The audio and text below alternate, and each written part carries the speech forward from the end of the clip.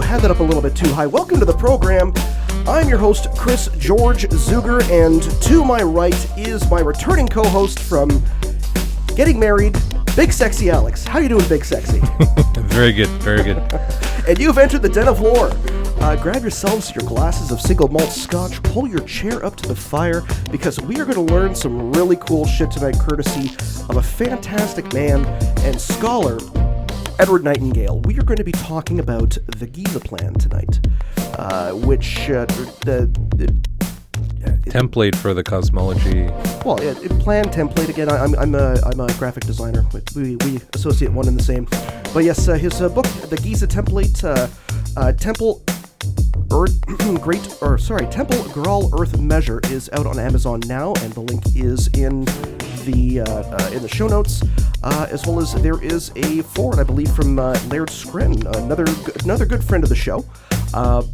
You know what? I have not had the time to read through it myself, but I've been listening to Ed on multiple podcasts that he's been on over the last little while, trying to absorb as much information as possible and going through the slides. So we'll see if I got it through osmosis.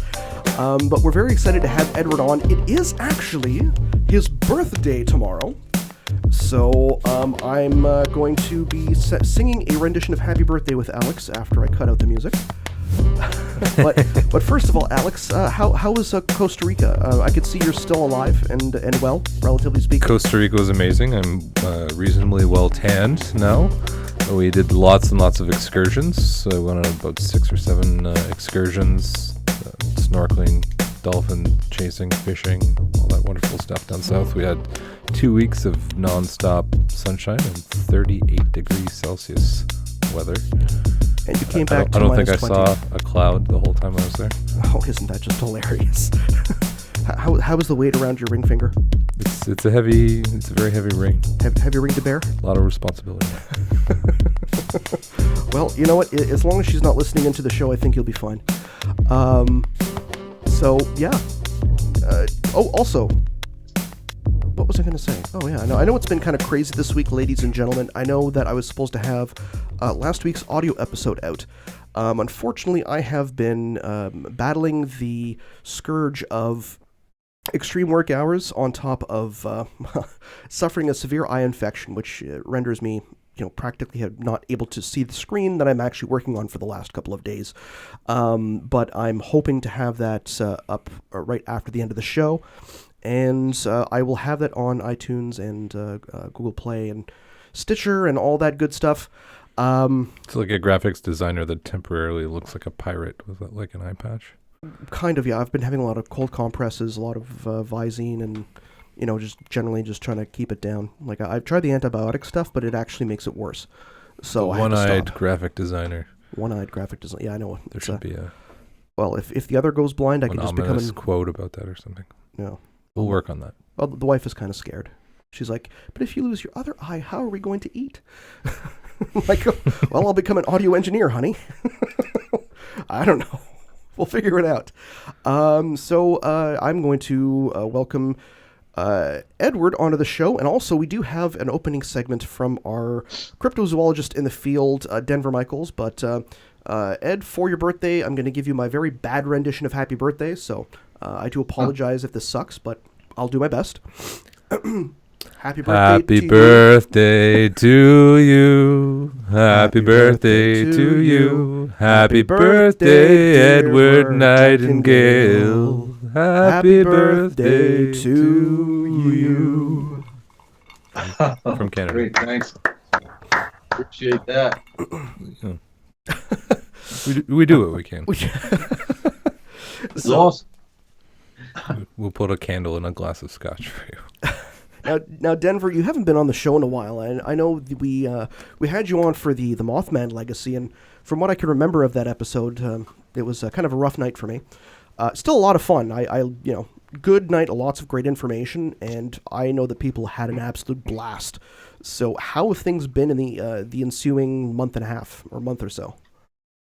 Things have been going pretty well. I've been wrapping up my my book, my West Virginia book that I've been writing, and it's actually up for pre-sale or pre-order. The Kindle edition is so. That's it'll be out April 3rd is the date. So basically the last few weeks I've just been kind of buried with editing and proofreading and just all that just horrible stuff.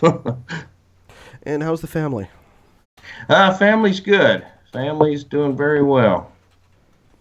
Now, when can we expect the new book out, or is that for all? April 3rd. April 3rd. That's April 3rd. I was hoping it would be out in March, but I've just got kind of sidetracked, and I like to spend a lot of time, proofreading, editing, all that stuff. Try to, since I'm a one-man band, with my books, I try to do the best I can with the editing and that sort of thing.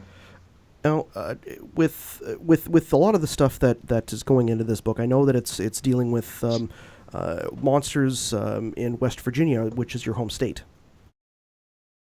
Actually, I'm from Virginia. Virginia. Okay, well. Yeah. I'm only about 20 minutes away though, so yeah. I can understand that. We're close to provincial lines here, so. Yeah, so you got to make that distinction. Well, yeah, no. If somebody said, "Well, Chris, you're from Quebec," I'm like, "No, I'm from Ontario. There's a very big difference." So I can understand that. Now, what is the main content that's coming in? If you could describe the content a little more for anybody who may not be familiar. Yeah. The book just it really delves in. West Virginia is it's a place that is a real hotbed for paranormal activity and cryptids and that sort of thing. So in the book, I do my best to kind of answer why. Why is that? Because definitely West Virginia has a disproportionate amount of paranormal activity, weird creatures, just a lot of weird things there that go on.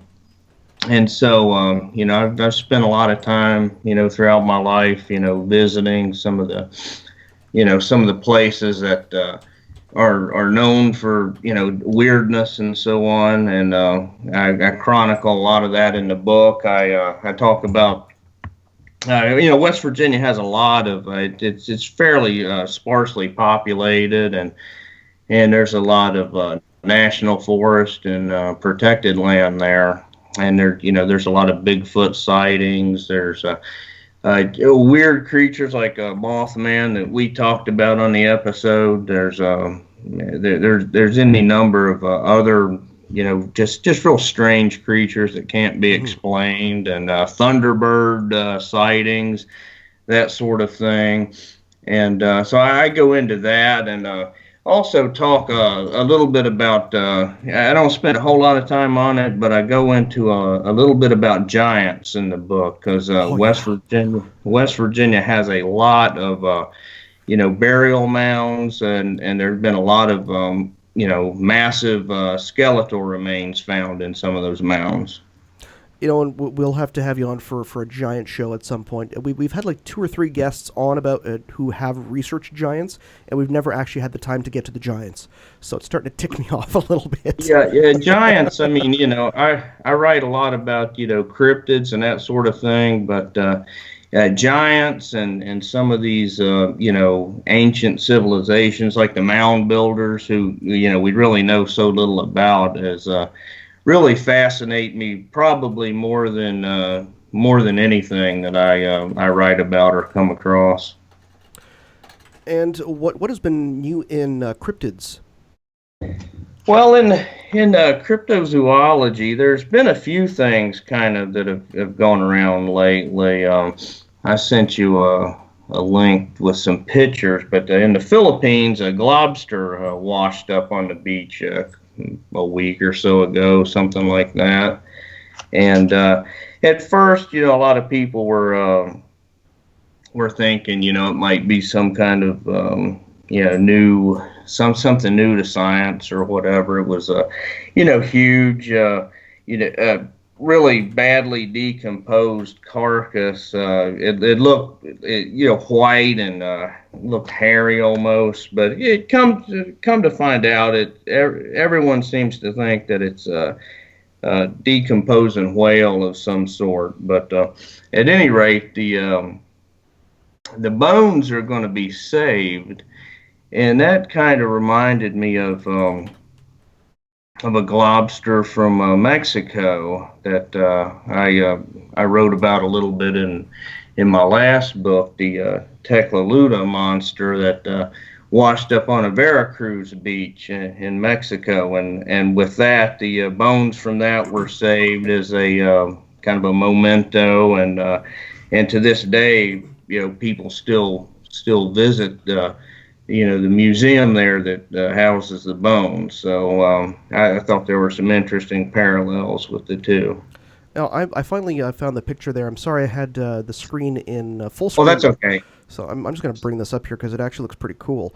Let's enter full screen. There we go. So for all the ladies and gentlemen at home who are watching on YouTube, and I'm just going to quit Outlook, bring this over here. Oh, that is it looks like a parachute over some rocks. But what? Yeah, it's so decomposed, it's hard to tell what it was. So when it first washed up, these pictures were going viral. I don't know when it happened. It might have been like February 23rd, somewhere around there, the last week of February or whatever. But these were really making the rounds on the internet and Facebook and everything. At first, is an unexplained creature. Then, maybe it's a manatee, because I guess they have manatees over in the Philippines. And now it seems to, I don't know if anybody's actually tested a sample from it, but the consensus seems to be that it's some sort of decomposing whale, and the hairy, the way that it looks kind of hairy is, I guess it's muscle fibers that have, broken down or what have you. It kind of looks like my my ex-girlfriend after a night of hitting up the club. So I've seen something very similar to this. Savage. But yes, that was really making the rounds here for a while, and the other one. I'm sending you a link to this. The other thing, and you might have already seen this. I guess it happened about 5 days, maybe a week ago. The supposed goblin that terrorized some kids in Argentina. It's kind of a viral video on YouTube. I don't know who reported it first. It might have been the Mirror and in the UK that I first saw the story, but it wasn't Third Phase of Moon, so I know that it's has a little more veracity than. Yeah. So I don't know what this creature is. I don't think it's a goblin or anything. I've been so busy wrapping up the editing and stuff on my book that I've not really looked into it too hard. I don't know. It might.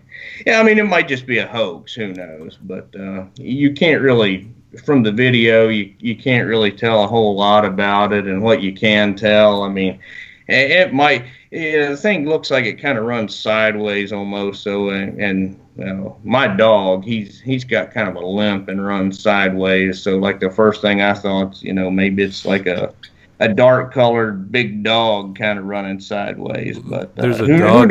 There's a dog in that video that would probably run up and attack that. Well, I don't know what it is, but I don't think it's a goblin. No. Well, if any of the ladies and gentlemen in chat have an idea of what that is, please do. Speculate, if you will. I'm going to post the link in the chat so you can check it out while you're listening to the show. Just make sure you don't link away from the show, because then you're going to miss all of the goodness of the show. But still, I want to hear your opinions about what this is.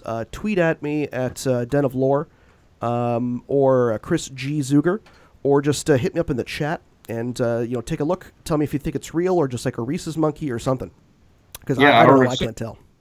Yeah, if somebody's got a good opinion about it, you can hit me up on Twitter too, _ Denver Michaels, you can hit me up too, because I got no idea what it is, and I like to hear people's opinions on things like that. Well, maybe it's a good excuse to go to the Philippines for vacation to go check it out. Yeah, sure.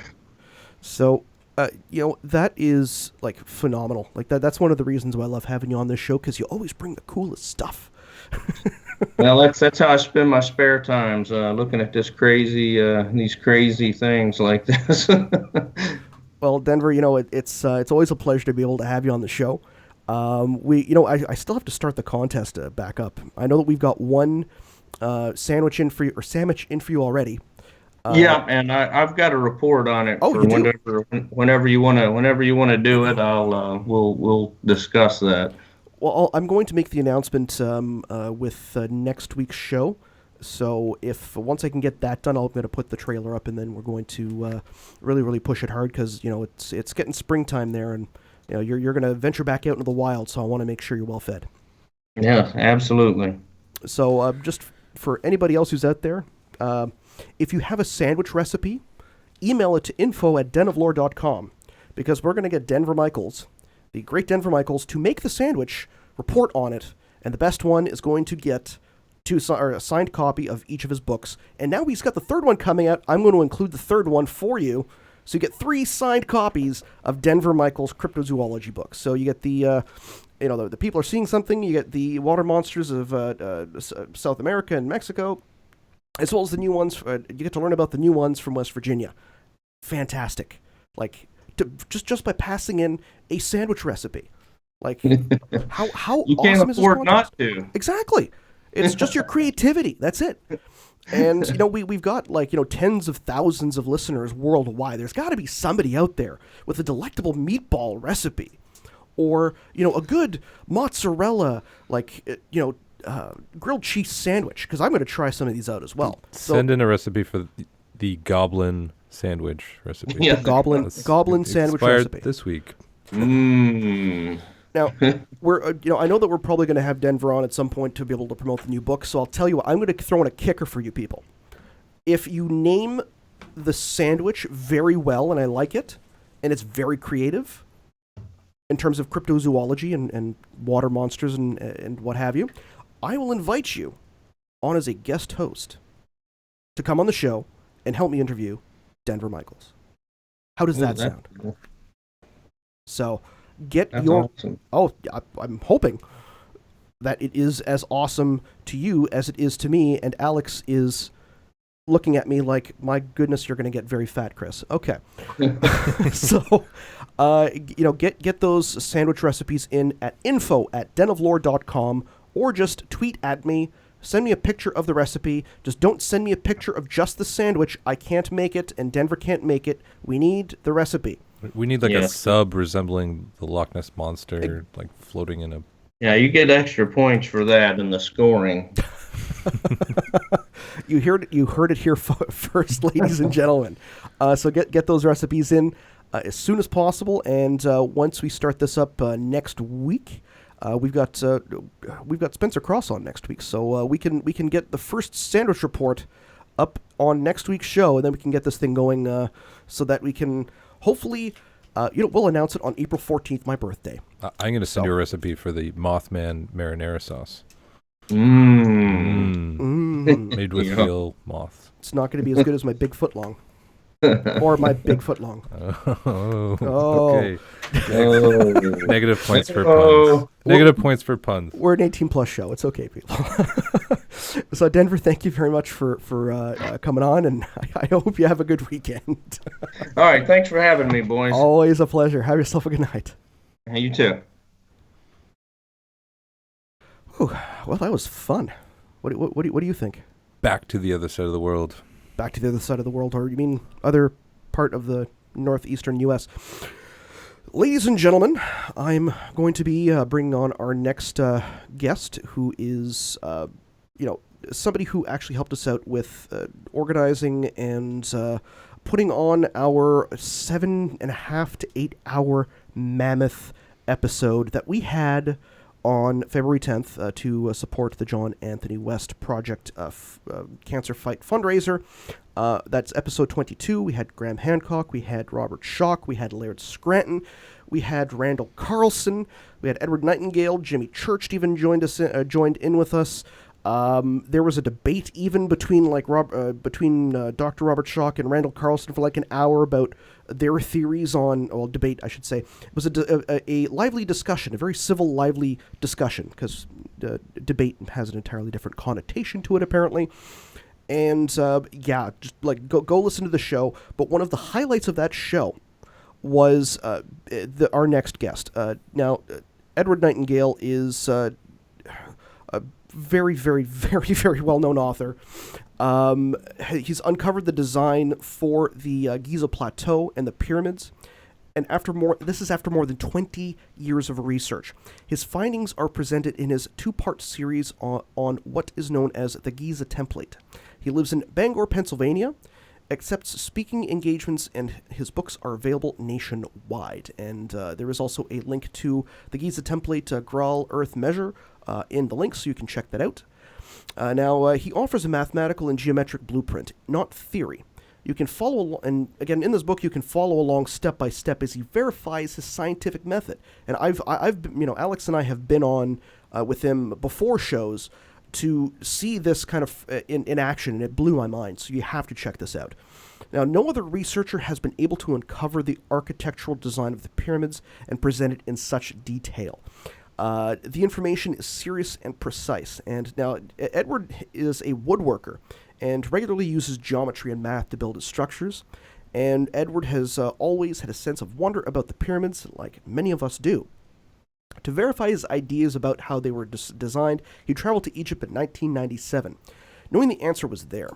And after years of diligent research and the advent of satellite imaging, he figured out the design and why it exists, and we are here to share it with all of you. Mr. Nightingale, how are you doing, birthday boy? Oh, great. Well, thank you, Chris. Thanks for having me on. And that was an awesome job there, the happy birthday. That was sounded great on my end. But thank you. You are welcome. As usual, Alex totally carried me with that. So but still, we're again pleased to have you on for your birthday special, and I'm honored to be able to do this show with you, and I'm willing to stick with it all night. I know Alex has to go at some point, but when he's ready, I'll kick him out the door. But hopefully he can stay. He's got some wedding stuff to take care of tomorrow, but he's here tonight. And with understand. You. How are you doing, Edward? Great. I'm doing great. Working hard. We've got a lot of work going on. A lot of wood carving we're doing now, and hopefully that'll keep going and get some more coming in. But trying to gather all my material together to try to get a second book going here. But so everything's good. Good stuff. Good stuff. Did you want to jump into some of the maps and explain how the Egyptians... Well, what I'd like to try to do is just start out kind of from the beginning. I know we'll talk about the book here a little bit, but I do want to get into some stuff later that's not in the book, but it will be coming out in the new book. But to start with, essentially what my research consists of is the design and blueprint of Giza and how it was laid out. So it was in 1997 that I had an opportunity to go over to Egypt with John West and do some looking on my own. But he was, to travel to Egypt with John is quite an adventure, and it really changed me in a big way. And he opened my eyes to a lot more than just the blueprint to it. He, just a lot of different insights. Pardon? I said, I guess a lot of different insights.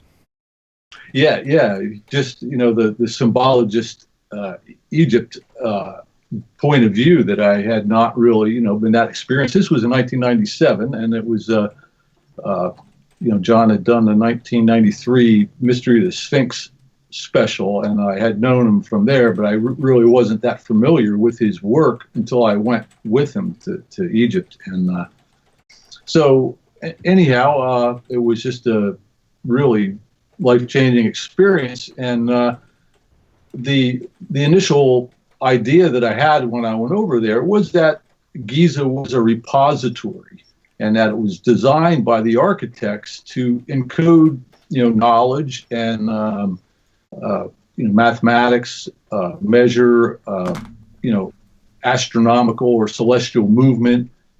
That was my original thought, and there was a lot of other people along throughout the years who have thought the same thing. This was not my original idea here, but where I was looking for in a design was one point where, to me, it looked to be the center or a balanced point within the design. And from my experience on laying out a big complex like that, one would have to have a point at which all the measure would start from if you were going to lay it out in a very specific geometric way and manner. So that one point where I had envisioned or thought in my point of view was at the western end of the causeway that goes to the Sphinx. So when we went there, I looked and actually saw a hole, and that's kind of where it started. And I kind of realized I was on the right path with my ideas, and came back and continued to try to make a sensible plan out of what they were doing there, try to figure this out. And using the survey maps that were available to me, mainly Flinders Petrie and Cole was another guy who did a survey as well. I used some of that information. But as I played with the numbers and tried to figure is there some kind of balance or some kind of method to their madness of the distances between the pyramids, the size of the pyramids, etc.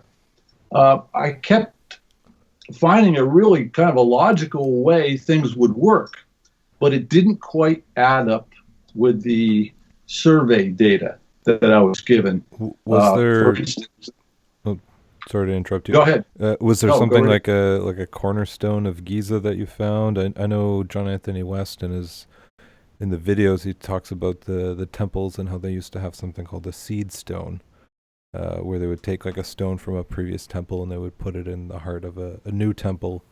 So the Giza Template is there's sort of like a seed bank, but it's for cosmology. Yeah, I'm sort of blending throwing a bunch of ideas together here, but now wasn't the Giza Plateau? And again, I may be jumping ahead here, but the original plan, from what I can understand from learning about Robert Bauval's work, or from Graham Hancock or John Anthony West, that the plan was originally set out like by them building mounds or digging into the earth with the tunnels that were extremely straight even today by today's standards. 10,000 years ago or 7,000 years ago, and they set out the entire plan like at that time. Is that kind of yes? I would agree with that, and it goes way back, a lot further than people dare to say, I think.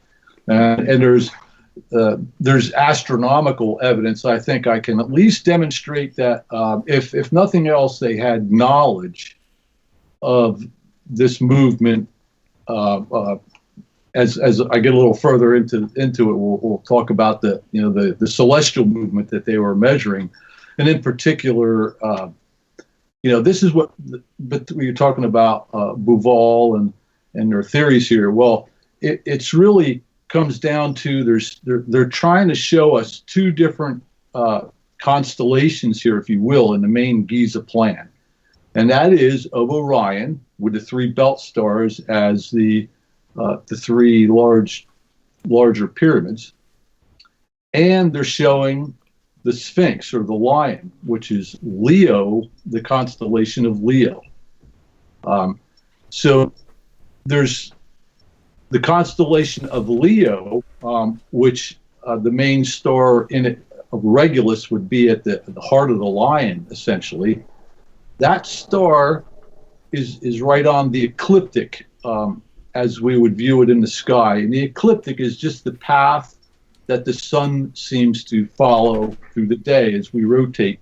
It's the path of the sun, or the plane that the planets are on. If you look out on that plane, that's where Regulus is located. So Regulus, and I would actually interject here, the word Regulus and regulator, I think, are important to note. So that star, they were talking about, the Sphinx is looking at the ecliptic. And within the ecliptic, the star patterns that we see are the zodiac, the 12 zodiac signs, or there's actually 13 zodiac signs. And those stars would be in the background on the ecliptic. So that's the one part of the star map that they're showing. The other would be Orion. And as we look, we can see the three pyramids of Orion's belt right there, represented by the three main pyramids. Is if you were to overlay those pyramids on a map, and we'll get to this in a little bit here, but I just want to go over the cover here a little bit and show a bigger view of it. But so if we place the rest of the stars that contain in Orion constellation, or the asterism that makes up the figure of Orion, to be more specific, we would have some other stars out here along further out from the belt stars. And the one in particular that we're going to be looking at is the M42 Nebula in Orion's sword. Orion's beneath, they call it Orion's sword. There's a group of stars with a star-birthing nebula in that. If you're and that's for all the listeners, if you're out in the country, you've got Orion's belt, which goes from bottom left to right, or if you're in Australia, if from top left to bottom right, because it's flipped upside down. If you're out in the country, you can actually see the sword, which kind of hangs down on the left side, and it's a series of stars. In the city, you can only see the main stars, but the sword's visible outside of light pollution. Yep, very good. So anyhow, I wanted to just point out while I'm on the cover page here, go over the whole idea of this book and what I was doing. Going to the title of the book, the Giza Template, is that the template is the same word as temple. Temple was an older version of the word template. So whenever we're talking about a temple, we're actually referring to a template. So all the temples we're talking about are essentially templates, and they're encoding geometric information. And the word, I should have actually, if I had to do that title over again, I would change that a little bit, but the word Graal there is actually the oldest version for Graal. And in that particular form, there is, in etymology, there is a connection that you could use that word Graal or Grail, you could use that for step or position. That could be, so if we want to translate this subtitle here, we could say that within the step or position in the template. So the Grail, I think the Holy Grail we're talking about, is a little bit more than gold or chalice. It is, I think, information and knowledge. And this Temple Grail is this knowledge that was left at Giza by the architects and builders. I think over a very long period of time, too. Again, it didn't happen overnight. But so in this first book, in these coordinates, if you will, if you see this square, that gets divided up in this to different divisions here that goes a lot deeper into actually being able to position and get the sizes of all the pyramids. That's all in the book, and I don't really want to get too wrapped up in that, but it contains all the measurement you need to measure Earth and to measure. So if you were here and were faced with absolutely no knowledge of, what is a measuring system? Where does it come from? And that was one of my early curiosities in this whole thing. I use measure all the time, and I could never get an answer. Well, where does measure come from? Nobody can answer that question for me. And within this book, I've presented the evidence of where all that is derived from, and it's really called the Pythagorean table. It's a series of numbers on a coordinate grid that, again, I don't want to get too far into that, but so the whole system of measurement, I think I've got, there's 5 or 6 different cubits. There's the inch, the foot, the yard, the mile, the speed of light. All those numbers are all in there, and they are within this this encoded knowledge that they left there was keys in order to go along step by step and put all this together. They actually created it's brilliantly created so that with very basic tools, a compass and a straight edge is how I figured this out to start with. You might want to check out, I know Scott Flansburgh talks about the origin of numbers. That might take you down that path if you're interested in that, Edward. Yeah, I'd send me a link there, or I'll have to remember that name. But yeah, I'm always interested in that. And I've looked at all there's a lot of really good work done on that. And I've looked at it and I see the exact same numbers that I have, but no one can say, well, where did that actually come from? I haven't seen that. Hopefully maybe he can shed a little light there too, but it's presented in the book. With the proportions that you have in the Giza template, when I line up there's a lot of different sites in and around Giza with other temples, and if you line that up with the sky cosmology, and you've got the proportions and distances between those pyramids, do things like Rigel and Betelgeuse and Bellatrix and stuff show up as other monuments in the area? Well, I have not exactly, but there are other connections to. As a matter of fact, I'm going to reveal that one here tonight.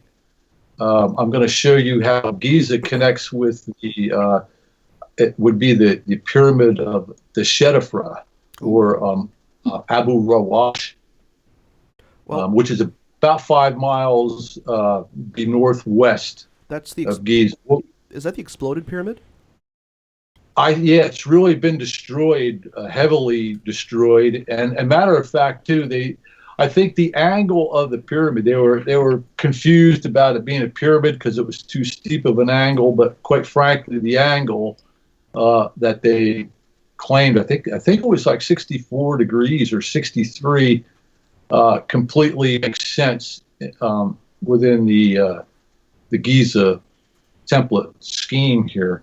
But I'll show you exactly how we can get there from here a little later as we go through.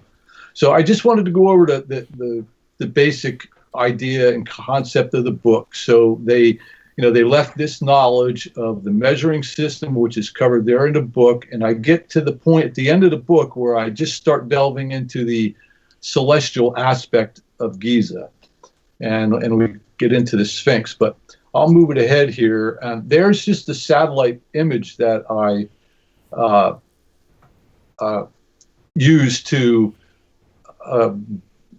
verify my design. Now that there was the imaging specialist that I purchased the image from, as well as several other imaging people, gave me the plus or minus accuracy tolerances on this map when you were measuring it with AutoCAD full scale modeling. It was plus or minus 10 inches was the maximum, and that was only because of pixel size. So it's very accurate, and there was even more discrepancies in some of the surveys. Quite frankly, we don't need to have any more precision than that to show that this model works. And in the book, I actually dedicate a part of the book to a comparison between this satellite image and my blueprint there, or design of the Giza template, against the survey data. And we demonstrate there that the survey data, I think I can show clearly that the data was manipulated, changed slightly to foil any effort to crack this puzzle. Because there was two things that stood out in the survey and the satellite data, and one that was the pyramid of Menkaure, the smallest of the three, was 27 feet, where different from the satellite image as compared to the survey image. And the Great Pyramid, I believe it was 9 feet in one direction. So there's two very distinct numbers that was off. And within 33 feet, or not 33, 27 feet, we're clearly able to demonstrate that our satellite image was 10 inches. And their discrepancies are 33 feet and 9 feet. So we can demonstrate that the surveys have been changed, and that these satellite images and what I've shown proves that, and that's in the book. So have you confirmed some ground measurements with the satellite measurements? I know there's a bunch of presentations on why all maps are kind of wrong, and they've got Mercator maps and different ways of looking at those maps. I guess you've explored those a bit. Well, a little bit, but essentially what I'm concerned right now for the purposes of what I'm doing here is to know that if I am to draw a plan view, and that's what we're looking at here, if would be a plan view is looking from the top down, and we're going to do the floor plan layout of this image here, and we're just going to work from within a square that we're working. But yes, it gets way into that. Actually, Randall Carlson does a really cool thing on showing how the Great Pyramid, it actually has several different side lengths, one being 756 feet, which is a very even number. The other is slightly different, and that falls into the measurements of the coordinates of longitude and latitude. So it's really precise and pretty awesome. But anyhow, that's what we're looking at here, is this blueprint or layout. And what they were doing, again, started at this center point, and that's where I originally had the thought of where the center of this complex would start. So let's move that ahead. Okay, is that slide change there for you? Okay. So this is and that's slide 4 for all those listening at home. Ed, is it possible to announce the slide number when you bring the next one, just for those that are listening on iTunes? Okay, and this is number 4, because I don't have my slide. This is number. If I do that, I'm gonna. Okay, this is number 4. I'll try to remember that. Okay, so what we're looking at here is the same image, the satellite image, but I've developed a little of the geometry on it based on that center point where the center of that circle is. And if you look and can see the purple pie-shaped circle there, the colored portion of that circle. If you were to stand at the center of that circle and look north, right along the edge of the western face of the Great Pyramid, and you turned counterclockwise 259.2 degrees to your counterclockwise, you would be looking directly over the top of the head of the Sphinx. And at the same point where that crosses the head of the Sphinx is this green diagonal line that makes up a golden rectangle within our template here. So right there, it is showing the relationship of the Sphinx to the number 259.2, or if we eliminated the decimal point there, we could have that representing what they call a great year with the length of 25,920. That is associated with the length of the great year, which is the full processional cycle, if I'm not mistaken. It is not quite a full processional cycle, or actually, I got to discuss a little bit more about how some of these people are describing a full processional cycle. Oh, my mistake. That's one revolution around the galaxy for our planet, is it not? Or is that millions of years? No, that's what you're talking about. There is a full processional cycle. You're correct in what you stated there. That's what a lot of what I've been told is a full processional cycle. But I think the way that this template uses it is they are measuring, and we'll get to that, but I think that I can show that a complete cycle in a great year from when you see one particular constellation in the sky in alignment with the galactic center, the next time you see that happen is actually double that. So 25,920 years is only roughly half of that cycle. You would have that same alignment 180 degrees on the opposite side of the circle. You would have it at 25,920 years. But the constellation that you would be viewing at sunrise would be 180 degrees off of what you saw at the galactic alignment in 2012. I don't know if we got a little ahead of ourselves there on that explanation, but the number 25,920 is an important part of this great year, of this great cycle of procession, and that's really the heart of this whole thing. Is the processional cycle. And in this image here, we'll just verify, how this template works here, that they were using this spiral. If you can see the green spiral as it comes around, and it actually kind of locates the Sphinx right there. It's very detailed, and I'm trying not to give too much here tonight, just to not confuse it. But in the book and other presentations, I have this very, very detailed and precise. But the other thing we're looking at in this image is the pyramid shape here, the blue pyramid.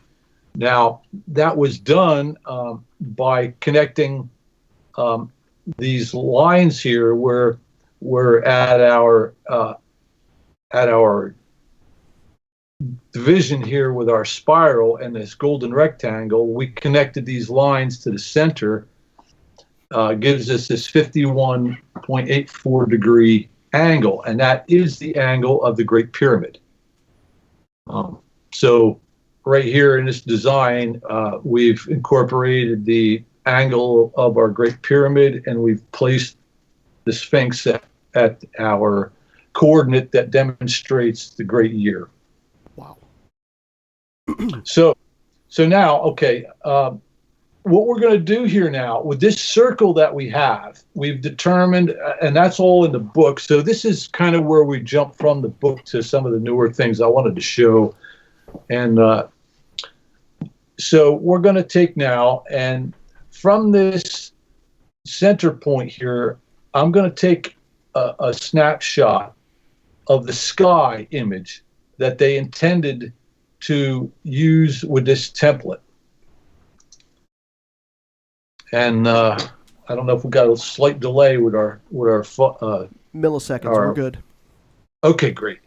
So this red circle that we're looking at here is a picture using Stellarium. It's just an astronomical viewing software. Anyone can look at this. And this image was taken on the date of December 21st, 2012 at sunrise from the view of the Sphinx. And if you take the Stellarium software and you zoom out on it, you can see this red circle here, and that red circle is actually the ecliptic, the path that the sun rotates around. Now, this would actually be a view with the sun at the center, but using this tool, we can back out and we can view that ecliptic in a circular manner, and it's all mapped out, with the coordinates and everything. But the image that we're using is from the December 21st, the winter solstice of 2012 at sunrise. So that's the image we're going to use, and we're going to use the zodiac constellations, which are the star constellations or asterisms that are placed around this circle. So there, I highlighted the constellations a little bit more. You can see this is taken precisely from Stellarium. Anyone again can follow this, but we see the different constellations on here, and this position of the sun and why I have this at this specific point here. If we look straight up, or in this case, in our plan here, it would be west, toward the top of our screen, if you want to put it that way. That would be 90 degrees vertical from the center. Now, if we go over here 51.27 degrees, that's where our sun is, at 51.27 degrees. But we can see here, down low here, this is Leo, the constellation of Leo, and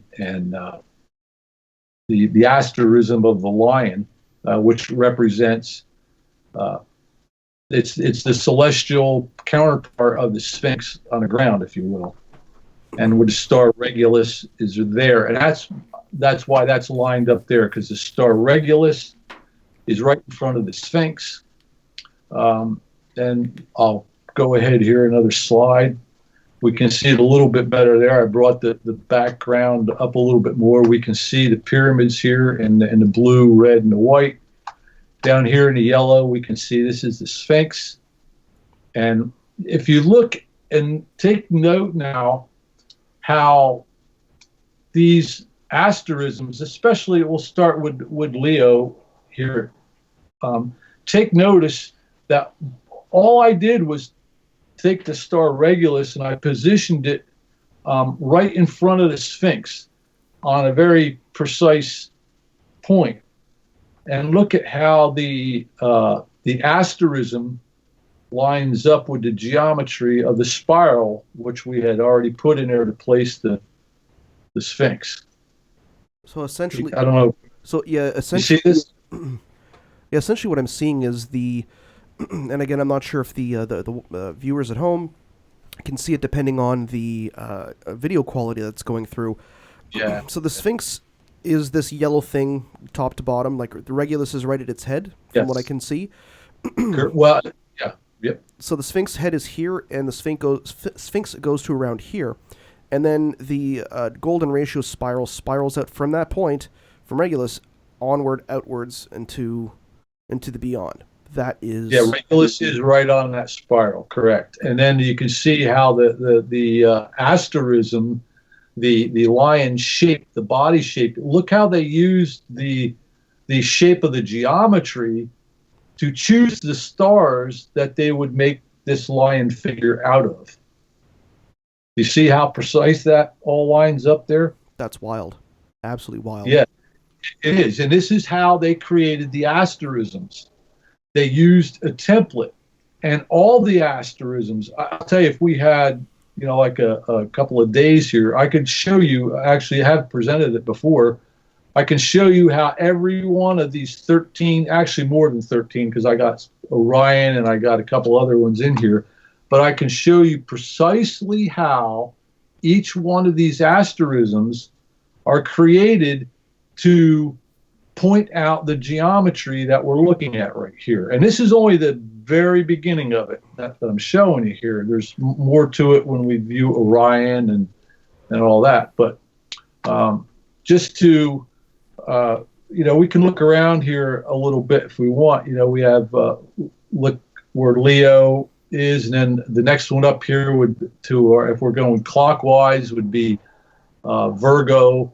And you can see all the lines complement and go along with the geometry, or that's how they were created.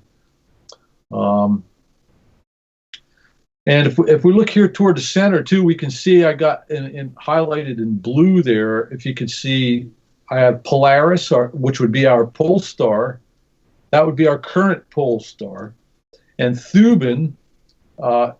We can see back here would have been the pole star back around 3000 BC or so. So our pole star has shifted from Polaris, or from Thuban to Polaris, and this is what we're talking about when we're talking about procession, and they attribute it to a wobble in the Earth. And I got cut out last time. I tried to explain the wobble of the Earth thing. That was when my microphone suddenly went down, but I'll try to explain that again. The procession is a movement of these stars in the zodiac. If we were to watch their position after every 72 years, it would look like this whole circle rotated about 1 degree over 72 years. And that's where this whole idea of the 25,900 years comes, is this whole zodiac constellations moving in backwards, retro motion backwards, and causing what we observe is what looks like a wobble as our pole star changes. But I've talked with quite a few different people, and I've presented this stuff at CPAC and talked to Walter Cruttenden and some different folks about this. But there is no evidence or measurement that academia can supply that shows that our Earth is actually wobbling, and the against the background of our closest solar system neighbors. Like if we were wobbling, when we watch that wobble, it would take a long time. It'd take 72 years just to see it move 1 degree. That's one hell of a time lapse. Right, it is. It's hard to measure. So they were able to measure that, and it was well known in ancient times how this procession was moving, and they were watching it and monitoring it. But again, the academic says it's a wobble, but they can't present any evidence showing that against our sun or against any of the planets that we're seeing the processional wobble. We can't measure it. We can measure it against distant stars. That they can see, yes, every 72 years, it's moving approximately 72 degrees. Actually, it's a little less, but right near that. So what I'm contending here, and this wasn't my idea. This was in this blueprint that these architects and builders and astrologers and mathematicians and geometricians, whatever, they put this together. This was their plan here. Every 4.5 years you could have 1/16 of a degree, and they could measure that. Correct, exactly. And we have most definitely now we have instruments that can measure that. Now, back in the time when the wobble theory was put forth, it was a long time ago, and they did not have the ability to measure that accurately. So they were using distant planets to measure that background wobble against, and it looked to them it could be seen as a wobble. It's not. It's a logical conclusion to come to if that's all the measurement you had. But now, the more accurate equipment, we can measure that, but they can't measure it, and there's a good reason for that. And there's really one explanation for that, and that is that whatever is causing our view, which we're calling the wobble, it's happening with the whole solar system motion, because we're not moving against. If it was just our Earth wobbling, we could measure against the sun, but we can't. So there's a big problem there, and everybody tries to not want to talk about that. And I like to try to ask that question, and I've challenged people. Send me if there's data that shows that. I'd love to see it. More than open to reading it. I'm just trying to understand truth here. We need something the equivalent of the Hubble telescope, but outfitted with lasers that measure distance. No, actually, all we got to do is let's get me hooked up with a facility that has the ability or the data. There's probably data obviously already collected or not collected. That first of all, we can show that it's not caused by a wobble of the Earth, because you can't measure it against the sun. So there's already evidence that theory is wrong.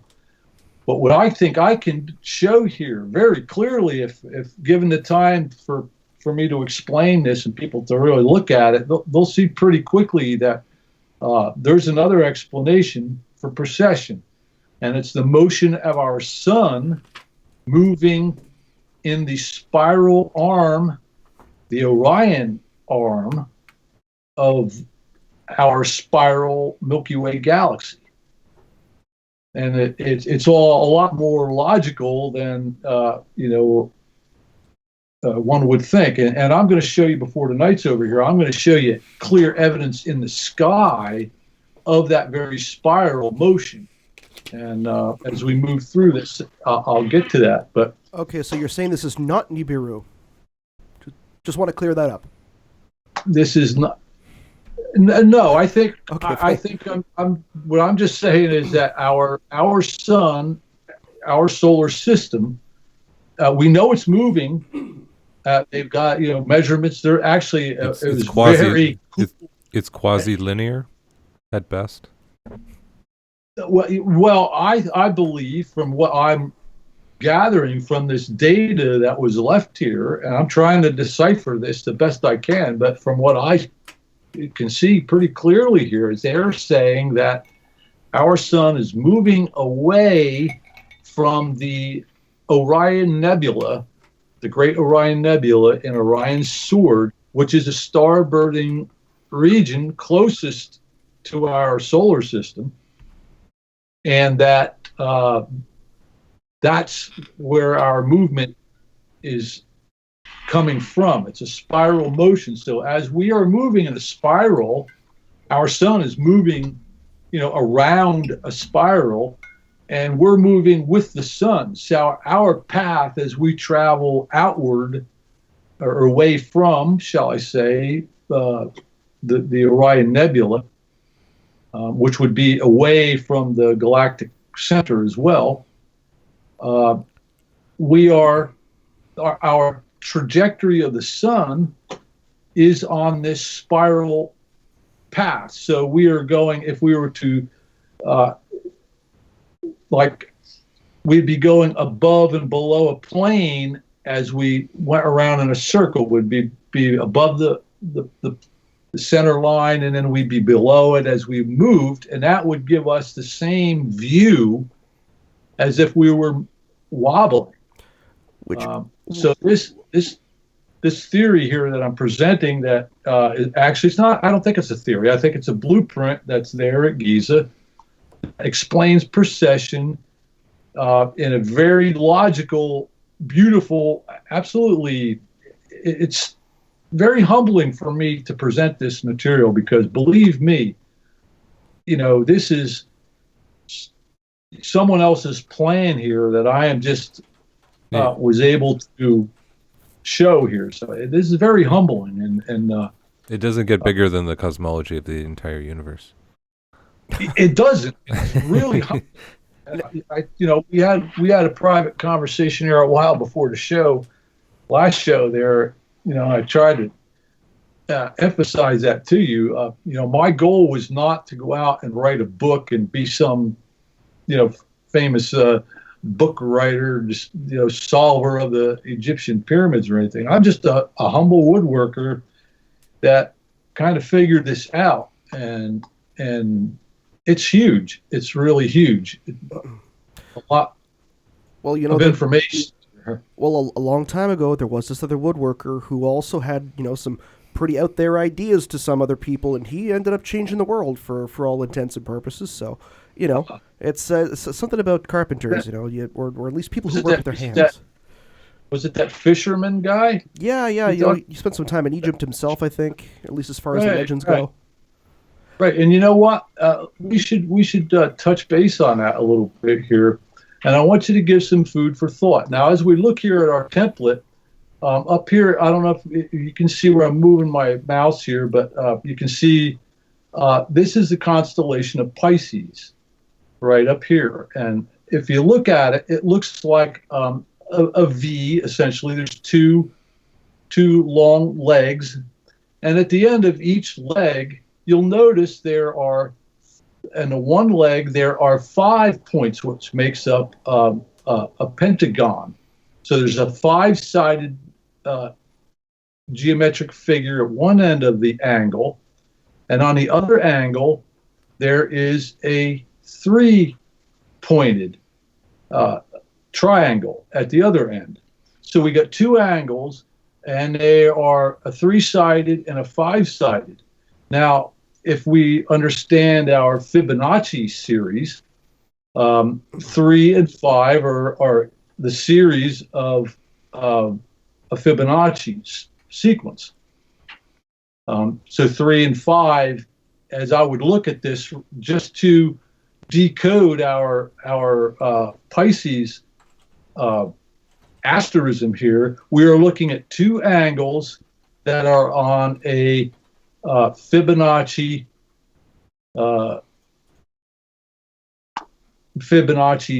series, displaying a Fibonacci or a spiral.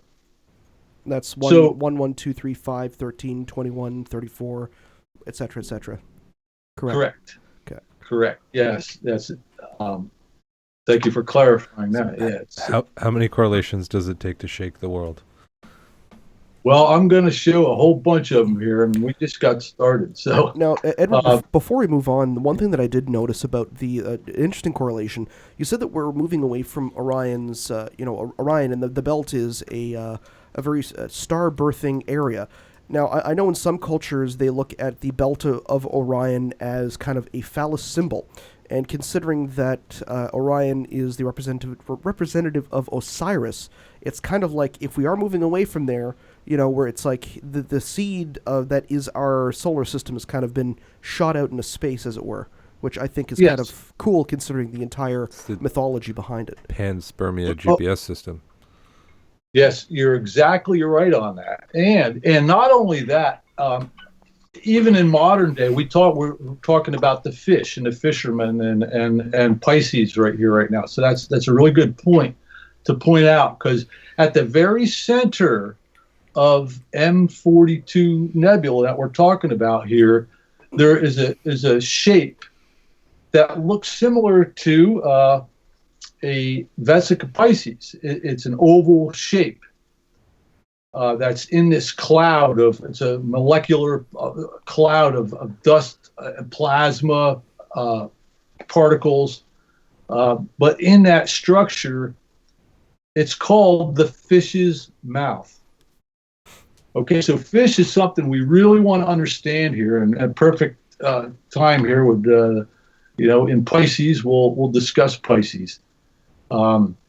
So if we take the word fish or fisherman, what you tell me, I'm going to ask you the question here. What is another term for a fisherman?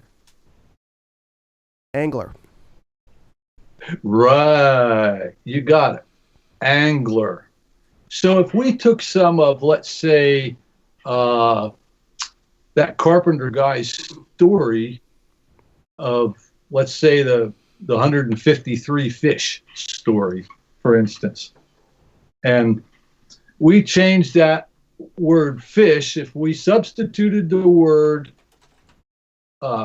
angle instead of fish, or instead of fisherman, angler, and we did that, we would essentially be saying that 153 fish could be translated to 153 degrees or an angle, which gets into some pretty interesting things as we look at our position of our sun here on the horizon, on our ecliptic. And if we look back over here next to the Great Pyramid and by the constellation of Taurus, right in the horns of the bull is the planet Jupiter. And this is, again, the very specific date and time, December 21st, 2012, at sunrise. This alignment would be occurring between the sun and Jupiter right there. If you were to draw a line, an angle, from the star, or from Jupiter to the sun, that angle is 153 degrees. And there's some more to that, but just interesting that you mentioned the fish and Pisces. And there's also, I think in a later slide, I'll show you how the Vesica Pisces even fits into the trajectory part of this. So this geometry, the sacred geometry, if we get right down to it, sacred geometry, we've all used the term a lot. We know, we could draw these different shapes and what have you, but why is it sacred? Why is it sacred? And what we're starting to realize here with this is that even our motion and movement are using these beautiful ratios and proportions in nature. Nature is actually using these numbers that we see in sacred geometry. This spiral motion that we're talking about is, a beautiful geometric form that is used, in nature. I mean, the Fibonacci series, if we look at our or the phi ratio, if you want to look at that, it's essentially the same. The phi division is a division that we're looking at here with a spiral. We can call it a phi division, but our arm, like our whole bodies, are made up in these divisions of a ratio of 1 to 0.618. If we look at our arm, our forearm, which they use for the cubit measurement, that's a symbol for a cubit measurement, the forearm, if we look at that, it's divided from your elbow to your wrist would equal 1, and from your wrist to your finger would equal 0.618, which is a phi ratio. And the same proportions through our whole human body and through the plant growth and how pretty much everything works using this spirals and these growth methods, or I guess if you want to call it that, but that's how the mathematics and the geometry that they use to divide is this natural set of numbers that's all encoded here, and it's all here.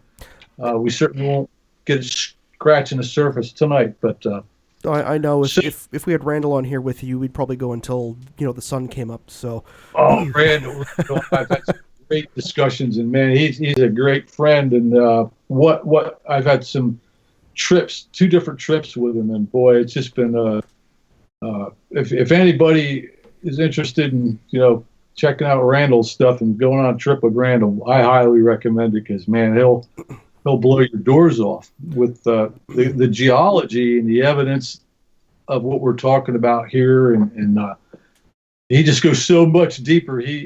He's actually, I'm hoping he's actually reading my book and doing a review. Him and Camron Wiltshire on sacred geometry. I guess they're going to have me on their new show, Gnosis. Which is good, because I was going to plug the show for him. So. Yeah, Randall. Yeah, looking forward to that, brother, and you too, Cameron. I appreciate looking forward to that event. And so, anyhow, getting back to this, this whole geometry and this whole thing here, what we're looking at here, there's so much. We could bury ourselves in it, but we're essentially looking at. The Giza Plateau is in the background there, and then we've overlaid this picture of the stars over top and index it very specifically using the star Regulus in Leo to line up with the Sphinx. And we can, we'll move on here and see what else I got. I'm adding some more information on this next layer here. And I'm showing you the pyramid here, the Great Pyramid elevation view. In the earlier slide, I showed you how we drew this would be the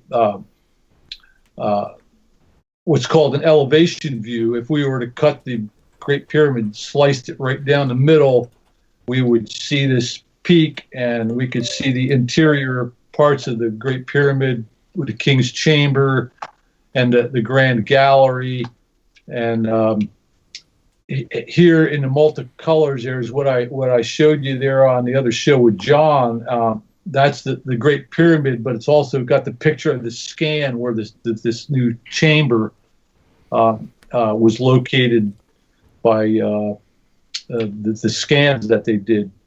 And that chamber is at a very precise point in our template here, which I'm about to get into right now. So we talked about this sun alignment here and the alignment with Jupiter over here. If we look in the constellation right by Taurus, and we can see that orange and yellow thing is representing Jupiter. If we draw that line from there and connect it straight through to the sun, that is 153 degrees.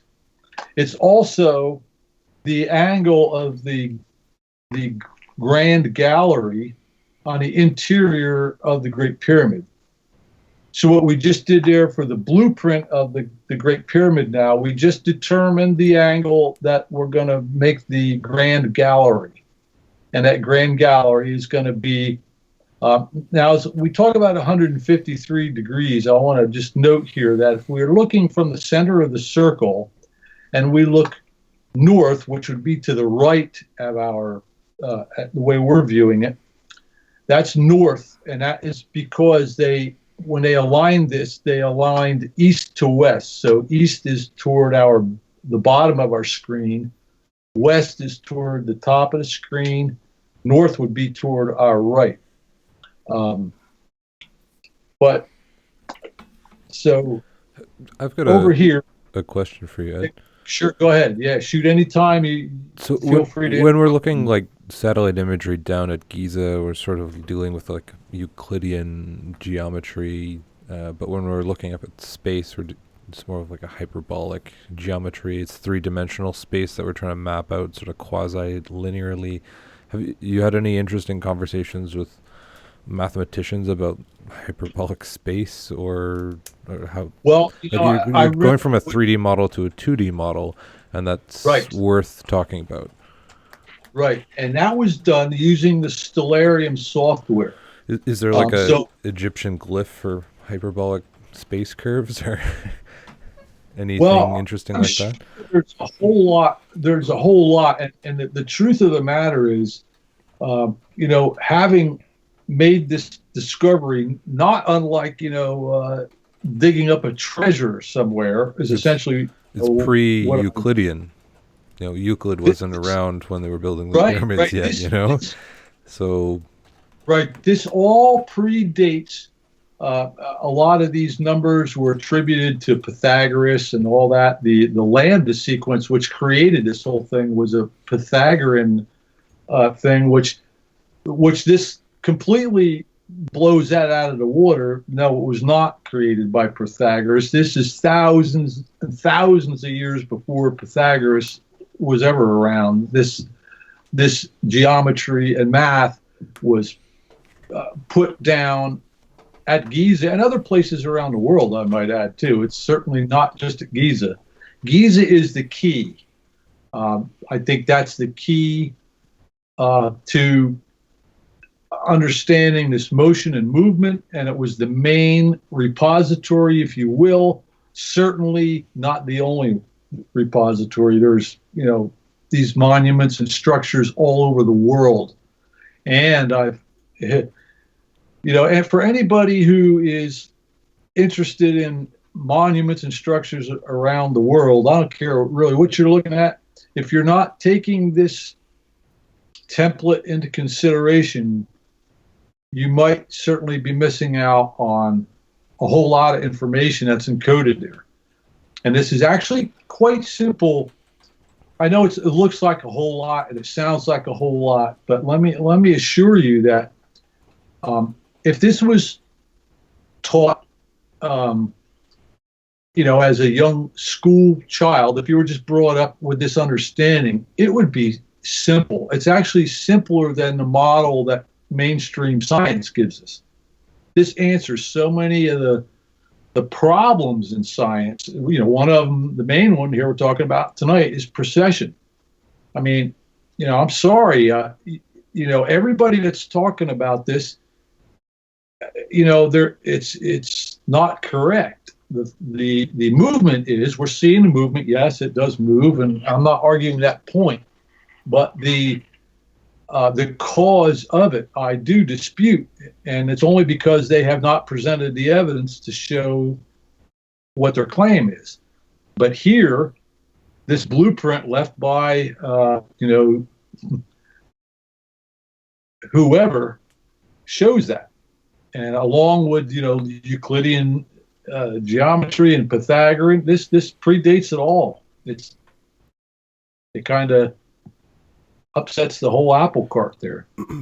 I can understand with excuse me, some listeners or viewers who may be looking at this, and I know some people are not used to seeing this much detail or symmetry within an image, but essentially all you're doing is overlaying the Giza Plateau over with the night sky alignment on the 12th of December 2001.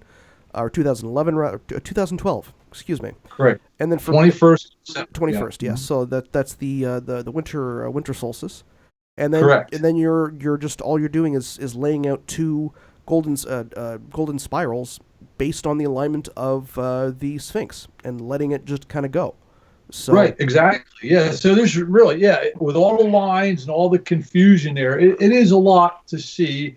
And I know this is not the easiest thing to go with a short amount of time. Randall Carlson was teasing me that, Ed, you don't have a presentation, you have a curriculum here. So I know it's a lot, but one of my main reasons here, I know there's a lot of, I want a lot of people that are looking, or researchers especially, I'm kind of providing a lot of scientific proof here, maybe overdoing it for the average listener. But I think they'll get the gist of, they don't have to know everything. All they really need to do is understand the big picture of it. And that is that Giza was created to encode knowledge and information about our movement through the solar, or through the galaxy, our solar system through the galaxy, and how at certain points during that trajectory over that period of time, we run into certain points that seem to have a cyclical cataclysms or rapid change of conditions, periodic disruptions, if you will, that seem to, well, they don't seem to, they most definitely follow a pattern that relates closely, precisely to the geometry of our movement. So as we go around this spiral and move away at certain points where we are aligned with certain other features or bodies or in our system that the ancient people were watching there, namely Sirius, the star Sirius, the Pleiades star system. Again, Orion, we're talking about Orion. And you had mentioned when we were chatting pre-show, you and John Anthony West talking about an Egyptian scholar of sorts, Honi, the circle drawer. Maybe the circle on that. Or... Yeah, I don't know that much about him, only that John had mentioned him in one of his talks, as he was and he was very interested in this whole idea of a template, because it fit into a lot of the things that he had seen. Was that something he drew out of Schwaller de Lubitz type work? Because I know he spent a lot of time measuring temples and things. So.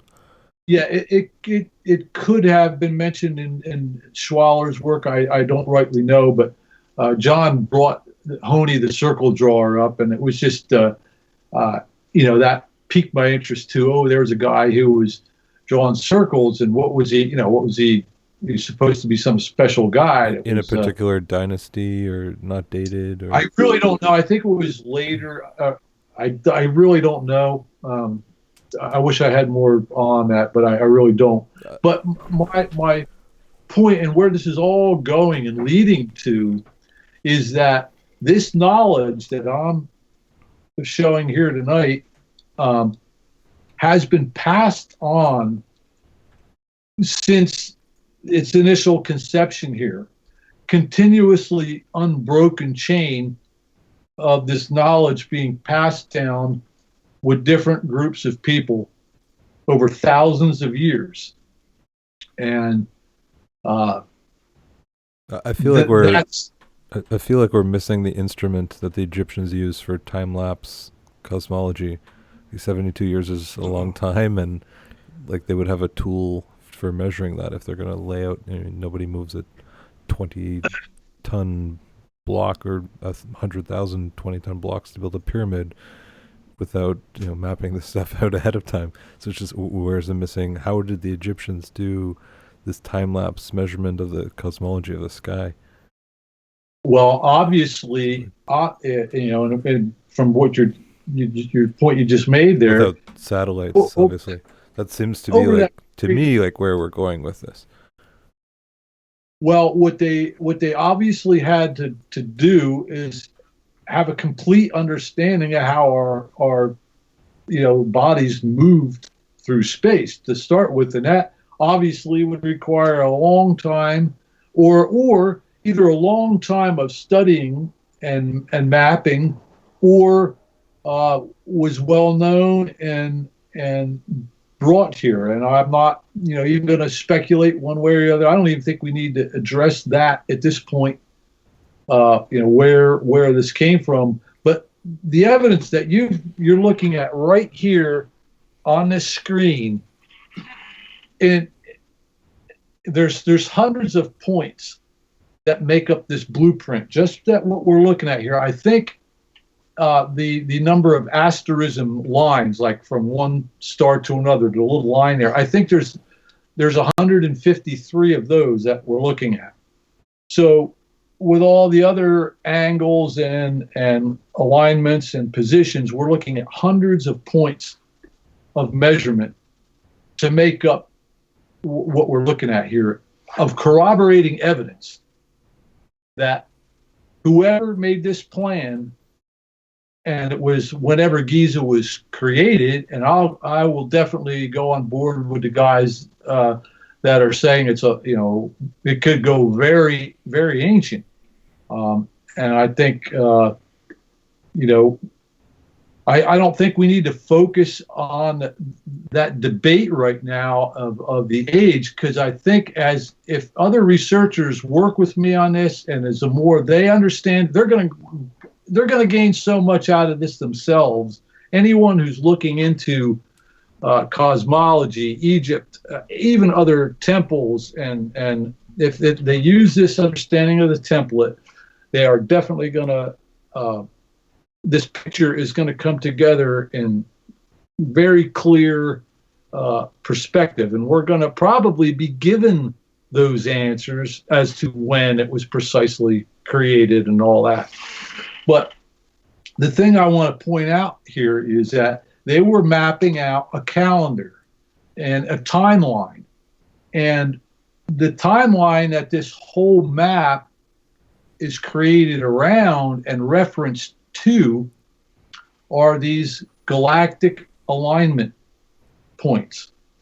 Like if we were to try to create a clock, we would have to have some kind of an index, or we would just be totally confused. Where do you start? How do you tell time if you don't know where 12 o'clock is? Or you have to index in a manner.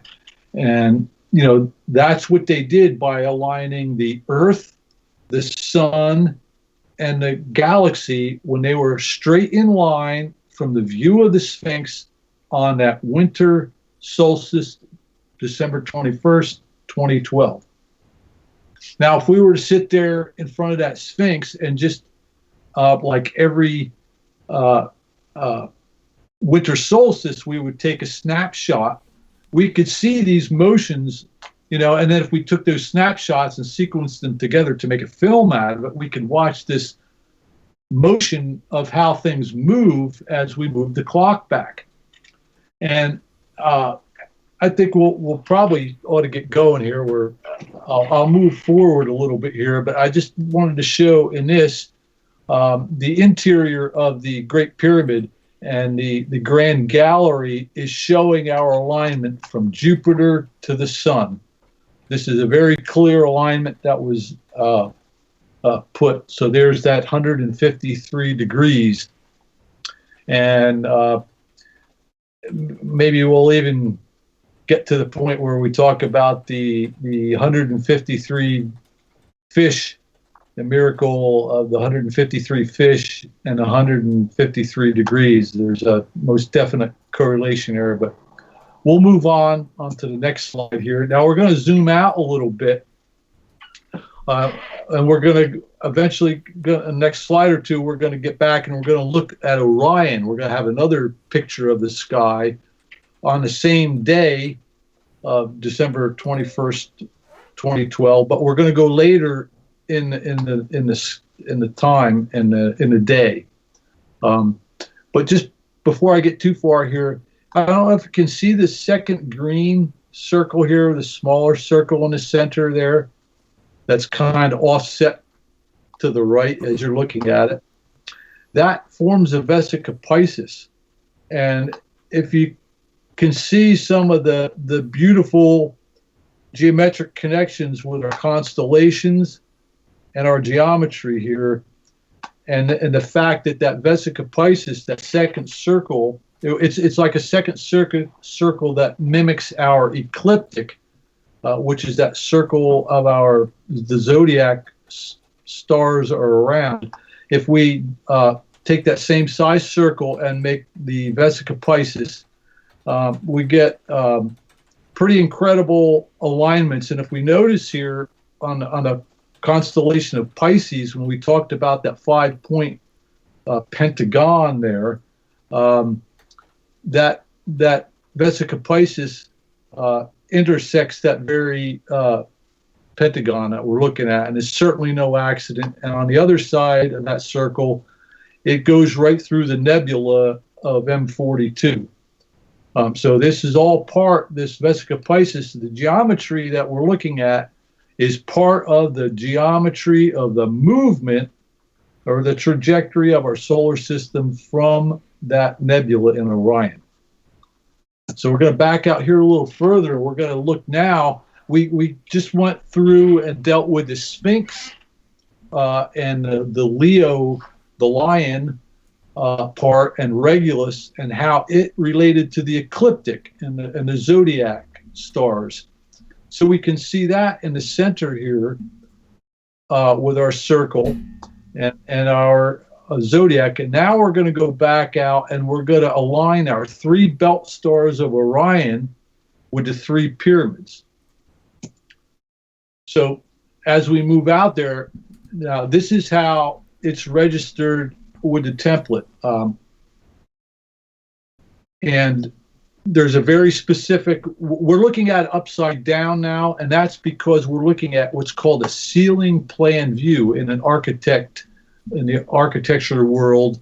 If we were doing a floor plan of your house, let's say, and the rectangle was your floor, and then we wanted to draw a ceiling, which we would be, would be looking up at, we would actually be looking at it from the top down here. But in actuality, when we stood on the floor, we would be looking at the other side of that. So it looks in reverse now, or upside down in our view, but that's perfectly logical in an architectural manner of speaking. Wouldn't we necessarily over-correlate on constellations because we're putting a 2-dimensional overlay on top of a 3-dimensional space?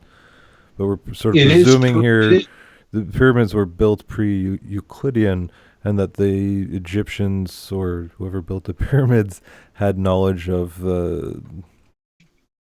3-dimensional space, but we have no instruments. Yeah, well, one thing one thing. Let me be clear on here. When we are looking at asterisms, like we're looking here at Orion, all these stars are very different positions in the distance from our planet. The ratios and the distances are real, but the constellation namings are arbitrary as per the mythology, right? Correct. And what they're doing there is they're just using these stars, and they're all different distances away. But what they're doing is they're literally taking a snapshot and charting the sky, and there's a method using the Stellarium that the Stellarium software uses. It's a very specific method of I think it's perspective view that I'm looking at right now, that takes that 3D model and wraps it around and gives us a 2D picture, which is what we're looking at here. It's a 2D picture, and like, these stars are all very different distances away from us, but as we view them, we can look at kind of like a little an art game here, if you will. When we took the picture of the sky, let's say we had there's no lines literally drawn in the sky. Someone is drawing them on a 2-dimensional view of that, and it's just to reference using a two-dimensional properly charted star chart, and then we are taking that properly charted chart, and we are using those points that stars make up to essentially draw pictures, and using a straight edge to draw a line from one star to another star that not only was not arbitrary, that it actually pointed at something. So what you're going to see here as we go through is that they were using the asterisms to point at different parts of the geometry. So as to the 3D and the 2D, they're simply using a picture or a two-dimensional model that's properly charted with this software model, and they're using the stars to draw lines from one star to another that happen to be pointing at something. And there's enough stars that you could, with your imagination, you could draw pictures that every little line you drew pointed at a very specific point on our geometry that we've developed. So that's what they were doing. They were literally using the stars and using a straight edge to connect two stars that happen to, like, let's say, for instance, if we lay our straight edge over here, and this is actually to the left here as we're looking at it, this is actually the constellation of Monoceros. And we'll get to that maybe here in a second. But they're pointing at certain parts of this. And we'll get to that in the next slide or so. But here I want to show you that we started off with our square that gives us the zodiac. Now the next part and there's a very clear method of developing this red rectangle now, this larger rectangle in the template. There was a very clear step-by-step way that was left by the designers so we could develop this larger rectangle from the square. All the clues were there, and it's covered.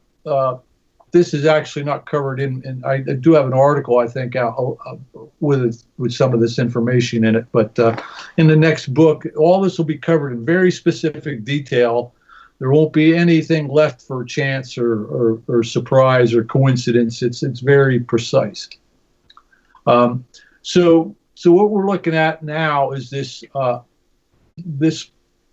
spiral here that is created. If we notice now, the center of that red spiral goes right into the belt, or these Orion sword, or phallus, if in some cultures called it that, which would absolutely make complete sense in cosmology and mythology, that we would be born out of this Orion sword here. But now this is the geometry, and again, I want to make this perfectly clear. This was not a willy-nilly or haphazard way that we arrived at locating the spiral. There are very specific, clear steps that lead us to this.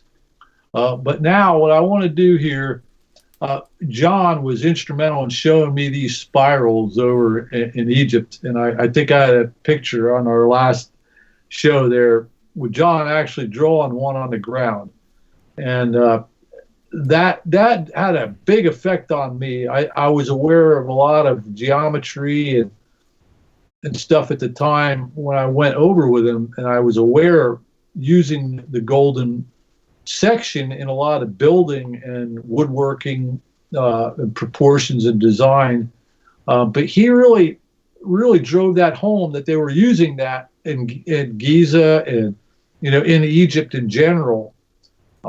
So I want to show him and you guys, this is a pretty amazing thing that you're going to see here. But I'm going to prove to you now that spiral maps out something in the sky right there. That spiral is called Barnard's loop.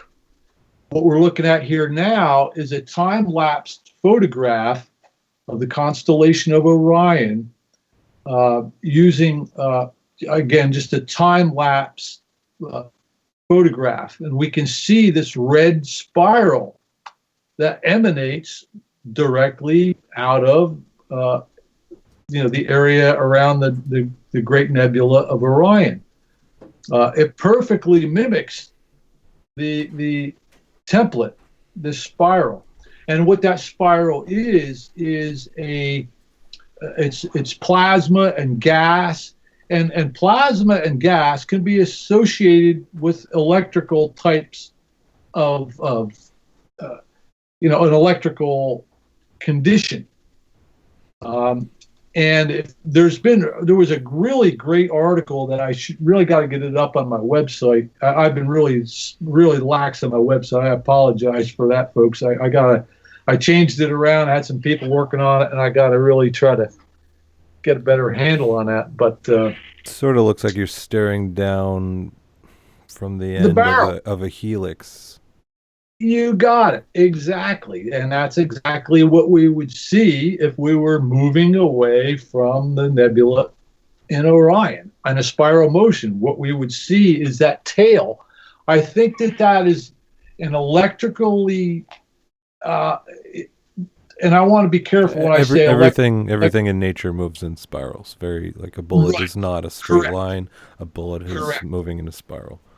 Correct, and magnetic lines and electrical forces use that spiral path, and the first book, the Giza Template, there gets into all those numbers and why nature uses those numbers and how they work together. It's an amazing thing that I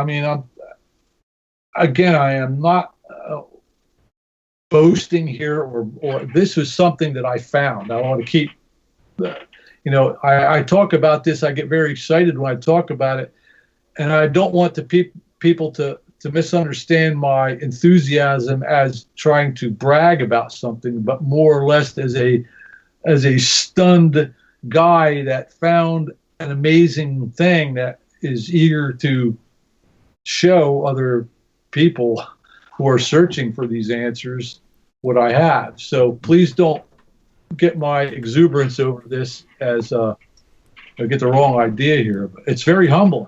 My mind keeps going back to sort of separating the information into two columns, one being the mythology and the other one being the measurements. And we can jump back and forth between the two columns when it works. And then the sort of heavy question being, how did the Egyptians do this? What kind of instruments? And did they have non-Euclidean mathematics in ancient Egypt? Well, we kind of already went there, but we should be careful with just centering this on Egyptians, okay? Because according or pre-Egyptian. Right.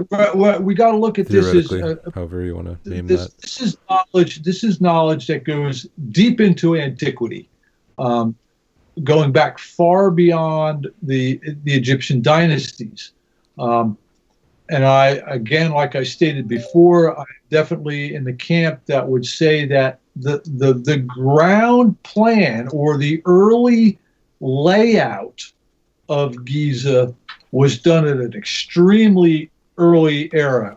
As I guess John West would even like to go back, a full processional cycle or more. And I got evidence I can show coming up here that there's at least evidence showing, 35,000 BC that they knew of these constellations and these alignments and all that. At least they knew. Maybe we can look at it and say, well, I'm looking back using this software. I can look back too and see, so they were either. They would have had an ancient time-lapse system. Right. They had technology that would allow them to look back at movements. Once they understood the movements, if they could regress that in a computer simulation, or they knew it from firsthand observation. You can have it either way, but either way, you got a big problem as far as you're trying to say it's 3,500 BC or 4,000 BC. That's sorry, a lot of carving into a rock to sketch out all those geometric movements in the sky. Yeah, I think I the other night there, or I guess I don't know even who mentioned it, but somebody mentioned I'm a new researcher on the scene here, maybe, but there's 20 years of this going on, and the academic. I presented this stuff, I guess, about 10 years ago. 2008 actually was when I first presented this stuff, and I have had very silent. I have had nobody really arguing any point of it, because honestly, it doesn't need anybody to argue it. It's there. The geometry is there. The numbers are there. But at some point, there's just a lot here. I kind of lost my train of thought there a little bit, but no, if you've got the correlations, it's amazing. It just says from there we say, well, what are we presuming about the universe, or about the pyramids and the Giza template? Well, even like Grimstake in chat and Jenny Girl 82.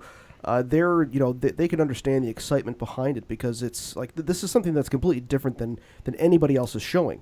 Like this goes far beyond. Believe me, and I humbly say this. There's what was that movie that Jack Nicholson said? You can't handle the truth, when he made that statement. I mean, it gets... Few Good Men or something, yeah.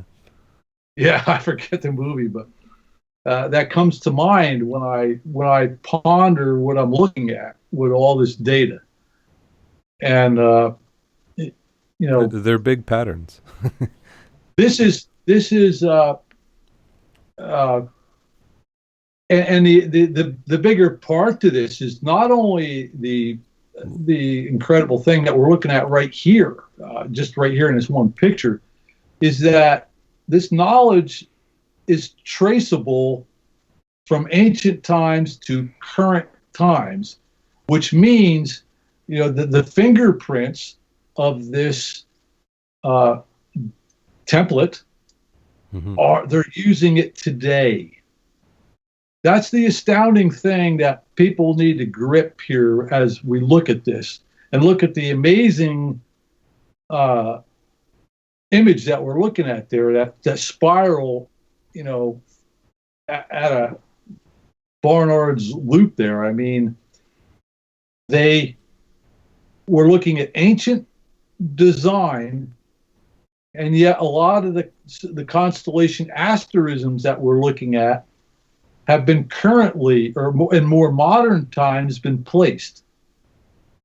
So that is evidence there that the same template that was used by the original designers is still being used by the Astronomical Society and the people within that are drawing these asterisms, or responsible for drawing the asterisms.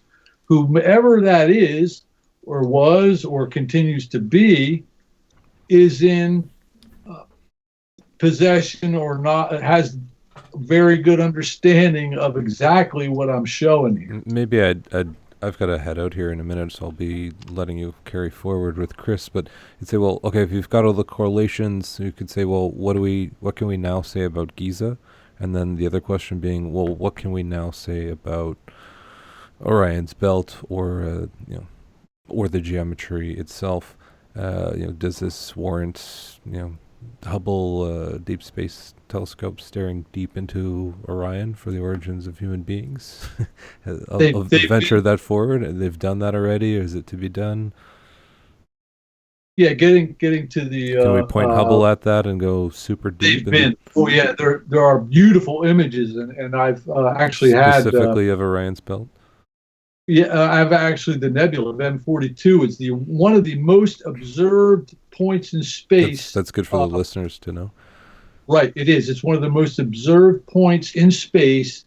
Orion's Nebula, the Great Nebula. It's M42 is the technical designation of it, and from the center of that nebula is the fish's mouth.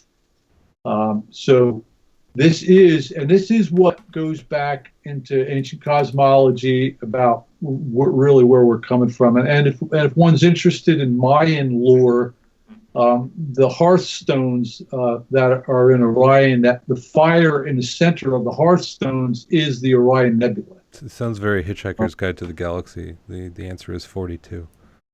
Yeah. Well, actually, the answer in the Giza Template is 21, which is 2 times, or half of 42, right? So yeah, there's some big things. And before you go here, I'll advance this next slide here just to show you what I mean here. Off to the left, we're looking at part of the constellation of Monoceros, and I got a lot more detail to this, but they use that constellation. Monoceros is the name of the constellation, and if you break that word down, mono meaning one, and ceros means multiple. So the word monoceros means multiple ones, or multiple ones in geometry would be centers. So monoceros is saying multiple centers. And if we take the 2 closest asterism points from one star to another and follow the yellow lines on those, and the one on the bottom, toward the bottom of the screen, the yellow line, points directly to our alignment, our galactic alignment on our zodiac and our circle, which is our one center. Our sun is one center that we revolve around. And the other pointer up top is pointing directly to the spiral in the center of Orion's Nebula. So the constellation of Monoceros has 2 centers, and it's pointing to the center of the spiral and the center of the circle, or the center of the sun, the circle, the alignment. And what was the other? You asked me one other quick question there. Sorry, I that's actually a good question, because he actually just had to run out. So apparently, married life changes people. It's that's the rumor going around anyhow. Now, but I'm looking at a lot of these correlations, and I'm seeing that there's a pattern towards something. There's definitely something that's trying to be said. So I'm really interested to see what the next piece in the puzzle is, because my mind's been blown all night so far. Okay, well, if we want to, we can take the whole idea here. I guess recalling Alex's question there was that how does this whole picture kind of fit together, and what are they trying to tell us at Giza? Well, the short and skinny of it is, from what I understand it, and certainly always willing to look at new information, but from how I understand it at this point, the purpose of Giza was to retain this knowledge of our of science, literally science, and our movement and motion, and to record it there in case we were to lose it, because we understand things a lot differently nowadays and realize how fragile our existence here is and how quick things can turn. One little impact can change everything, and we could go from a full-blown civilization here, if you want to call it that. We go back to literally nothing, and potentially, the survival of the human species would be at risk. So what I can see here is that there's a very deep antiquity to all this knowledge that's been passed on and has survived numerous events of these cycles of cataclysm or cycle of change, however you want to call it. that Randall Carlson clearly, you want to get a guy to tell you about and show you the results and the timeline of all that. Well, his timeline that's defined there, it's not just his, but the research he's done points out these very specific points that occur in the motion as we move through the system. And I can see where this knowledge has been transmitted not only in the architecture, but in the stars, the stories put in the stars, and it's telling us, if you can read this, and which is what I've been able to do here, and I humbly say that. I can't emphasize that too much. This is very, very humbling. But they left this information for us to understand that these cycles occur, and you need to prepare and know and understand that changes take place that can have, civilization-ending consequences. And from what I've got out of this, and believe me, we have not really touched on any of the modern part of this yet. I think everybody needs to settle in and understand the ancient part first, and then we'll show you how that has been brought forth to today. And there's, in my humble opinion, there are groups of people, institutions, whatever you want to call them, that know precisely about this timeline and this calendar and the disruptions that happen within specific points of this timeline. They know that. That's, just like the Mayan calendar, the Mayans knew about the galactic alignment. Well, yeah, but they got that pretty much from Egypt. And what I demonstrate clearly in this calendar, I'm really skipping over a lot of stuff to do the calendar, but depending on your time and how much time, I could get into a little bit more of that. Well, my wife is in New York City with her sister for her birthday. So I'm a bachelor this weekend. I do have a meeting tomorrow morning at like 8:30, but I'll go as long as you want. Okay, well, I won't draw that too long, but I do want to. I'll move it forward here from now. But I did just want to show you that, just touching on a couple of things here, that these asterisms are pointing, and all of them literally are pointing at specific parts of this geometry. Now, if we look at this image here, the smaller red rectangle and spiral in the center was the one that we were just looking at. Now, this is zoomed out even further with a larger spiral added in there, and these other, you see the red rectangle with the spiral, and then we have a blue rectangle and a spiral, and then a white rectangle and spiral. Each of these spirals represent one of the bodies that we're talking about here. One being the sun, which is this red path, and that is how we relate to that. We can see the white path here goes right and connects right with Sirius. That's the path that Sirius is moving away, which, according to this plan, Sirius was also birthed out of the nebula in Orion, as well as the star cluster of the Pleiades, which is in the blue spiral. So what they're showing in this planet Giza is that they're showing it in the constellations here that these were the bodies that they were watching to track the motion. And Sirius being a huge player in all this, of course, our sun, and the Pleiades. Oops, sorry. The geometric location of all these are really interesting. And one point, we got talking, Randall Carlson and I think it was on the Gramerica show there, it was after hours and hours of talking, and Randall asked me about the Pleiades and where it was in the shoulder of the bull of Taurus over here in this blue. This is the constellation of Taurus.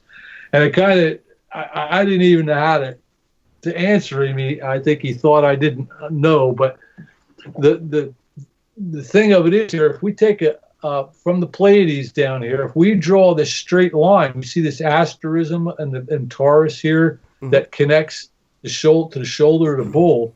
If we draw a straight line on that, I have this in much more detail in other slides, but I didn't want to muddy up the waters too much here tonight. But that line goes straight through and actually touches on our Leo constellation here in our center and continues and connects straight to Sirius. That's a straight line, perfectly connecting that. So when they made this asterism in Taurus, they drew that line from the Pleiades to this star in order to point to Sirius. Now, I'm also noticing that the counterclockwise rotation, because you're taking, or at least the clockwise rotation, depending on how you look at it, but you've got the golden ratio, or the golden spiral, the small one, which is in the bottom right-hand corner of the red square. And then you kind of, it's flipped over 180 and blown up into the next sequence, and then you rotate it the same number of degrees for the white and the blue circle. Like that is... Well, yes, the white and the blue circle, if we look, we'll start with the white one, okay? There is a very specific procedure that's given in these clues as you work through this. It's literally designed to be recovered. And if you follow each clue along, you'll see, and they instruct us to take this spiral and spin it. And when this spiral is spun here, this angle that we're looking at here on that white angle, that angle, my friend, is 153 degrees. There we go again, 153. Okay. Exactly. And if we look at that, if we look at those three spirals there and those rectangles, now I got some really a little bit more developed presentations for this, but if I were to have the grids in there so they were divided up like we looked at earlier, they would look kind of like a net, right? There would be a grid there and it would be divided by 21 by 13, and that being a Fibonacci ratio, with 21 even units down the side, 13 across the bottom to make up that rectangle.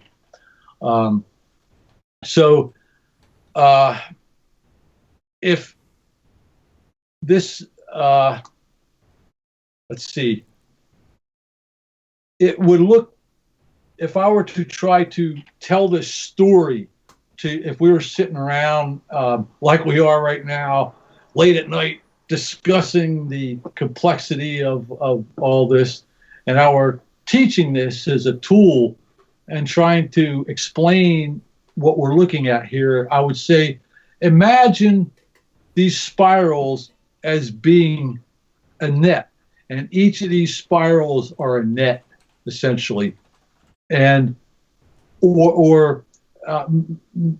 maybe we could look at just slightly different and look at it from the base spiral was our red spiral, and if we took that net and we threw it off the right side of this spiral right here, the red spiral, if we tossed a net, if we were in a boat, if we said that the red represents a boat and these others represent a net, and we tossed the net from the boat in a spiral motion, you can imagine standing in a net, you would take a net and you would throw it out on a spiral motion.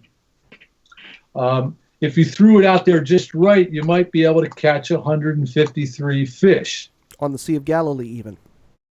Yeah. I can, yeah. Even for that, like, if you look at how even a net, as it's thrown out, even if it is well folded or not, it does have the same pattern of spiraling outwards, as well as whether it's over the boat or outwards as it expands, Right. as a Right. lot of sacred geometry. Right. So what and I know this might be causing a bit of a stir for me to suggest such a thing, but I don't think I can really do anything except present the evidence, and the evidence as I see it. The parable of the miracle of the 153 fish would most definitely correlate to standing in a boat and throwing out the spiral so it goes to 153 degrees. And it was done by the fisherman or the angler or the fisher of men, the angler extraordinaire. I think he was teaching this very knowledge. And that's one of the little tidbits that I can put in there. There's more, and I'm sure with a really well done research study, we could find a whole lot more correlations that would support many of the great teachers' parables, if you will, or mythological mysteries, especially the ones containing number. They're all contained within this template. That's what they're all talking about. This is the ancient teachings that were left in Egypt for the mystery schools and the Pythagoreans. They all knew this. They were all well aware of this. That's why Pythagoras used it. We thought it was Pythagoras that invented this. No, he didn't. This was very, very ancient knowledge that they're coming across. But so anyhow, for a quick overlay or overlook on what we're looking at there is essentially what I'm suggesting is that our sun, the star Sirius, the Pleiades star system, are what the template suggests is that they are moving away from their birthplace in the Orion Nebula. And all indications, we saw the evidence in the sky of Barnard's loop, and that's pretty hard evidence. That's a little hard to deny that relationship of the spiral of the template matching perfectly with Barnard's loop. There's even more mathematical correlations that we won't need to get into, but for anybody who seriously wants to, have the real science data, that more complete thing, I hope to have the book, and I am available for presentations. I can present some of this newer material, and hopefully I'll get some new video and stuff out on it. But so those are the spirals that we're talking about, and that is the what I'm suggesting is the cause of our view of what is perceived as a wobble, but not a wobble. It is simply the sun moving in this spiral motion away from the nebula in Orion. And as we move around, the sun is moving in a circular. If you look at a spiral, it's made up of a series of radiuses or parts of circles. In nature, they would actually be continuously changing radius, but in the Fibonacci sequences we got them here, they are pretty much made up of multiple radiuses. So what we see when we process, yes, when we watch for 72 years and see it move 1 degree, we see it moving in an arc, which is representative of a circle, part of a circle, but it's also representative of part of a spiral. Because of course, over the course of 72 years, it would just be moving a very small way around this spiral. So we're perceiving it as a radius, and they're equating with a circle, but no, that's not quite what it is, I think. And I'd be glad to really discuss this with people who really understand as much more than I do. But what I'm finding, so, and again, sorry to interrupt, but what no, I'm go right finding ahead, interesting please. is from what you're saying and from what I'm understanding, and again, correct me if I'm wrong, but if I were to look at for instance, if you look at a three-dimensional torus, like a point moving in a three-dimensional space in a circle motion, but also moving forward, if you look at that projected two-dimensionally, from the point of origin to the point closest to you, it looks like a golden ratio spiral, essentially kind of coming right at you, as it were. Is it possible that we can use this spiral to map where the sun is going to be next? Yes, absolutely. And that's how they were able to, in the distant past, align this alignment in 2012. Because they were able to, because they knew the trajectory. Once you understand the trajectory of something, and you pretty much understand all the effects of the different, areas it's getting into, whether gravitational forces or whatever, but you can predict and plot the trajectory. So yes, that's exactly right. They predicted this path. They know where we will be in the future. Matter of fact, I don't think we're going to probably have enough time tonight, but one major alignment that I showed, I'll get to it hopefully here and shortly, but where in the year 34,447 BC, there was a helical rising. Now, a helical rising is when bodies rise at the same time the sun does, from your point of view. So at Giza, from the Sphinx point of view, when the sun rose on that winter solstice, that would be a helical rising. If there was another, in that particular instance, at the same exact time the sun rose, the star Regulus, that's in Leo, was directly behind the sun. So kind of like the galactic alignment, where you saw from that position in front of the Sphinx, you saw behind the sun the galactic center. This date of 34,447 BC, we see the helical rising of Regulus. And the galactic alignment can be seen as the helical rising of the galactic center, which is coming on the horizon at the very same time the sun was, directly behind it. That same thing happens with Leo and Regulus. And if we look at a cycle, they've actually given a formula to predict that date.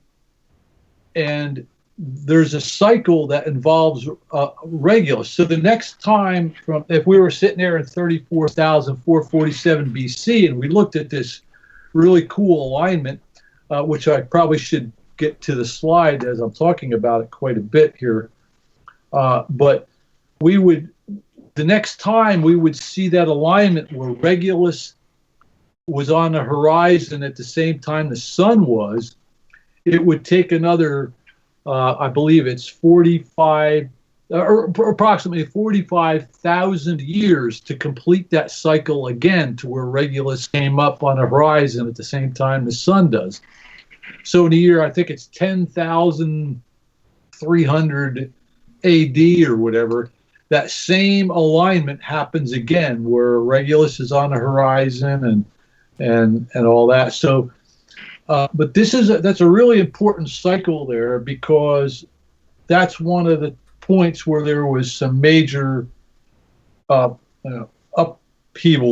earth upheaval, if you will. Let me advance here a little bit, and I'll get to a little bit more. I want to show you now. We're looking at these spirals in the sky now, and now before you move on to the next one, just okay, sure. Got it. One of the listeners in the YouTube chat is asking to have to be here. She's asking if, or he's asking, actually, I'm not too sure. Their icon is fairly small on my screen. Sorry about that. Does NASA have the dating of these stars? Yes, and it's very, very cool and very interesting that you asked that.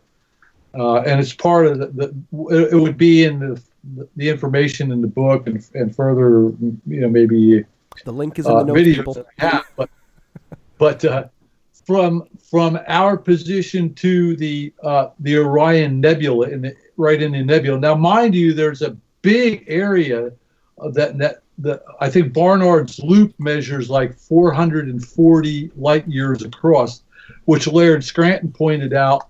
The measurement in light years of Barnard's loop matches the number of royal cubits in the length of the Great Pyramid side. So he made that little connection on the numbers there. But so yeah, light years to the Orion Nebula is approximately, they say, approximately 1,300 light years, give or take, plus or minus a few. I don't know exactly off the top of my head, but in a number in our geometry and in our template,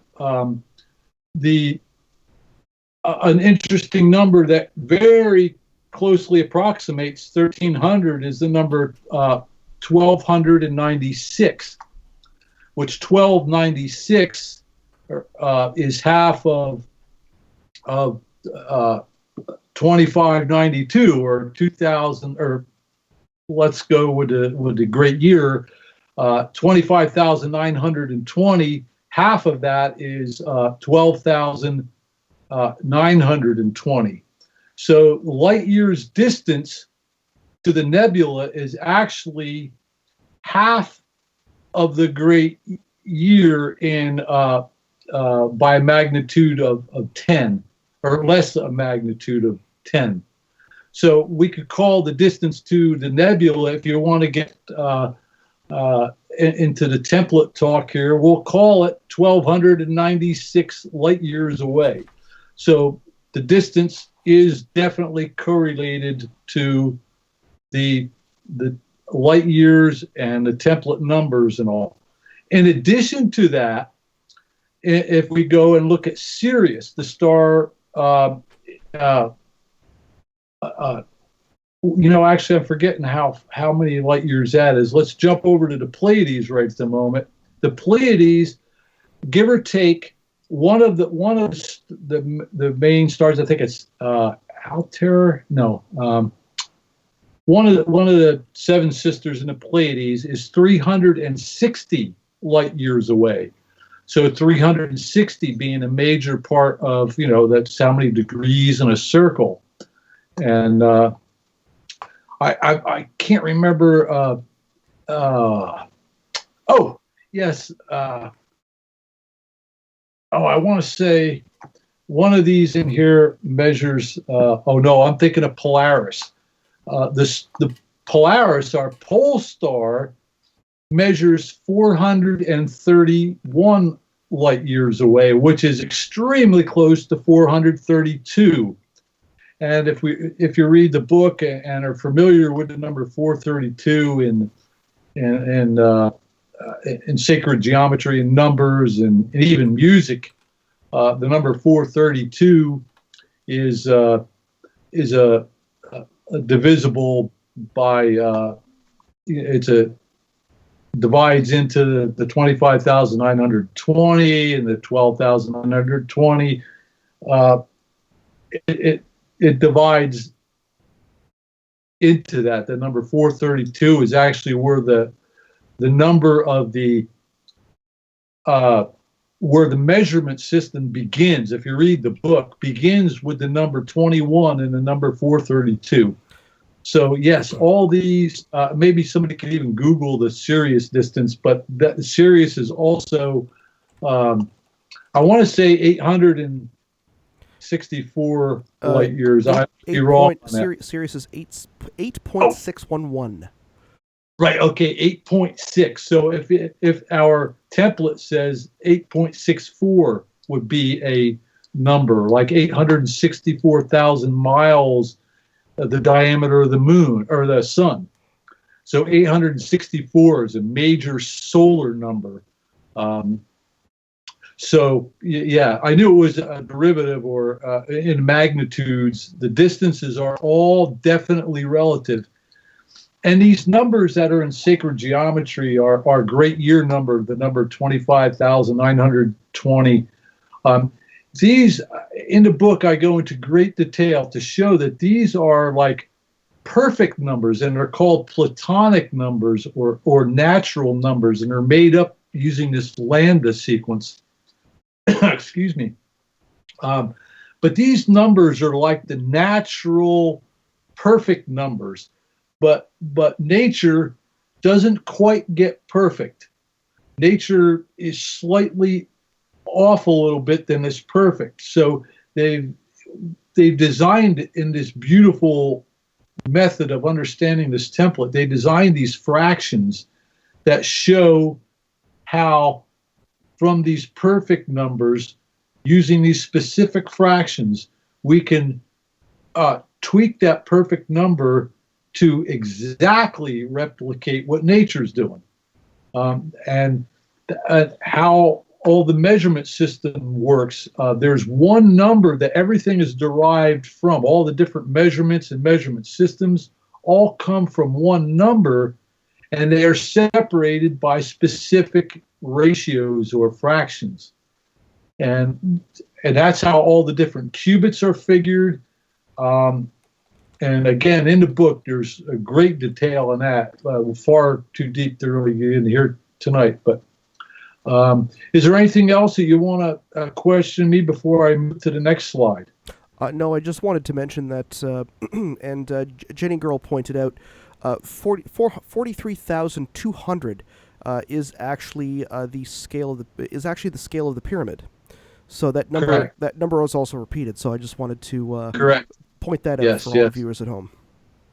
Yes, there's a ton of relationships, and Graham has mentioned that years ago. I don't know who he was the first one I heard it from. I think it was Graham Hancock.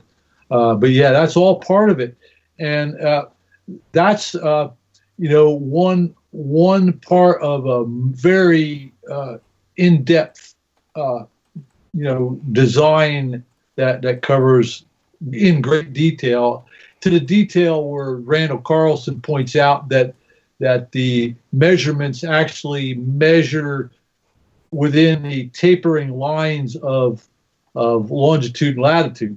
Mm-hmm. So it's very precise. And again, I say, in my when I talk about this, that I'm not presenting a theory here, because it's really not. It's a very precise map, a mathematical, geometrical model that's giving very precise information.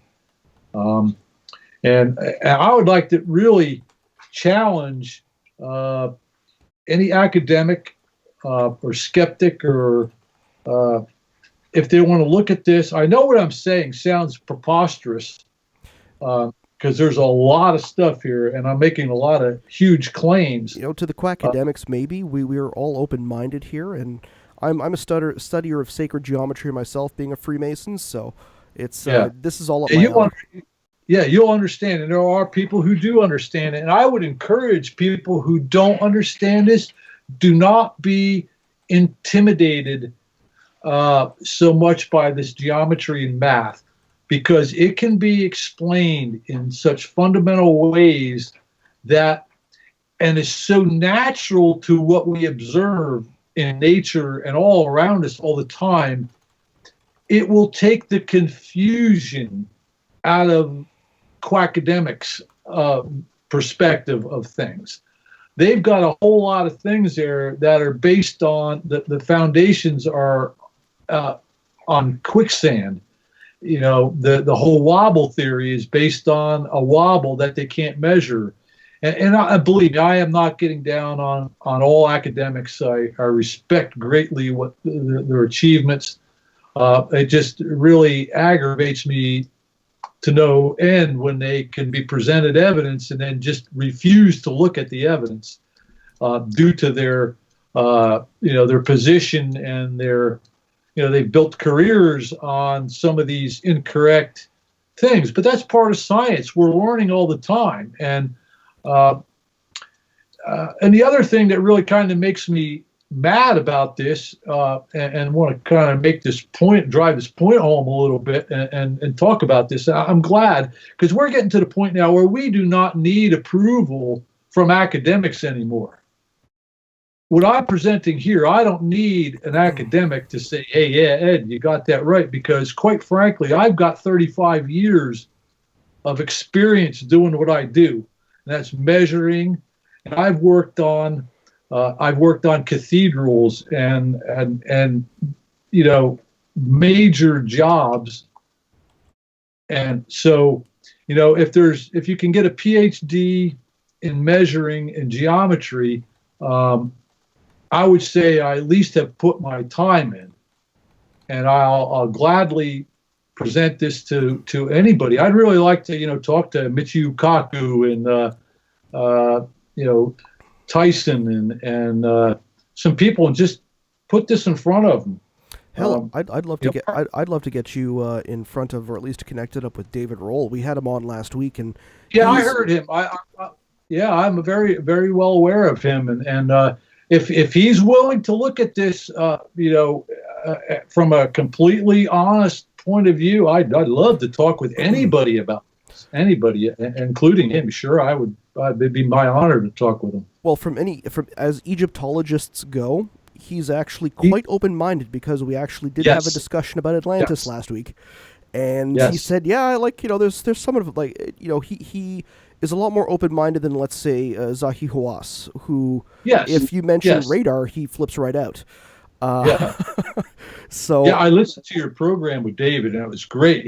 He's a very, very, very good interview there, and I respect his work greatly, and would love to talk with him about this. And as far as the other academics, I mentioned it briefly earlier. In my book, I dedicate a portion of that to get into the surveys and the survey data, and I can clearly demonstrate. In the book, I demonstrate basically the Petrie survey and show that it was altered. But I've also done a very extensive research on the Giza Mapping Project survey. Mm-hmm.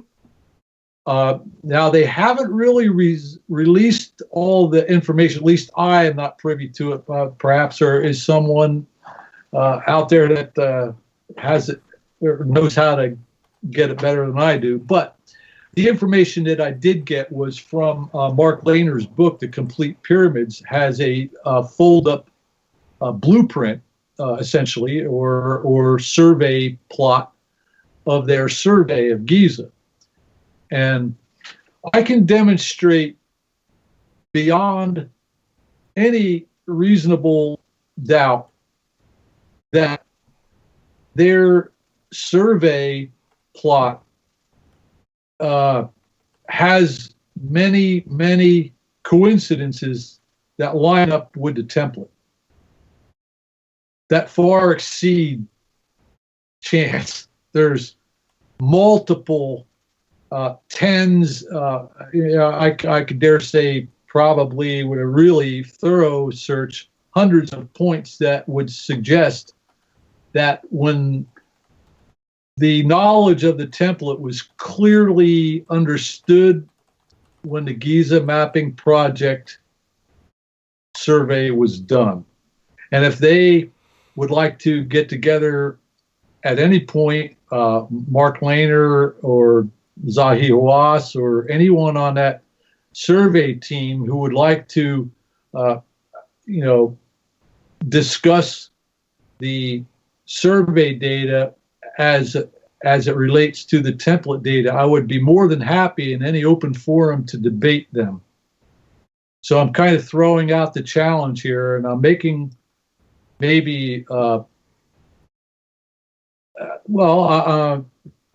I'm stating that there's clear evidence that the design survey that was done by the Giza Mapping Project was completely aware of the knowledge contained within the Giza Template. And if there's anybody within the academic community that has the foresight or the ability to kind of think outside their box just a little bit, I'm assuming that if you're presenting the information in a rational and coherent manner, and a lot of this is based off of mathematical measurements, and it's being presented in a way that is it's respectful. I do not mean any disrespect to these people. A matter of fact, I tip their hat. These are great. They've made great contributions. But what is clear to me with that understanding, and I would like to give them their chance to rebut this or dispute this if they would like to, is that they weren't showing what I'm showing you. They know what I know, but they're not showing you that. And I think they're going to at certain points in time. And I think they all know a whole lot more than they're telling you. And I can back that up with evidence. And that the evidence is in it is in architecture. It is in symbolism. It is in heraldry. It is in writings, in the literature. And it's really in our face every day. These people that know about this, they know about the cycle. They also know when the cycle changes or comes, one cycle closes and another new era begins, or another point in this geometry as we move away from Orion, where these climatic disruptions occur. We are in a window, let's say, of opportunity now that aligns with these alignments. Now, without yelling fire in a theater, again, these are windows of time. Now, these pyramid alignments and some of the things that Robert Bauval and Graham Hancock have come to the conclusion where the shafts align with certain stars and everything, it should be well noted, which they did note, that those alignments those shafts will only point at that star during a certain window of opportunity as we're constantly moving. So there's only a certain time when those shafts will be pointed at these stars, and that's really over about 100-year window, I think, that they talked about, if I recall. If you were to be peering out that shaft and you could see that star come right over in a line there, by the time it came into your window of view through that shaft till the time it was out of view would take about 100 years. So we are in an opportune time right now for us to be aware of what's going on. And it's my contention that there are people who are very, very well aware of this, so well aware of it that we are actually immersed in it, in symbols and heraldry and architecture. And these people use this as a means, to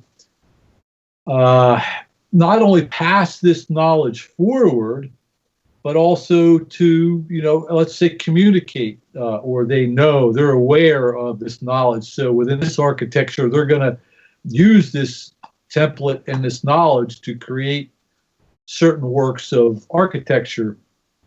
And I mean, it's an endless array of architectural structures that we could be discussing here right now. We're talking cities. just for instance, we talked a little bit, maybe let's say the Louvre, the Louvre museum in Paris. The floor or the ground plan of the Louvre is laid out to the temple of Karnak, Karnak, Temple of Man, and anyhow, they've used this all over the world, and here in the United States, I might as well, say this. I have some of this information on my website, but the United States and the Washington D.C. was directly related and laid out using the very knowledge contained within this template.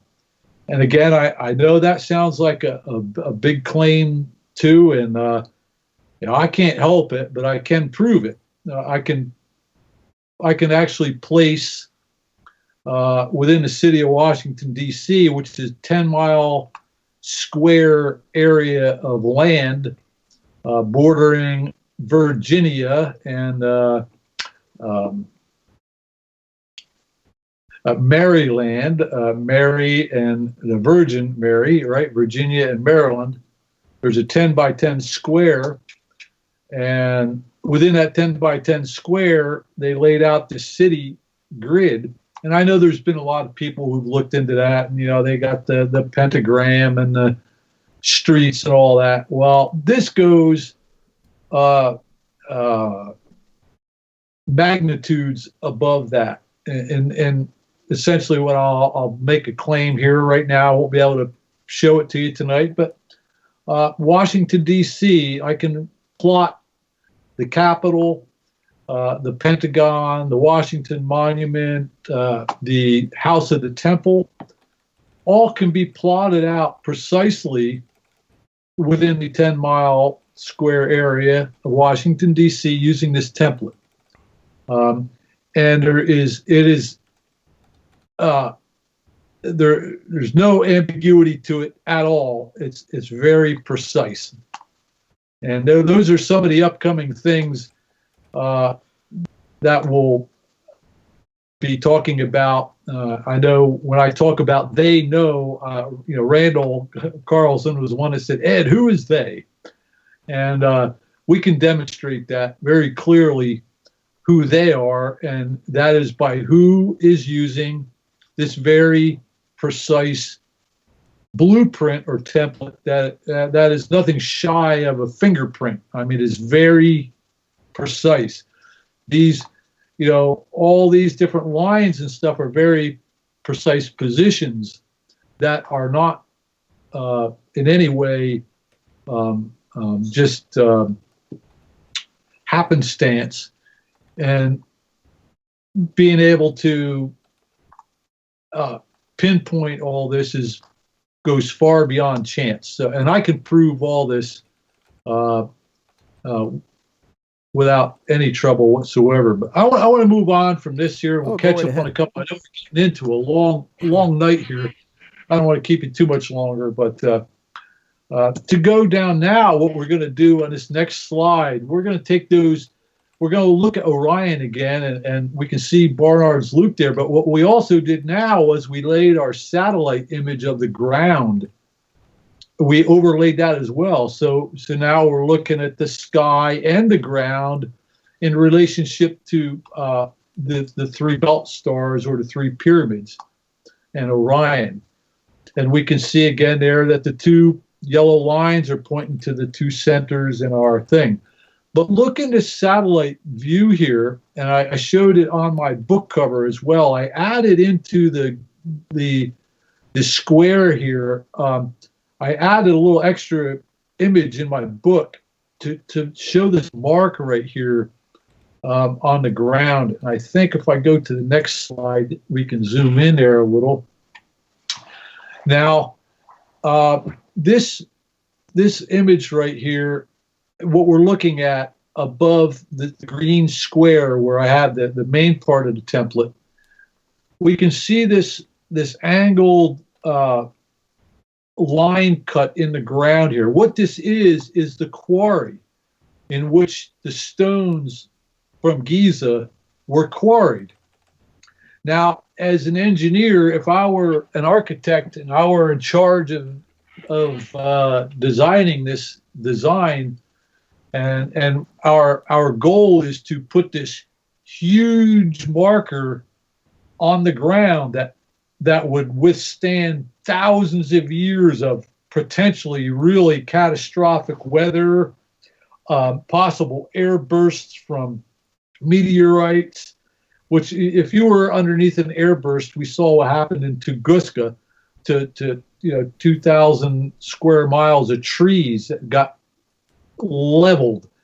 If there were air bursts, that these structures could survive being in the pyramidal thing, as Randall Carlson has pointed out, and a lot of these other features that have been buried. Göbekli Tepe, they're burying them. Randall was mentioning that that would be a good way to keep the blast from ruining the evidence of your repository.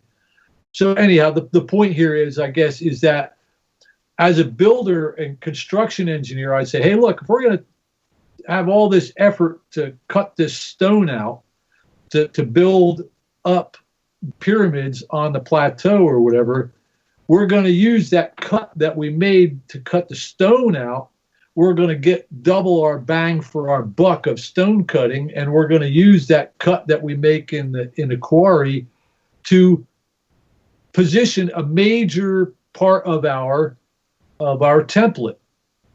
So this feature that we're looking at here is the quarry line cut at Giza where the stones were. And it's a little faint in this image, but if you look there, we can see I still have our spiral on there, and even the spiral of Barnard's loop is on there too. You can see the green or the red tint on the green, and that spiral goes to a point right in the quarry, which the angle of that golden rectangle is that angle.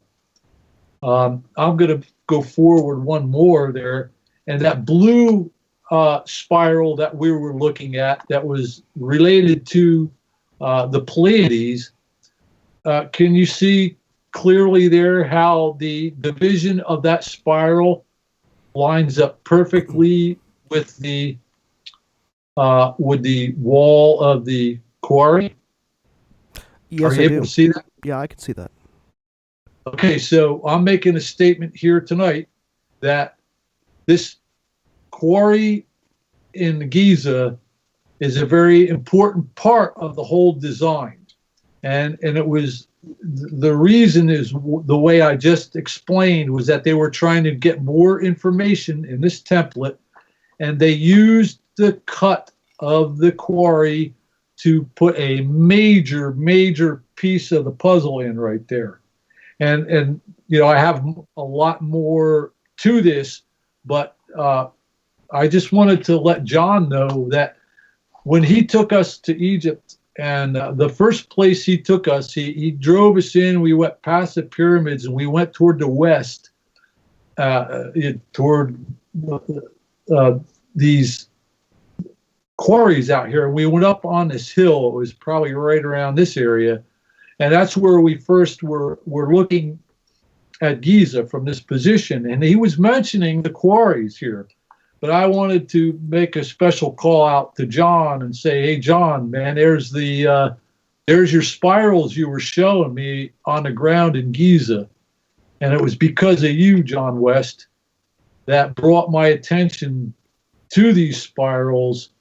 And this is my effort after 20 years of the inspiration from not only an event in my own life, but the inspiration from that you, John West, instilled upon me 20 years ago as a young buck coming into this, trying to understand this. I want to give a call out to you that you need to take some credit for this. This is directly, you're responsible for this. And this is a pretty big deal here, and it's even a little bit bigger. Now, there is an old evidence that what I'm saying is true, that these ancient, obviously this quarry cut is very old and ancient. And I'm going to go ahead here on another slide or so, and I'm going to show you that there is modern evidence in this same image that even goes one more step to prove that what I'm saying about this spiral and its location is precise, very true, and accurate. All right, lay it on us. Okay, so you see those two yellow lines there that I got drawn out. One I drew here that we just were showing with the quarry. Now let's back that up again. Now let's look here. This is a main, I don't know, I didn't look up the name of the street or avenue in Cairo, but this is a very, long, straight, major avenue in the city of Cairo. And I do believe that right in here, I think it's right around the edge of this template here, is right where John always takes his people to stay at the Mena house. I believe is on that boulevard there, or right close to it, because I know that when we woke up in the morning, we were looking directly at the Great Pyramid from somewhere in this nice kind of area by this avenue. But anyhow, this avenue, little did I know that avenue points exactly to the center of that spiral. And there's even more here that I could go into that we don't have the time. But if that doesn't convince you enough, I've got more that I can show you here. And I know we're getting on to 3.5 hours here, and you start shouting at me if it gets too long. But I still have people in the chat, and they've been waiting a long time for you to come on. So I'll go as long as you want. You give me like 15 minutes to wrap it up. You give me the say we got to stop in 15 minutes. I'll keep going, and I'll show you. You know, Ed, that I've got no compulsion against going like 7 hours if my guests want to. Literally, this is we provide the forum, and if you want to keep going, we'll keep going. That's the beauty of it. I'll go until you tell me to shut up. And a lot of people, shit. Toby would probably know. Oh shit! Okay, well, ladies and gentlemen, we got a ton. we could just keep this for our own. It's my birthday. Exactly. Is it my birthday? It is. Well, yeah, it's 11:30, so we got half an hour. Half an hour to go to your birthday. So I can't go before my birthday. We got to at least stick around then, and then we got to maybe have a drink at the top of the hour or something. Damn straight. Even if we take, would you be okay of taking some calls in about an hour, half an hour, whenever? I would love to. Absolutely, you betcha. Yeah. So I'll keep moving it forward then, because there's a lot of cool stuff I'd love to show you. So right here, I'm showing that there are the quarries are definitely all part of this map and trajectory, and clearly show that the spirals that I am presenting here as a cause of procession, the view from these spirals causing the view that we see as procession, is indeed there. This isn't something I made up. This is real.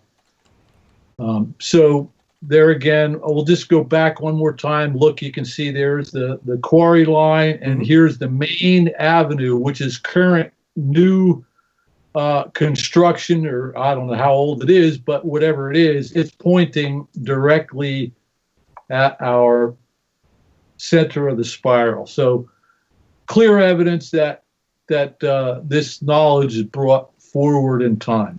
And we'll go to the old saying there, as above, so below. So, what we're looking at here is precisely how Giza was laid out and what it's depicting. And it's depicting our movement through the spiral arm, the Orion arm of our spiral galaxy. That's what this shows. And it's all it's done in 2D here, but can be translated into 3D. And I would encourage anyone listening that can turn me on to, an interested party or someone with some very sophisticated 3D mapping and astronomy or whatever, can work with me on this. I'm beginning to work a 3D model out of this, but I would really like to have,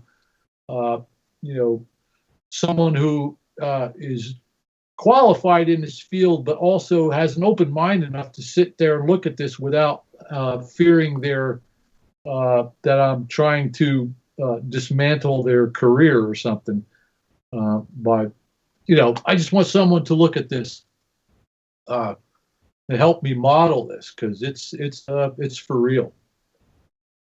So that's what we're seeing here at Giza, and we talked earlier about different pyramids around the Giza site, and do they relate to the actual other stars in Orion?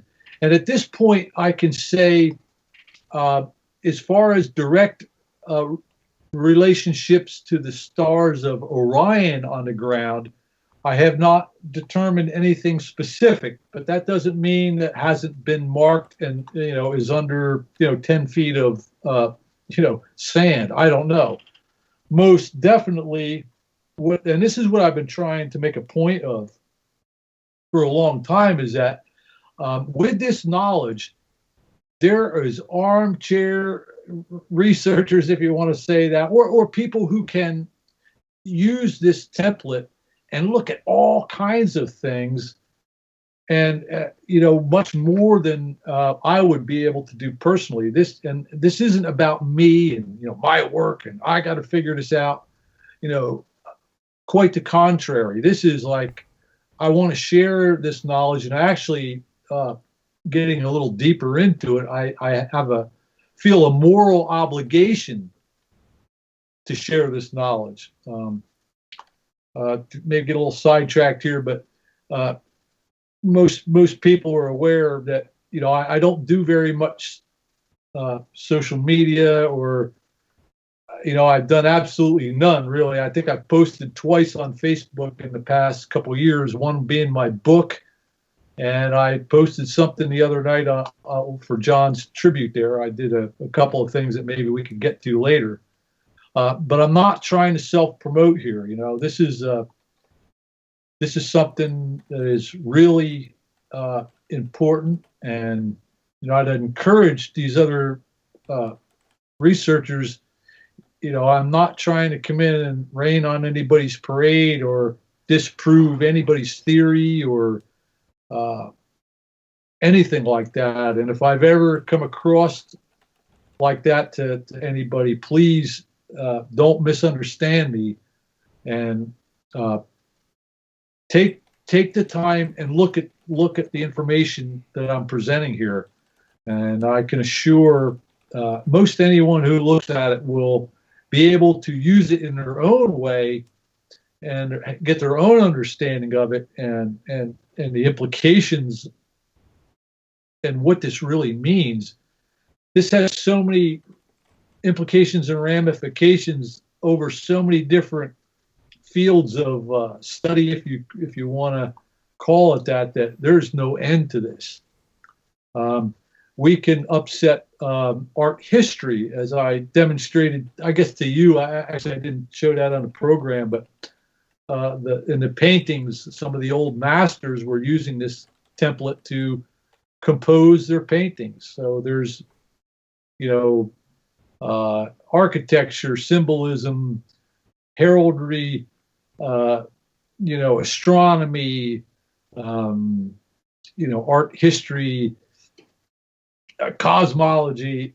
All these subjects tie into this.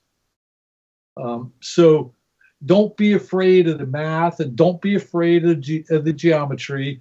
I wrote it in a manner that I'm hoping that people can follow as they read the book.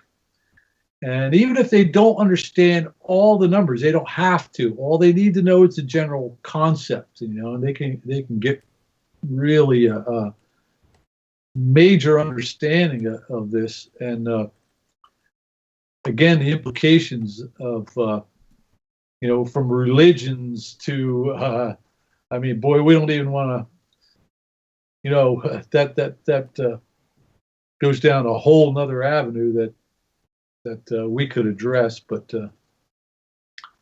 so let me move on here a little bit now.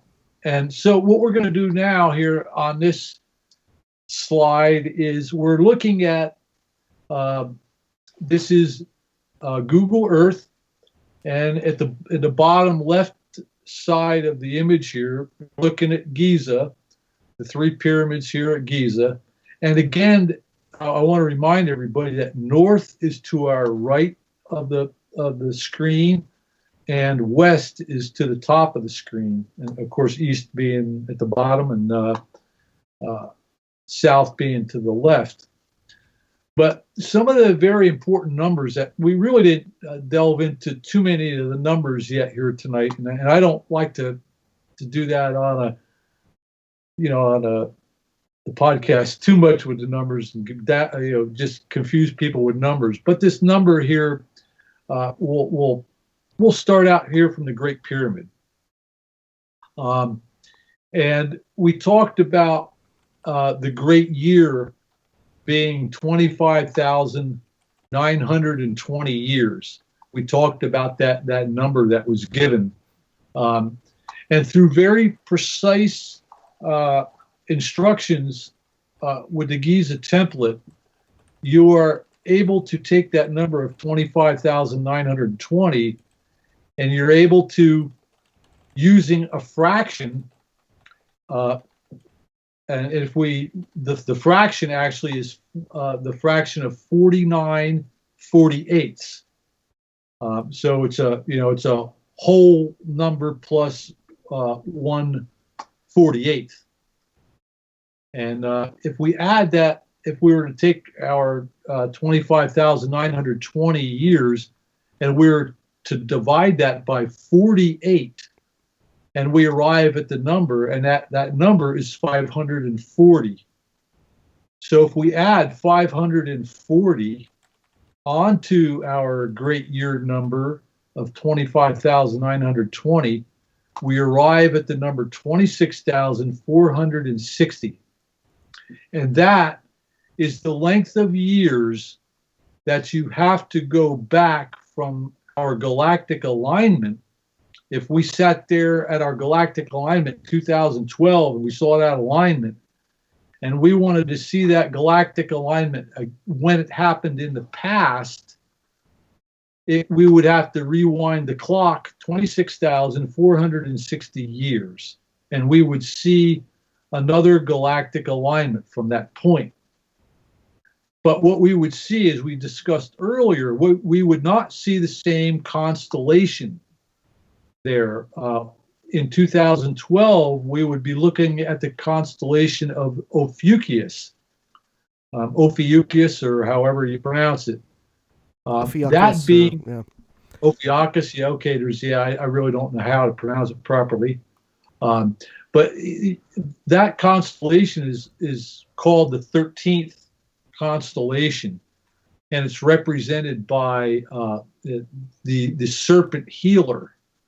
It's a human figure carrying a serpent twisted. But anyhow, that would be the asterism that we saw behind our sunrise in 2012. But 5,127 years, or I'm sorry, 26,460 years ago, we would be looking at Orion. Actually, Orion would be in the precise position behind the sun. And even more specific to Orion, it would be Orion's club. So the club of Orion, 26,460 years ago, was aligned with our galactic alignment, or with our, it is the constellation that aligns with our galactic alignment 26,460 years ago. But that's only halfway around the circus, because we'd have to go around another 26,460 years again, back to 53,000 some odd years. That's when we would see Ophiuchus again, completing the circle or cycle. So that's where I see the cycle of the Great Year actually really being over 50,000 years in duration for a complete cycle based on the helical rising of the galaxy. There's other ways that people describe this great year, and I don't really pretend to know exactly how they quantify or qualify that, but I'm presenting what's evident here, and this is what they're showing me. So anyhow, from that position on our Great Pyramid, if we go right to the center line of that pyramid, and we draw a line that has an angle. Now, again, north is to our right. So if we were standing at that point on the edge of the Great Pyramid, we were looking due north, and we turned counterclockwise 43.2 degrees, and we drew a line there. And that line, we're going to draw that line exactly 26,460 feet. Okay? And then we're going to do the same thing over here for the Pyramid of Khafra, the center pyramid. Now, in the template, the Pyramid of Khafra has a specific position in the template and a very specific purpose. And the base footprint of the Pyramid of Khafra is, the length of it is 1/9 of our circle diameter in the template. So when this center pyramid is placed within our template, if you were to count from the bottom of our square in our template, it would be the 6th square up in our template would actually be the footprint of that pyramid. So that is spelling out 1/9. Again, the base length of that pyramid of Khafra is 1/9 of the circle diameter of the template. So we're going to draw a line, an angled line from that center line, and we're going to make it 40 degrees. Now, the reason we're going to make it 40 degrees is 1/9 of a circle. A circle divided by 360 degrees divided by 9 is 40 degrees per 1/9 of the circle. So there is the relevance and the reason for 40 degrees and that pyramid. and we're going to draw that line the same length as the other line, 26,460 feet. Then we're going to come over here by the Pyramid of Menkaura, the smaller one, and this point where that line starts, that line is actually, if I were to plot that out on our template, would be right at the position of the sun on our ecliptic.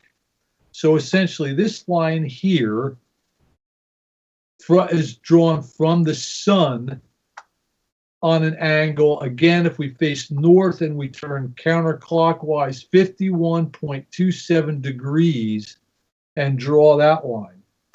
And if you recall earlier when I showed the position of the sun, when I showed how 90 degrees was vertical and that I showed our sun was 51.27 degrees rotated to the counterclockwise from that 90-degree position, that again is a secondary confirmation of our 51.27 degrees from the sun.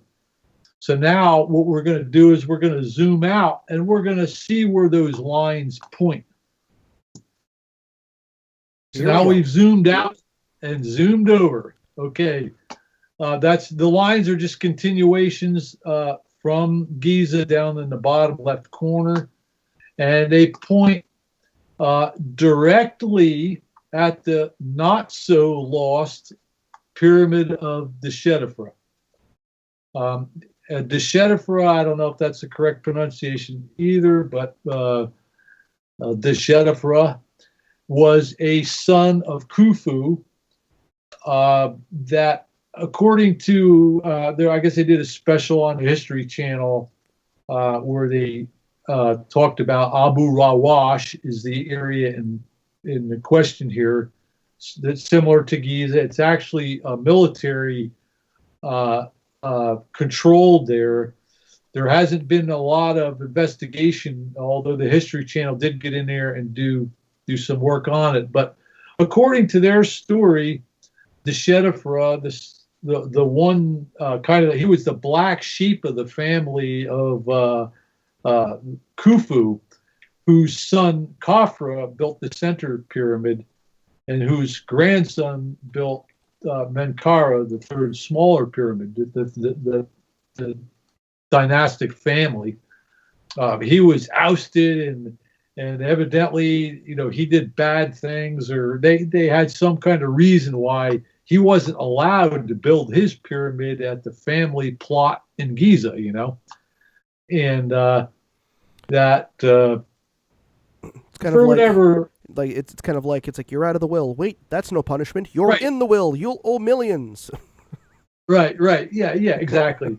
So anyhow, they have this story, and I'm not saying one way or the other, but that's the story that they tell, and they did the thing called the Lost Pyramid because it had been lost and really destroyed. I mean, this thing was trashed. It was of course, looted in later times. They looted a lot of the stone, even from Giza, to build other construction. But anyhow, let's zoom in there a little bit and see just how close we came with our lines there.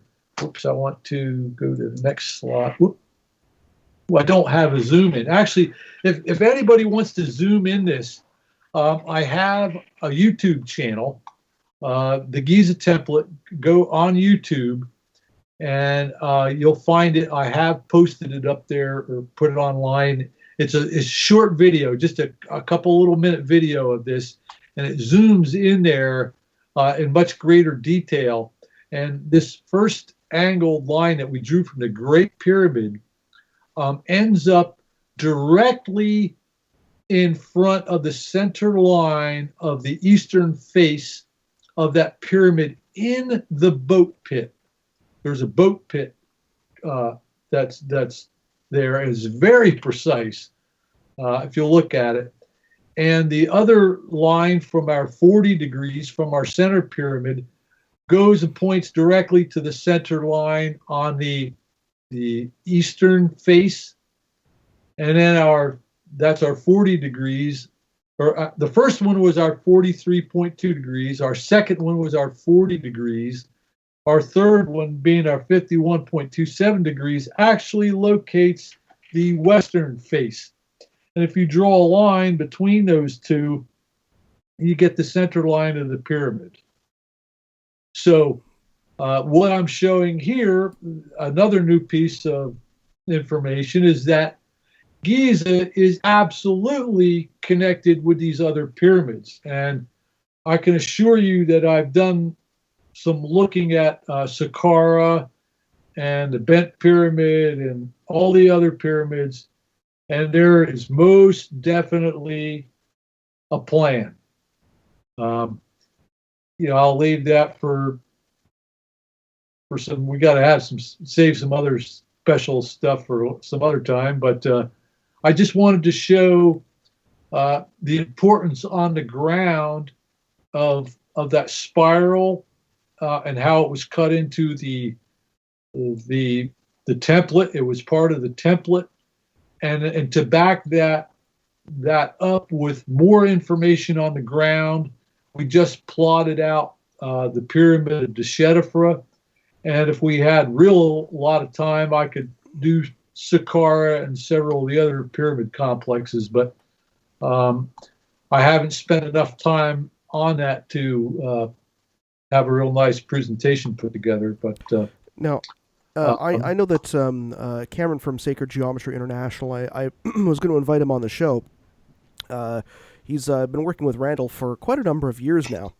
And I'm just going to switch the graphic here so I can open up Skype without it looking too intrusive. That's the thing about sharing your screen on the internet. It's like if it's you're seeing your desktop, it's like, seeing you with your pants down. So yeah, I know. I've been careful just to keep mine in full screen view here. I don't want to. I mean, I don't have anything on here I don't want to show, but there's a lot of other stuff that I have that if it gets running too late, we can definitely go beyond this slideshow. Well, I run in IT support circles, and if they saw how many files I have on my desktop, some of my followers would absolutely kill me. Let me just see here. So, yes, you were talking about Randall and Cameron. Yeah, I'm really looking forward. They invited me to go on their show, and really excited about that. Look forward to talking with Cameron. I had a brief email with him, and that's about it. But I've heard a lot of great things about him from Randall, and read his website for a lot of years here now, and admired his work, and really look forward to that. Now I'm just waiting to bring Cameron on here. Oh, great! That's awesome. Yeah. Hello, maybe he's there. Can you guys hear me? Well, yeah. Hey. You have to turn up your volume, your output just a little bit. Okay, one moment. Man, that voice is so soothing. He's like perfect podcast host. He said he ought to make a good podcast host, right? Now, one of the things I quite find interesting is the not so lost pyramid, and I was reading and I forget which. It was one of those lost history websites that it puts up news or articles every now and again, and there was apparently supposed to have been a fourth pyramid that was at the Giza Plateau that was supposed to have been covered in black obsidian.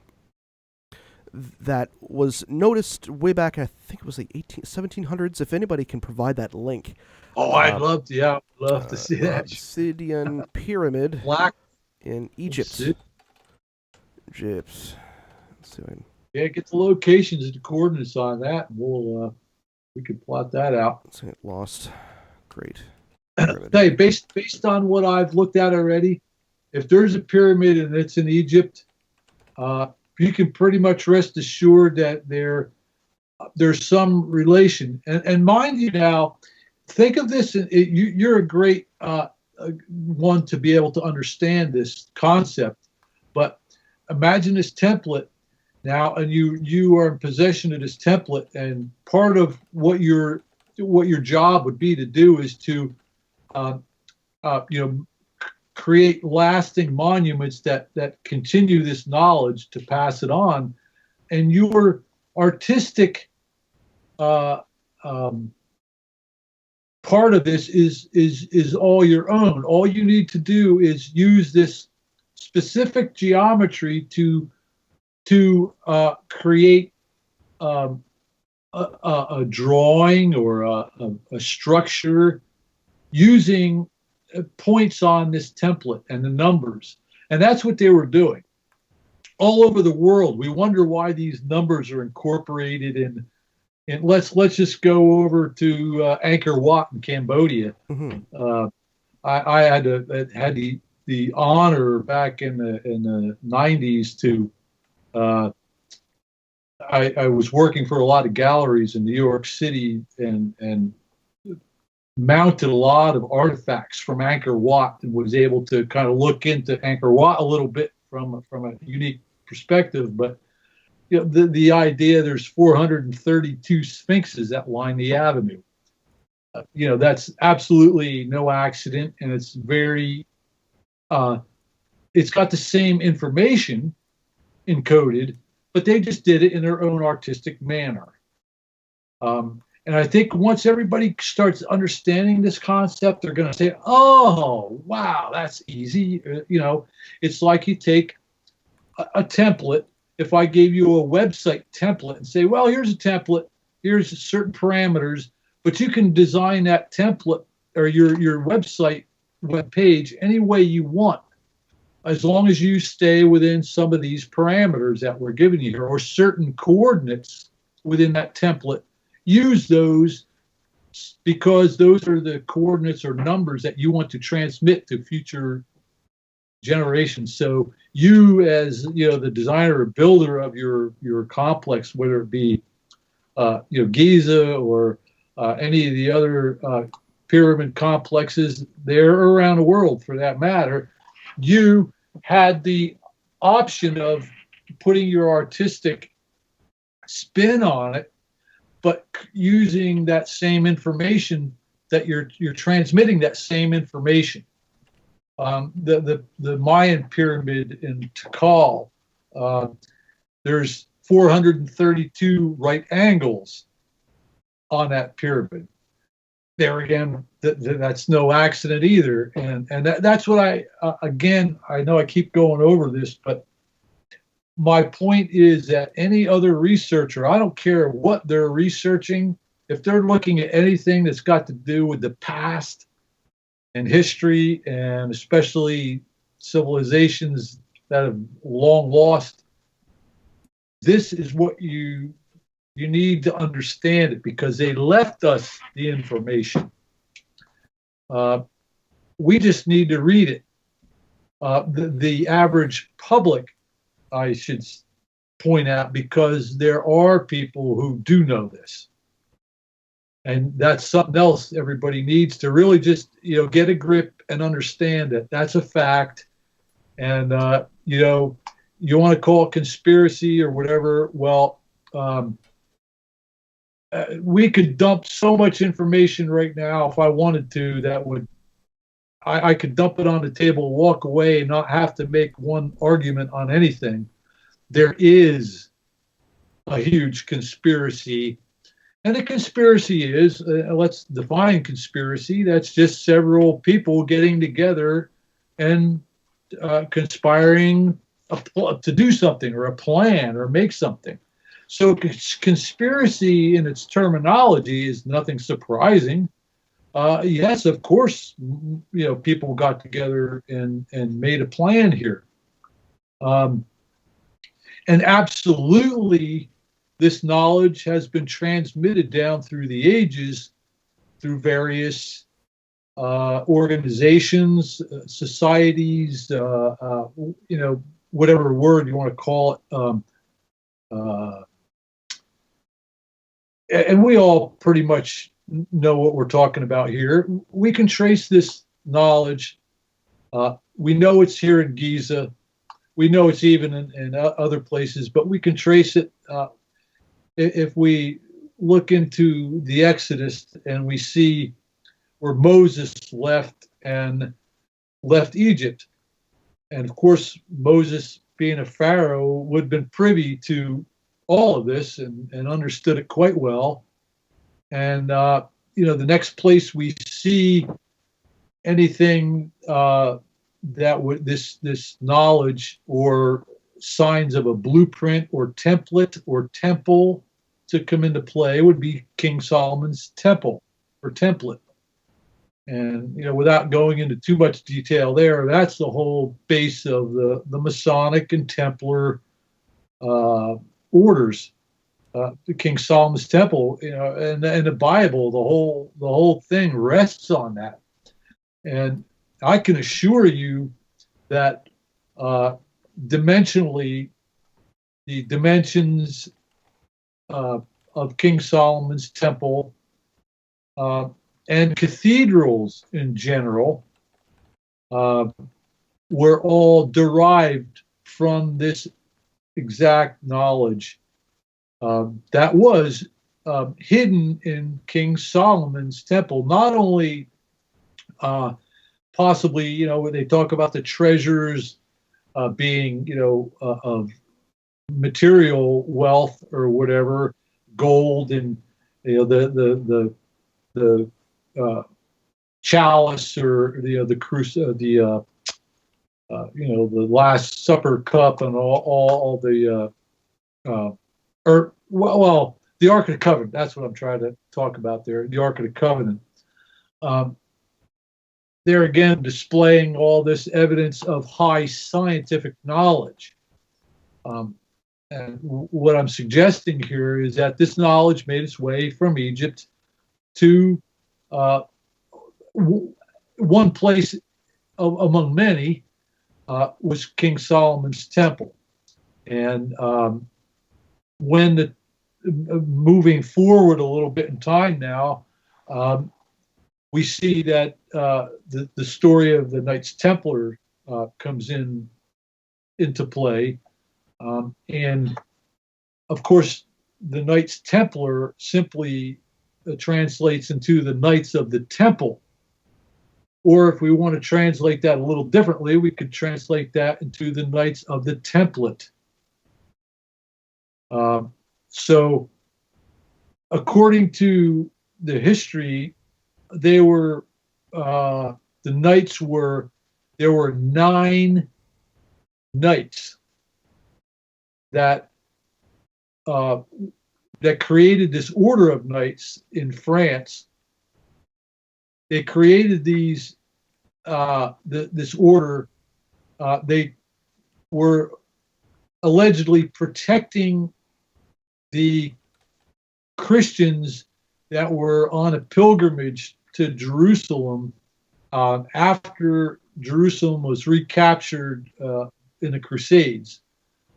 And as the people would go and travel to Jerusalem, since it had been recaptured from the Muslim in the Crusades, the people that were traveling there were being robbed and mugged, allegedly, as the story goes, by thieves who certainly, just because they recaptured Jerusalem, did not mean there was friendly area around the site. So as Christians come in to Jerusalem, they were being attacked and robbed of their money. And so these knights were supposedly protecting these Christians on their pilgrimage. And what they were also doing at that same time, as far as protecting their money, and there's really no evidence in the literature that I'm aware of, and if anybody can tell me different, I'd be more than happy to look at it. But there's really no evidence of stories of from different sources where, oh, these wonderful knights protected us on the way to Jerusalem. And of course, if there's only 9 knights, really how much protection can they be given? And if I'm not mistaken, these knights were not all young guys either. They were older men, wise, educated men. So anyhow, the point is there were 9 knights. And as we noticed, our template, the whole base of the template is based on a 9 base. There's 9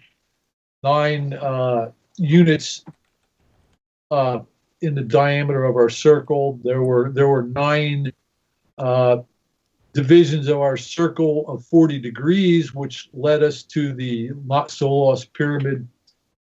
So the number 9 is very prevalent, and I do believe, if I'm not mistaken, they were there for 11 years.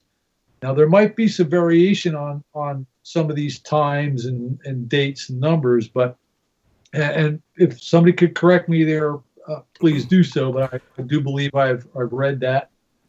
I think it was actually the 9 years preparation for the temple. Okay, yeah, there's that too, and there's the numbers 9 and the numbers 11 will come up in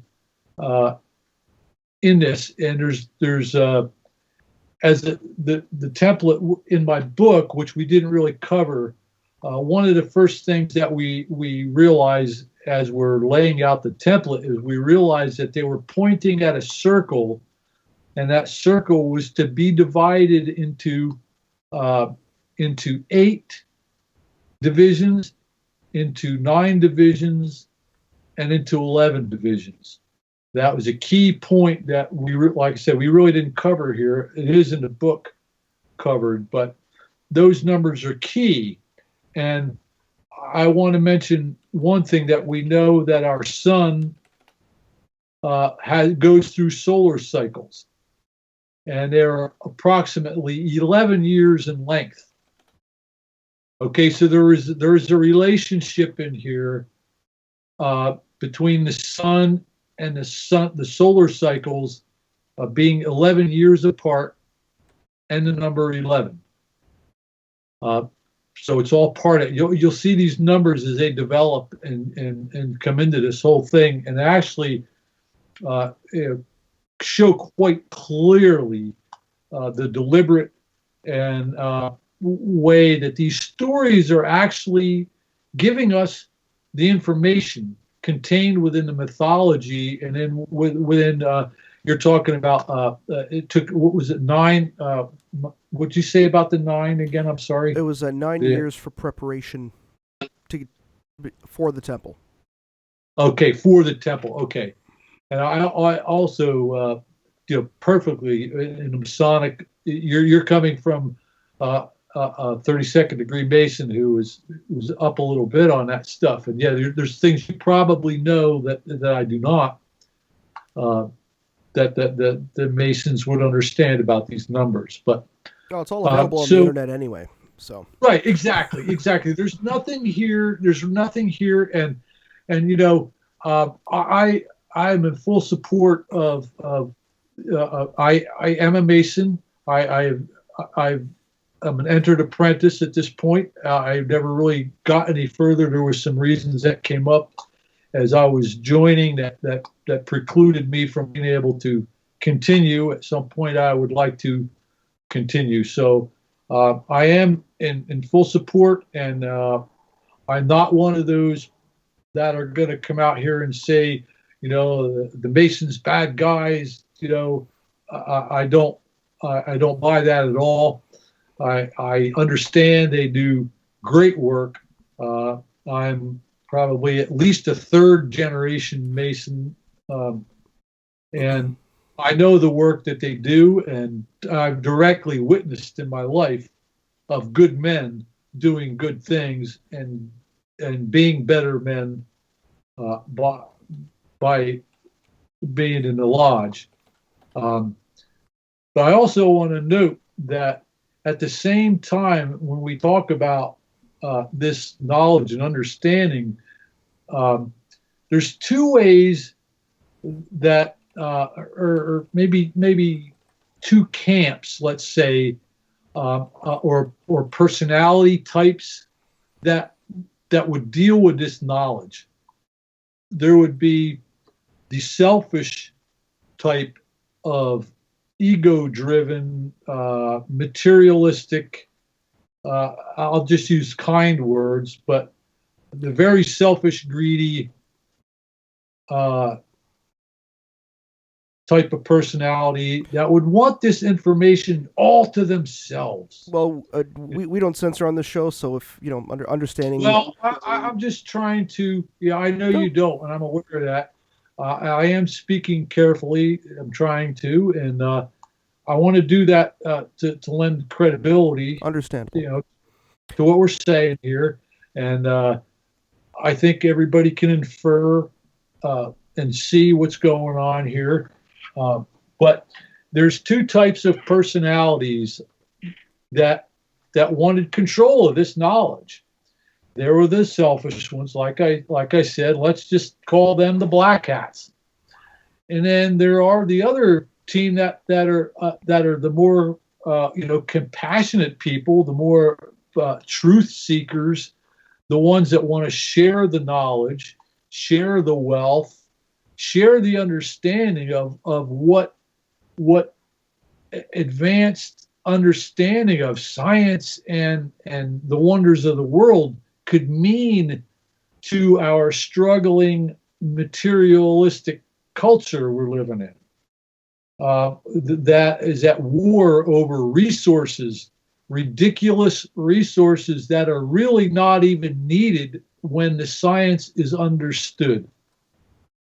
Could you imagine the difference in the world if we just had, or everyone, not just the elite, but if everyone had the ability to have access to energy? It would mean that deserts could bloom, and the oceans are full of water that could be desalinized for free. Understanding this science, could you imagine that same science that would alleviate disease and sickness, or at least make a significant difference? Understanding how the human and biology actually works by frequencies and vibration, and a completely different understanding of the way we're healing ourselves, which falls more into the homeopathic and different ways of healing the body as compared to the allopathic method of medicine that we're using today. It's really pretty disgusting when you understand what an allopathic, I'm getting a little sidetracked here, maybe in the medicine, but I'm talking about the understanding of what if we understood science that could come into play here, that would allow us to understand biology to a point that cramming pharmaceutical chemicals down your throat to relieve symptoms, which is the definition of allopathic care, to relieve symptoms using chemicals that were robbing countries of resources to squander and then sell on a public, an unaware public who has no idea that purchasing gasoline to drive around in your internal combustion engine is a total farce and scam that is completely unnecessary and was kind of jammed down our throats when there were other scientists at the time who were very well aware of this advanced knowledge. But these not so nice, greedy people, knowing this and understanding this science, and understanding the fact that, hey, coming up here in a couple of 100 years or so, the shit's going to hit the fan, and what are we going to do about it? Are we going to be here and help humanity through this? And the answer would be yes. That's what the white hat people's attitude would be. That they would want to keep this knowledge that had been given to us by our ancestors and left there at Giza for humanity. They didn't leave a note on there for the elite only. They left that there for humanity, and the meek person who would inherit the earth. That's who they left that there for. Not these egotistical, psychopathic, class A type that are ruling us, the money changers that are ruling us. They are the ones who are using and keeping this knowledge and understanding from the average people. And that's really the big story here. We are getting duped. there is science and understanding that was left from deep in antiquity by our ancestors that showed us the science that we know. This answers all the questions. Well, how did they do this? How did they know that? Well, there was, a deep ancient history to all this that goes far deeper into time than we ever imagined. But history is being hidden from us. And we'll kind of take it back to the Templars and the story of this knowledge moving through the ages, and the evidence that I have for that. When asked who are they and who do they know, this is where we're getting into the meat of the story. And at points I might be ruffling some feathers here, but at this point, there's really no other thing to say than the truth of the matter. And I'm presenting, again, mathematical and geometric evidence along that is substantiated with mythology and sacred geometry and all of it. But so I did the original. I think the original document of the Knights Templar. I don't have that on this particular slideshow, but I do have it. I presented it at the Paradigm Symposium. I had a graphic or an image of the very first Templar, the Templar cross and flag that was created in Spain or Portugal, Spain or Portugal, by the very first group of Templars that created the Templar cross.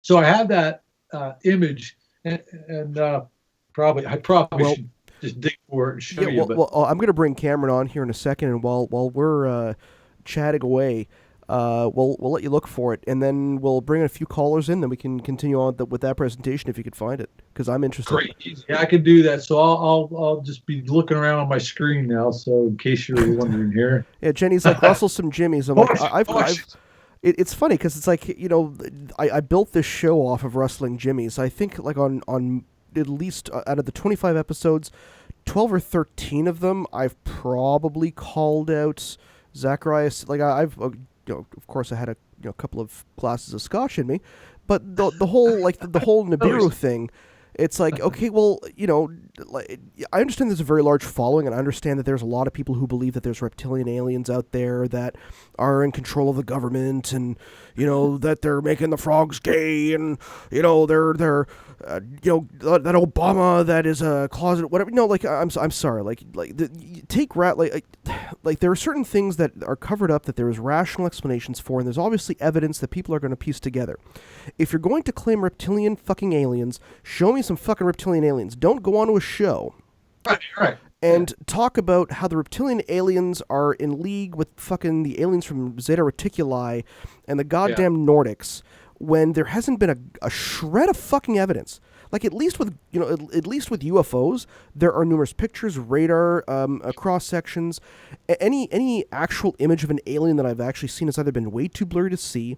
There's that inconclusive image out of, and I'm not saying that they're not real. Like guaranteed, they're real. They're out there. The ships are coming here somehow, whether they're interdimensional or they're extraterrestrial. But to be able to say that there is like a concordant a group of all these alien races that are out there, and they're in control of the Freemasons and the fucking Shriners and the the Federal Reserve and the military and all this bullshit. And it's like, I'm sorry, have you been reading too much L. Ron Hubbard lately? Like, get off your like go fuck yourself. Like, take your snake oil and go fuck. Go. Yeah, that's the way I look at the way I look at that. I don't rule anything out, but I certainly have seen no hard evidence of that at all either. Well, and I suggest to explain a lot of this, we don't need to explain it from aliens or anything like that. Very clearly, what we can see in just the evidence that I'm presenting here tonight is that the high science and high knowledge, high understanding of things goes back deep into antiquity. And before tonight, really, I think I just drove it back a lot further than people have and evidence, and I have a lot more to back up what I'm showing here. But that's the point of it is, yeah. What if there is a breakaway type civilization? If our ancestors, back knew there was a shitstorm coming, and they already had the advanced technology to go either off planet or maybe even hide somewhere on the planet or in the planet. Well, that's this the thing. Technology is absolutely there. We even have that, kind of have that today, right? So, well, that's my thing. It's like if there, it's not that it's not possible. Anything is technically possible. And are there aliens out there? Could they be reptilian? Sure, but it's a matter of the idea or the agenda of pushing this narrative onto individuals that states this is the way it actually is, where there is only reports of other people's corroborated evidence or stories to back it up. And I'm not trying to dissuade anybody from saying or coming forward that may have had an experience. Fuck, I've had an experience. I've had multiple experiences. Me too. Yeah, me too. So But for people to, like, let's say David Icke, and I'll call David Icke out any day of the week. If he wants to come on the show and give me his proof, fuck David, come on here. I'll rip you a goddamn new one because you're a lying fucking bastard who makes a lot of money off your presentations, and you don't got a shred of goddamn proof except for your own travels, not one photo, not anything. And you're claiming that it is the way that you say it is when you don't know shit. That's the thing. Saying that it is the way, like, everything that we present on this show is based on the idea that this is a possibility of the way that it is. When you have guests like yourself who bring on actual proof where it's like, these are the documents, these are the this is the corroborated measurements. Math don't lie. Right. But people do. And people do for stupid reasons. And usually for money. So yes. And that's kind of the thing. Like, if somebody's going to present evidence and back it up. Don't make claims that you can't back up. Right, and that's one point I want to make here too, because I've also been, as you mentioned, I am coming at this whole, this whole story from, a different point than most researchers. Now, I know I've got Cameron on the line here. I'm just going to introduce him quickly just so he can come on the line, because I know he's been waiting in the wings for a while. But Cameron, are you there? Can you hear me? Yeah, yes, I can hear you. So I just wanted to include you in the conversation and make sure that... jump in, brother. Oh, sure thing, man. I just didn't want to be rude. You guys, I'm a guest, so... we're in overtime now, so it doesn't matter. Okay, right on. Well, regarding like a controlled opposition and someone like David Icke, it's an interesting phenomenon because it serves to discredit very real, fantastic information. And I don't know if he's a witting dupe or not. I mean, he might just be like evangelical, considering his own experiences, but that doesn't excuse it, of course. And it's always strange to me because they'll say, well, 9/11 was an inside job, and by the way, I've seen people shapeshift right in front of me. Granted, I've seen an odd thing or two in my time that, I couldn't explain in the moment. And so I'm not completely ruling him out, but yeah, the burden of proof is there and he should supply it. And if he can't, he should just admit as much. So I'm with you there also. Yeah, like it's a matter of, I've been, and I've said many times on the show, and the most prominent one that I've seen, like from my own experience, is St. Lucian's Lights, which we call here in Ottawa, which some people will claim is earthquake lights. Some people will claim it's an orange orb. I've seen one. I've seen one very close. I've had at least very vivid dreams, which could just be dreams. But in terms of the evidence or the symptoms to being an experiencer and having that close contact with extraterrestrials, I hit like 8 out of 9. But at the same time, it's like I don't, if I'm talking about it on the show, I don't charge people to come on, $150 or $200 for a ticket to come on the show for me to stand on stage and talk about it and say, thank you very much, here's the evidence. I say, this is what I've experienced. If take it for what it is. But the burden of proof, and I know that Kevin in chat said, actually, sorry, it's NKid. Extraordinary claims require extraordinary evidence, which is Carl Sagan. The UFO phenomena, I don't doubt that for a second, because there is so much overwhelming proof, and I've seen too much crazy shit, lights in the sky, stuff buzzing my house, actual UFOs during daytime, orange orbs, you name it. The actual documented evidence for anything craft that can move faster than we are capable, knownly, of building, traversing airspace in the U.S. The overwhelming evidence is there that something is happening, and it's either extraterrestrial or extra-dimensional.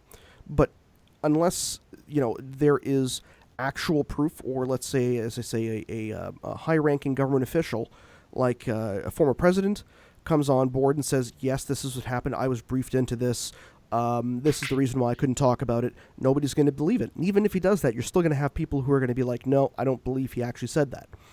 So that's the interesting part about it. Even if you have that extraordinary proof, how much extraordinary proof do you need to convince everybody? Right.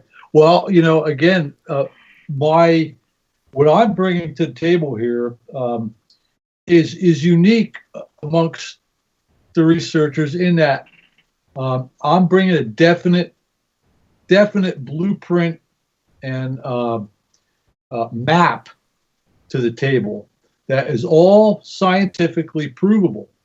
Unlike geology, which is, they're very good. There's really good evidence there. Actually, geology is one of the better ones, but in cosmology and even archaeology and all that, there's room for guessing. There's a lot of guessing in a lot of those things, or assumptions, or there's only one.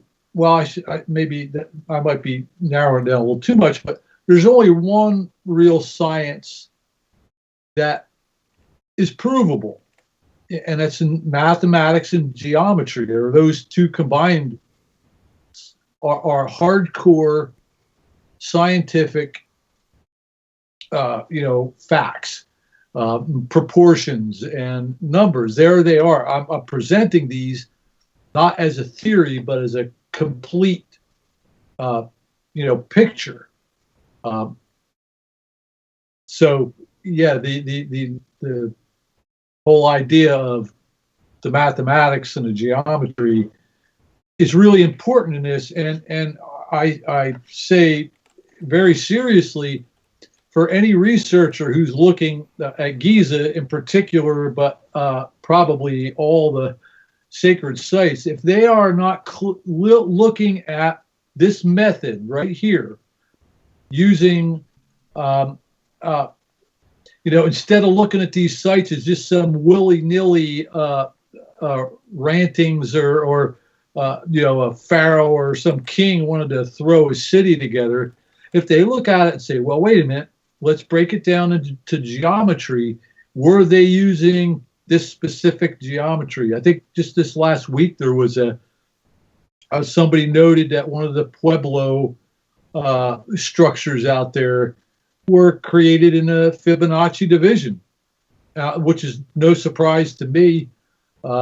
Gary David there with his Orion alignments in the deserts in the American west there, southwest.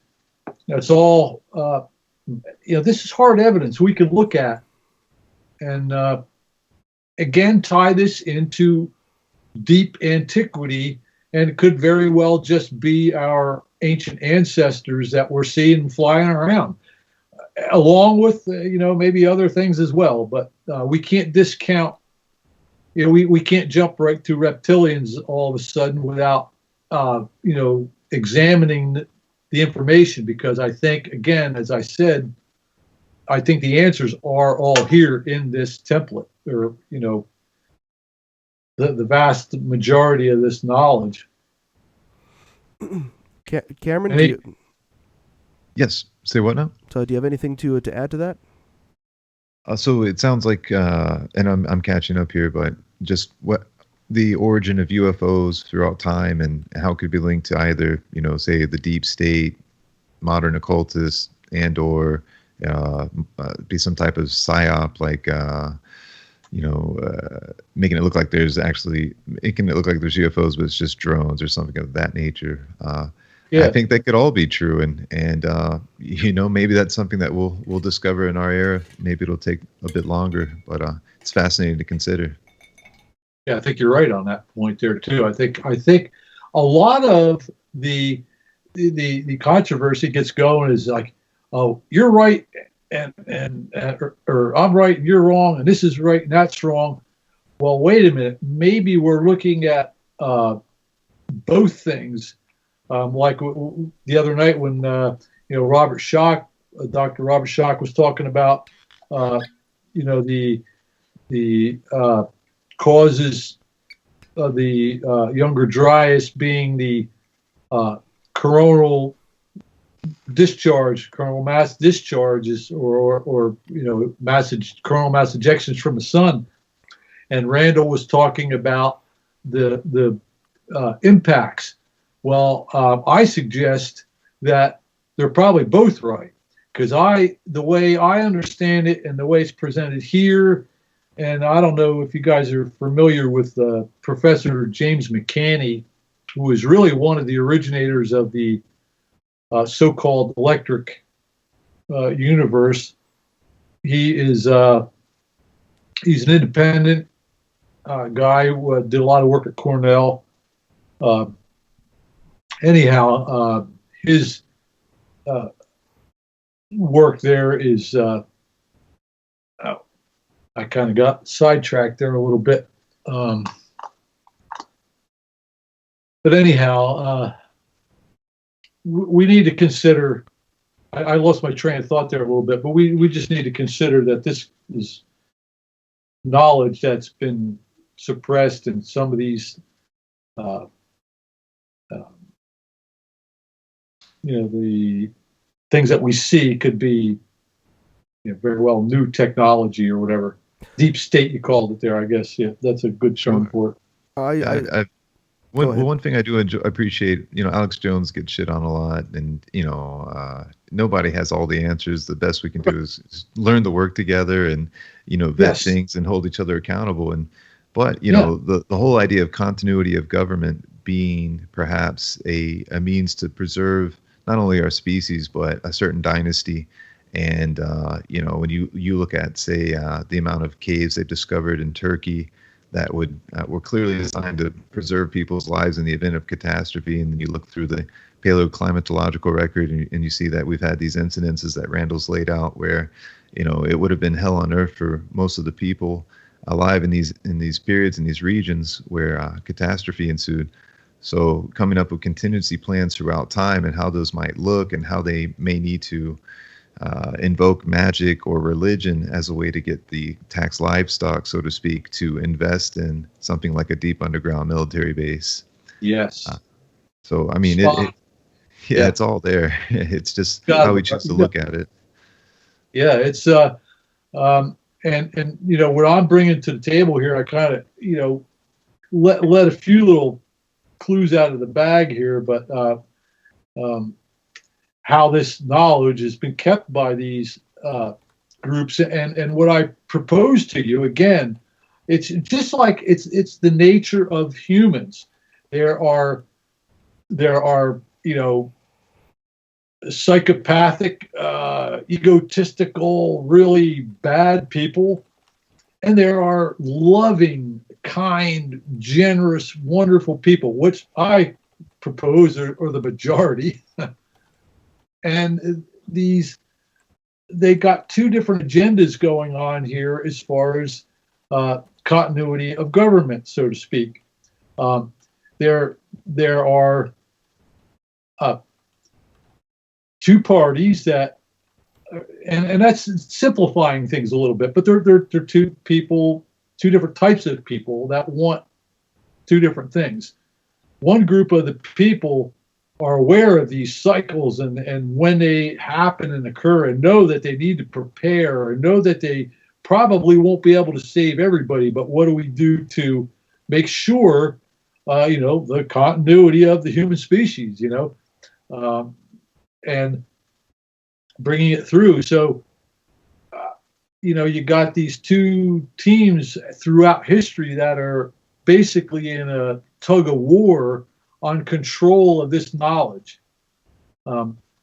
And I honestly think that when we bring the money changers into the picture is where the trouble starts. And the greed and the people with that kind of personality that want control and power want the money, and they know by controlling the money they can control the herds, they can control the people. Yes. So the way I see it, really plain and simple, and have direct, real life, real world knowledge of bankers, that's where the problem really goes. Follow the money and the money changers, and who's really at the top of all this, and their agenda. What is their agenda? What's their plan? Look at, they write books, read them, and read what they say, and this picture is very clear. And if everybody would take the time and try to understand history as it really is, and not what we're just being, told in our education system, just regurgitate text out of a book, and you got to follow this, and this is your history, and that's it. You're completely lost with that. You need to look at things and realize that there are people that want to take advantage of the human species. Yes, let's not be gullible and yeah, really, please, being gullible. Yes, thank you. Yeah. Yeah, well, and we're reared that way, and so it's not people's fault necessarily. Like, I have friends online that I'm still trying to wake up about the nature of fluoride, and all the brilliant scientists that have spoken out. Something like 15 Nobel Prize winning chemists have spoken out on the practice. I mean, it's absolutely a violation of the Hippocratic Oath. It's a violation at every level imaginable, being that we're mostly water. And yet it persists. And I have friends who, I've known for 20 years that they mock it. They're like, oh, fluoride, okay, what's the big deal? Like, you don't want to protect your teeth, and you just try to get across them like, look, fluoride is more than just what you've been led to believe when you were a kid. You can upgrade your software and make sense of your reality better if you can see that you could have been duped. And it's strange how how simple it could be. But previously you had described reading their perspective and how blatant and in your face they are sometimes. And so this is a quote from, I believe it's let's see, which of the Rockefellers or Rothschilds am I citing here? Well, I'll find it in just a moment, but essentially it says, some even believe we are part of a secret cabal working against the best interests of the United States, characterizing my family and me as internationalists, and of conspiring with others around the world to build a more integrated global political and economic structure. One world, if you will. If that is the charge, I stand guilty, and I'm proud of it. And I believe this is the memoirs of David Rockefeller. Yes. So, right there in our face. And that seems to be part of the way their magic works. It's just, people don't like to be duped. And it even touch on the fluoride thing again there. Here's what I have that same thing that you do. I talk to people about that, and they look at me, and here's what I tell them. I say, go into your bathroom and get your toothpaste tube out and bring it out here and read it to me. Right. And what does it say? If you swallow the toothpaste, what are you supposed to do? Induce vomiting. All poison control. Yeah. Okay. Yeah. So induce vomiting. I have a conversation with that, and I look at him. I say, here. And if I were to force feed somebody fluoride, I could be arrested for, attempted murder with a poison.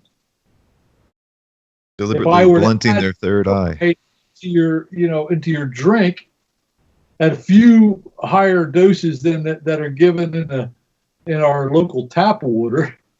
I could, first of all, you die, and then I'd be charged with murder, and yet we're allowing our towns and cities to add this in our water and our toothpaste. And people, please wake up. Yeah, and you've got newscasters that will just read a teleprompter in feigned confidence. They got no clue. These people are clueless. Yeah, and they're cut off from the pain they inflict through their ignorance, through their willful ignorance. Right. Ignorance. But thankfully now with all the fake news and the war between the American president Donald Trump and basically a leftist dominated media. Not that I'm a fan of the right. The whole left-right charade is just that, and we don't have to pay it any more attention than it deserves. But it's nice to see that in this power struggle between these various forces, that more and more people are breaking out of the trance of just letting these people, dictate how they should look at their purpose as a human being. And you see how easily we can be controlled. And it is humbling. And, I've been duped countless times. I saw An Inconvenient Truth with my mom in like 2005. And it was almost like I was like a call to arms. I'm like, oh, man, I had no idea. I mean, I always felt a little bit guilty, for driving and pretty much anything else that I appreciate, because you look back in hindsight and recognize that, we are subjected to every type of mind control imaginable constantly. And CO2, the battleground for CO2 was established in the mid to late 80s, and Gore was right there at the outset. Just subtly introducing this concept so that he can later on make almost literally billions of dollars of generation investment management. And Randall's got a new article now on the website. It's let me bring up the accurate title so I don't botch it.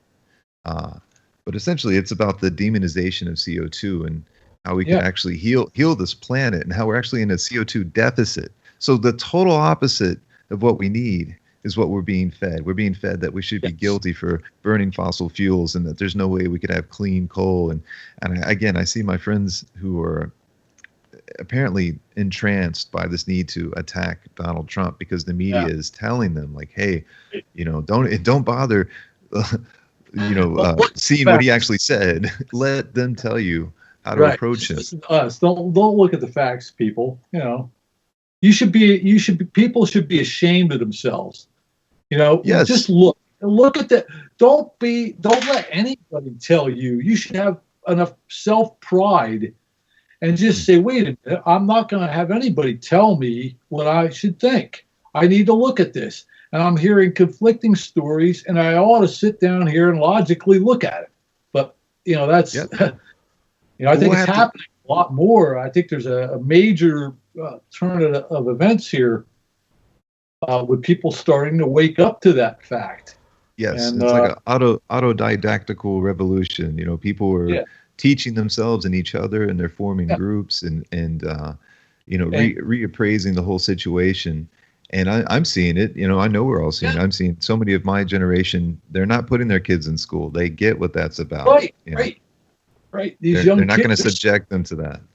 Right. These kids are.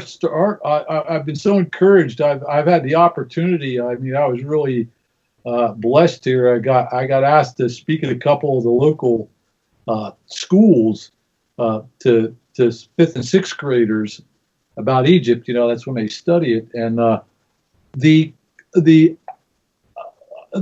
questions that these young people were asking, it really encouraged me. I mean, they were just really sharp. They were surpassing their elders, with the questions in the. So I'm encouraged by the young people, and have a little pride in yourself, young people, and do not let anyone dictate to you what the story is. Yes. It's easily available now. You have information at your fingertips. Use it wisely. That's my advice to the young people. And because and if we can have authentic debates, like yes, it's funny. Genuine debates and discussion with the objective of moving science forward with a little integrity, and not because my tenure, I'll lose tenure. And let me go back, just touch here. You hit on Al Gore and carbon and the carbon taxes and all that, and what Randall has looked at with the climate, and you guys, all you guys, which you've done such awesome work. It's an honor to be talking with you and know Randall, be friends with Randall. He's an awesome man. Thank you so much. Well, it's really an honor. Excuse me, I'm sorry. It's an honor to be here with you gentlemen as well, and I feel the same about Randall, of course, and this whole movement to just wake people up, and the world is a classroom, and it's there at our fingertips now. Never before in history have we the people had access to information that's available now.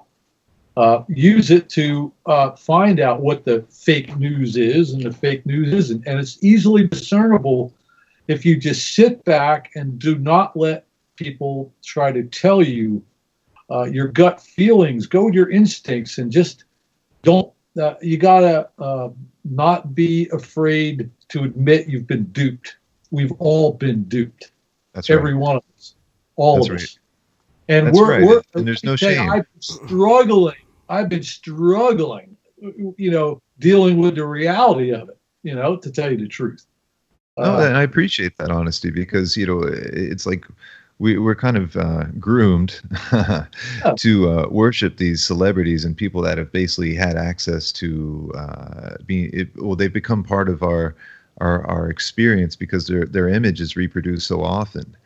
And it's injected with, soundtracks and special effects and editing, and so these idols are hatched. And thankfully, people were revoking that as well. Like the most recent Oscars, that snafu at the end was just, beautiful, synchronistically, just like yes, could you not summarize more of your disconnect, right? Any better? Totally disconnected. You've got that right. Yeah. And let California secede. If that's what their citizens decide to do, then please go for it. See what happened to Venezuela. That's what you need. Exactly. Yeah. Show me examples of this wonderful socialism, or whatever you want to call your way of one world order or whatever. Show me a good example of that, and how's that working? How does that seem to be working around the world right now? Finland, Yes. Norway. Those would be the only two. And Like Scandinavian countries would be the example to that. Unfortunately, when it was quote unquote implemented in Venezuela, that was more of a populist response towards international forces that they didn't really want to respond to, and the people in power just did it because they wanted to stay in power, without any knowledge or giving two shits towards what the consequences would be. Several years down the road. Now we're at the point where you've got individuals who will go days without food, out within the capital or outside of the capital, and the government's been slowly tightening the grip. Like I don't watch network news, and it's been dominated for the last little while with the whole Trump thing going on, and of course anything that comes out of that, you always have to take with a very massive grain of salt, and then toss it over your shoulder. But that is stuff that's still going on, and no one's talking about it. Or if you do hear about it, it's on, the local programs, or you get it from some of the alternative news networks. But that's not necessarily a view of socialism. Like, government, wherever you have government control directly within the population on the economy, on rights, being able to dictate what people can say, what they can think, what they can believe. There is a certain amount of common respect that a society should be able to teach to one another, which is that don't be an asshole, And if you can get that message across, then the idea of having to control and legislate every single action or thought that somebody has, becomes less and less of a moot point. But wherever you have more legislation towards controlling the rights and actions of an individual, that's where you get the most discord, because people are going to act out, and whether it's through protests or boycotts, or just simply not buying product anymore, or starting to read alternate news. There are multiple extremes. The whole idea is to, like, why is there this whole idea of having to control people? If there's rich people who want to be rich, then produce a good product, charge a fair price, treat your people well. If your company's worth a damn, then people will buy your shit. If it's not, nobody is going to buy it. That's capitalism. Capitalism, if there is demand and you supply and people are willing to pay for it, then you make money off of it. If there's not, then you don't. But the idea of controlling, controlling markets to an extent that, and even removing some some controls, removes restrictions on corporations to control the markets themselves and get that monopoly, which then strangles out all of the smaller businesses, which could potentially take a piece of the pie. But there has to be things within reason, and the reason, the reasoning is to use legislation in a manner that gives the population as much freedom as humanly possible, so that they can contribute to the economy and society as a whole. If you don't do that, then society breaks down. That's where you get authoritarian governments from. Because somebody who's a psychopath, as you had said, Edward, is going to see an opportunity because he wants that walled-off massive mansion with gold toilets and his own personal zoo and lake with a remade galleon in it, and he's going to seize power, and he's going to do it. And then the country's fucked for 20, 30 years until they can get rid of the fucker.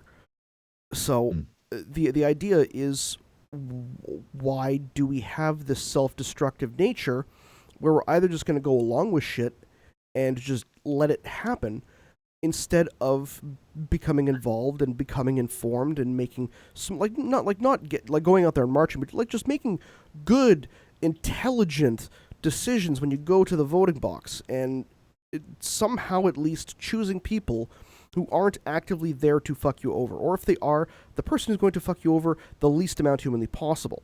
In that regard, the person who'd be able to who would have done that would have been the Libertarian candidate for the last election. And again, I understand that there are some people who may be pro-Trump or anti-Trump. At the end of the day, Republican, Democrat, Trump or Hillary, they're multimillionaires or billionaires who are beholden to someone who has more money than them. So the idea is, take the money out of politics, make it a fair playing field, or make it direct representative democracy.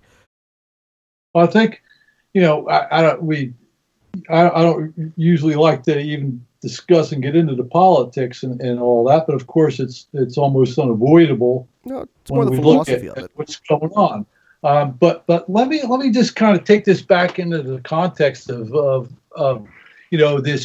this knowledge and having it, and what people could do if they had this knowledge. Now let's just back up, for instance, to you talked about Al Gore and Inconvenient Truth, and the inconvenient truth was that we are causing this by use of our fossil fuels, are causing this rise in temperature because of our use. Well, if you knew about these cycles, as like Randall is showing in his clear graphs there, that show that previously to some of these going into an ice age, there is a rapid uptick in temperature, that the temperatures actually rise before these events.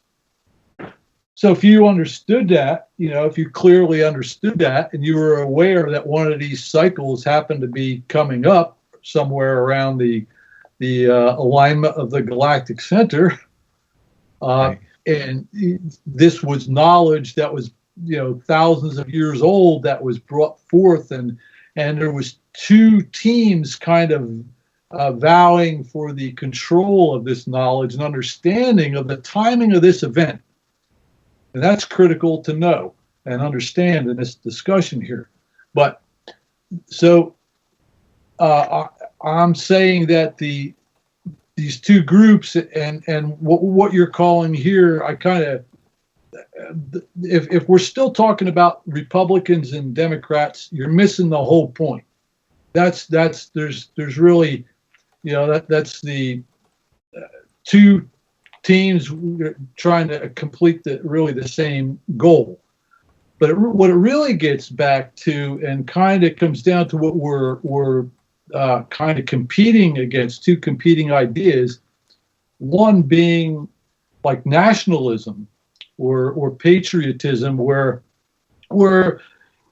the idea is less government, have a free society, and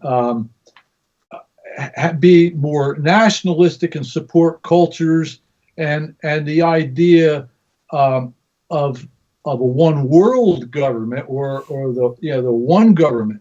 And I've heard analogies that I think are a great analogy, and that would be if you were to build a ship and you didn't break it off into different sections, and you had a leak in your big ship that had no separate compartmentalized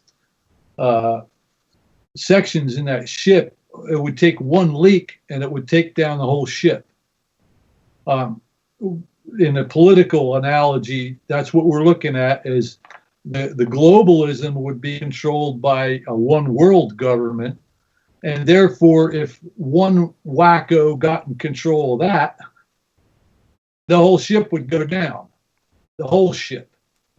Where a nationalist point of view is more of, hey, okay, we all got our own cultures, and wonderful if we want to share them. That was what America was really based on, is patriotism, and breaking away from the money changers was key to what the founding fathers were doing. They were trying to break away from the money changers. And I don't know how else to put it. That's really a simplified version of it, but the reality of it when you look at it. So Gore, they know this change is coming. They know that they're going to be watching the temperatures rise, and tier one scientists, let's say, are that know very well that, hey, some of the changes are starting to come that we know that happen in these cycles, and we need to basically exploit it, because we need to get all the money we can so that we can dig our underground bunkers and our, which we see into ancient history, underground, places where people took refuge during these understood, times when they're the only place to really hide and protect themselves and to allow humanity to move forward would be underground. There's legends in the Native Americans where, they were taken underground by the ant people, and they lived underground and came up after these great cataclysms happened. And, the evidence points that way. The myth is that way. And what I'm telling you, these people know about this, and they are using their understanding of this climate change that they know is part of the cycle that Randall's demonstrating, and that, boy, I'll tell you, having a trip out there with Randall a couple of times and seeing the evidence of this, and from Randall's experience and his knowledge, is just a tremendous, proof of all of what we're talking about. But anyhow, bringing it forward, that this knowledge is understood. And one of the theories that I've at least been a proponent to, and I know that it's been discussed with regards to the mystery schools in Egypt, that this knowledge was communicated to the high priests and a very select few, and the royal family, that where Freemasonry came from, and the idea of using these same sacred symbols to kind of to communicate morality and to be able to train people to become better people. was inherent within that society, so that the rulers themselves, again, as you said, would not take the ship down with them, that they had beaten into them, if necessary, the understanding that they had to be good rulers, and that, any number of giant monuments could be built on whether it's and the prevailing theory being that a lot of the major monuments were state projects, with thousands and upon thousands of average citizens just pitching in because it's the thing to do at that time of year. Why can't we do something similar? Why can't we as a society, join together and work with people who are supposed to be working for us, to work towards a greater goal than they can just make alone? Because it's for them, they're going after the small, low-hanging fruit. Whereas if we all kind of chip in, and we could share ideas, share our commonalities, but use the knowledge that we've been able to gain and glean from tens of thousands of years towards taking us out there to the rest of the solar system. Go check out the supposed pyramid on Mars, or if there's actually life on any of the moons of Saturn or Jupiter. Like, we went from horse-drawn cart and carriage to fucking rocket ships within about 75 years. Think about that shit. What can we accomplish as a species if we're actually able to pool our resources and set all this petty politics and bullshit aside, and the want for money, to actually achieve something for species as a whole? Yeah. And a great note on that. Do you recall the speech that Ronald Reagan gave in Russia? That he a lot of people reference him talking about aliens, but he was talking, and he was making a speech about how wonderful, or how would it be, how would things be if we as humans, as a human race, was faced with an alien threat that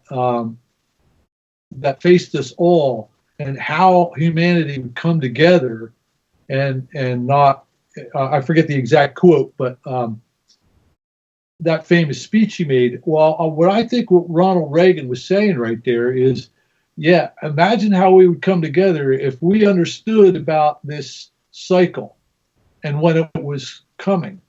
And, there is a window of opportunity for this to happen. And we are, in that window. And,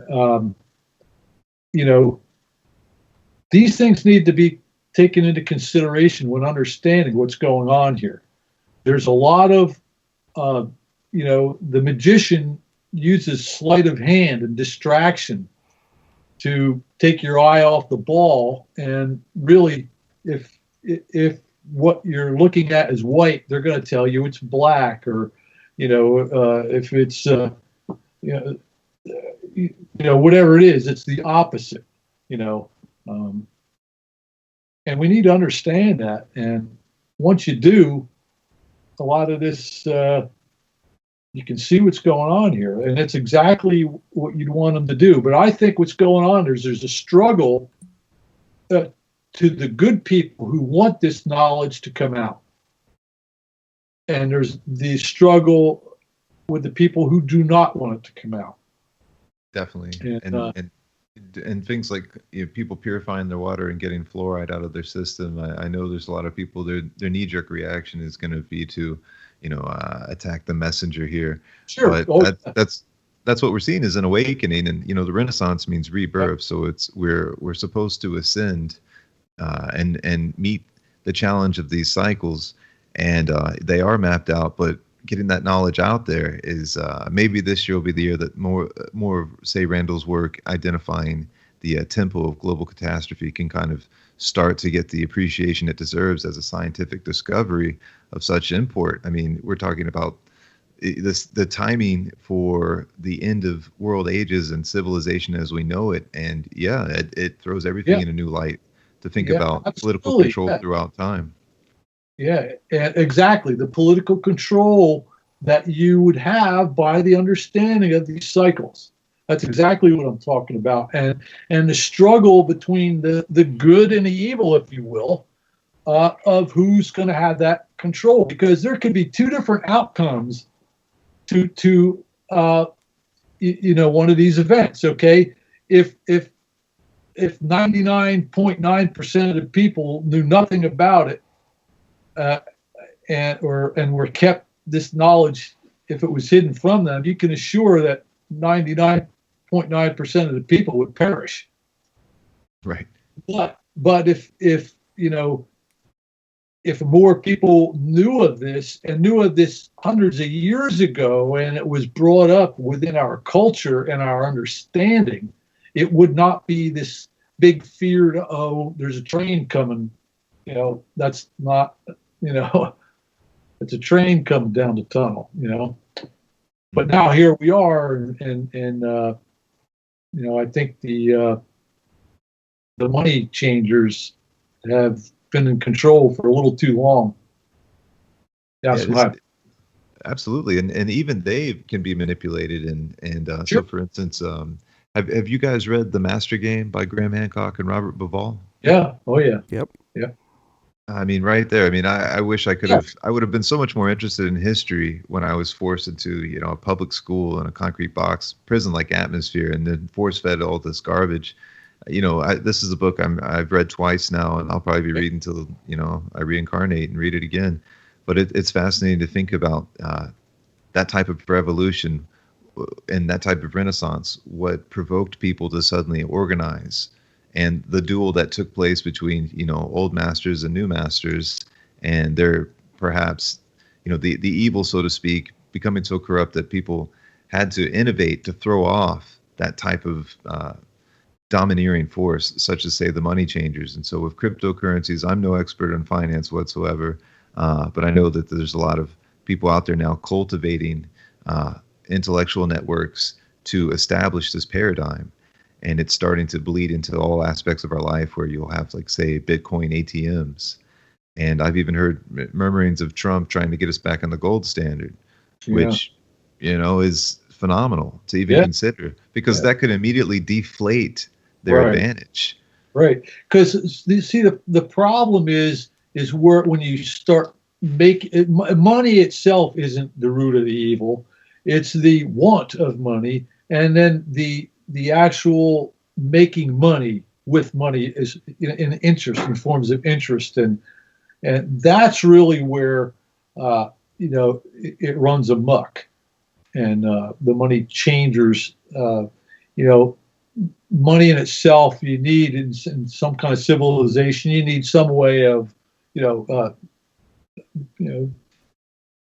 earning a living or whatever. I guess money will always probably be part of culture, but it's when you get the love of it and the greed that it just and it turns septic. Yeah, it's done. Absolutely. Yeah. And it's weird, the connection between Hermes, Mercury, and money, and him being the trickster, and so it's like this idea of the currency of your consciousness. Like, how do you apply your consciousness in this realm? And if you aspire towards, just your ego's aggrandizement, then you become corrupt. And it's weird that that's something that can even take root in our experience, but we know that it's true. So coming up with social structures that can mitigate that force. And I'm not a Mason, but I've heard that some of the initiatory rituals, they're preparing you to understand human nature and how you can be a little more diplomatic and find win-win situations with your fellow man. Yeah, basically. Yeah. That's so part of it. Sure. So let's adapt that to homeschooling and you get the next generation off the grid, because California is mandating that your child be vaccinated if they want to go to public school, and to me that's like an intelligence test right there. It's like, why would you risk, if you know anything about the pernicious effects of vaccines and how that is basically propped up by these money changers and eugenicists. And if you have an issue with hearing this information, I doubt your audience seems pretty hip, but there are still those clingers out there that they don't want to admit that they are duped, and they would basically sacrifice their firstborn to the state out of like stubborn pride. At this point, I mean, and I've run into that, and it's disturbing.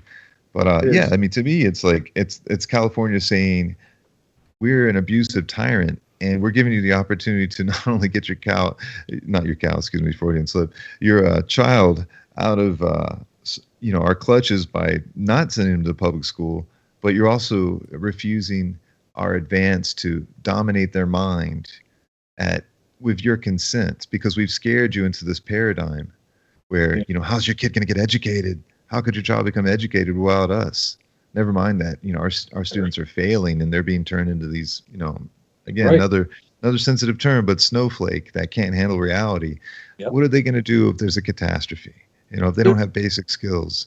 Exactly. And they've done that deliberately. They've done it deliberately. I hate to say it. And the black hats have been winning. And I know it's a simplified, way I'm trying to state this, but I think people need to understand it in a simple way. They don't. It is such a complex issue that we're talking about here, but the basic idea of it comes down into morals and having good moral values. And because with this advanced scientific knowledge, you need to have morals to utilize it. But you're always going to fight the opposite of that, which is the evil side of that. The people, that want to control, and it's just. It's the University of Duality. This is Graham Hancock's friend. Exactly. Now, speaking of the University of Duality, and I know that this kind of goes into being able to spread the word and continue the fight. I'm going to be opening up the lines in a little bit, and if we don't get anybody to call in, I'm going to start prank calling people on my Skype list. So, so Cameron, I don't know what time it is, but it's pretty late, isn't it? I don't know. It is, but that's kind of the fun of this show. So, at this point, I'm also entertaining you, Ed. So. Consider it a birthday present where you can go to bed knowing you had a good time. Happy birthday, Ed. Yeah, thanks, man. Now, Cameron, I know that this is a show that Ed's going to be on. You've asked him to be on, so I want to make sure you can plug it good. And that is the fundraiser that you've got for the massive SGI Equinox fundraiser sale. And again, that's to help you and Sacred Geometry finish the Gnosis podcast studio. And I've seen previews of it. It is fantastic. You guys are doing an awesome job. So if you'd like to tell the listeners a little bit about it. Oh, yes. Thank you so much. Well, if you go to our website, it's right on the front page. You can get all the details. We've basically got some new packages and several sales.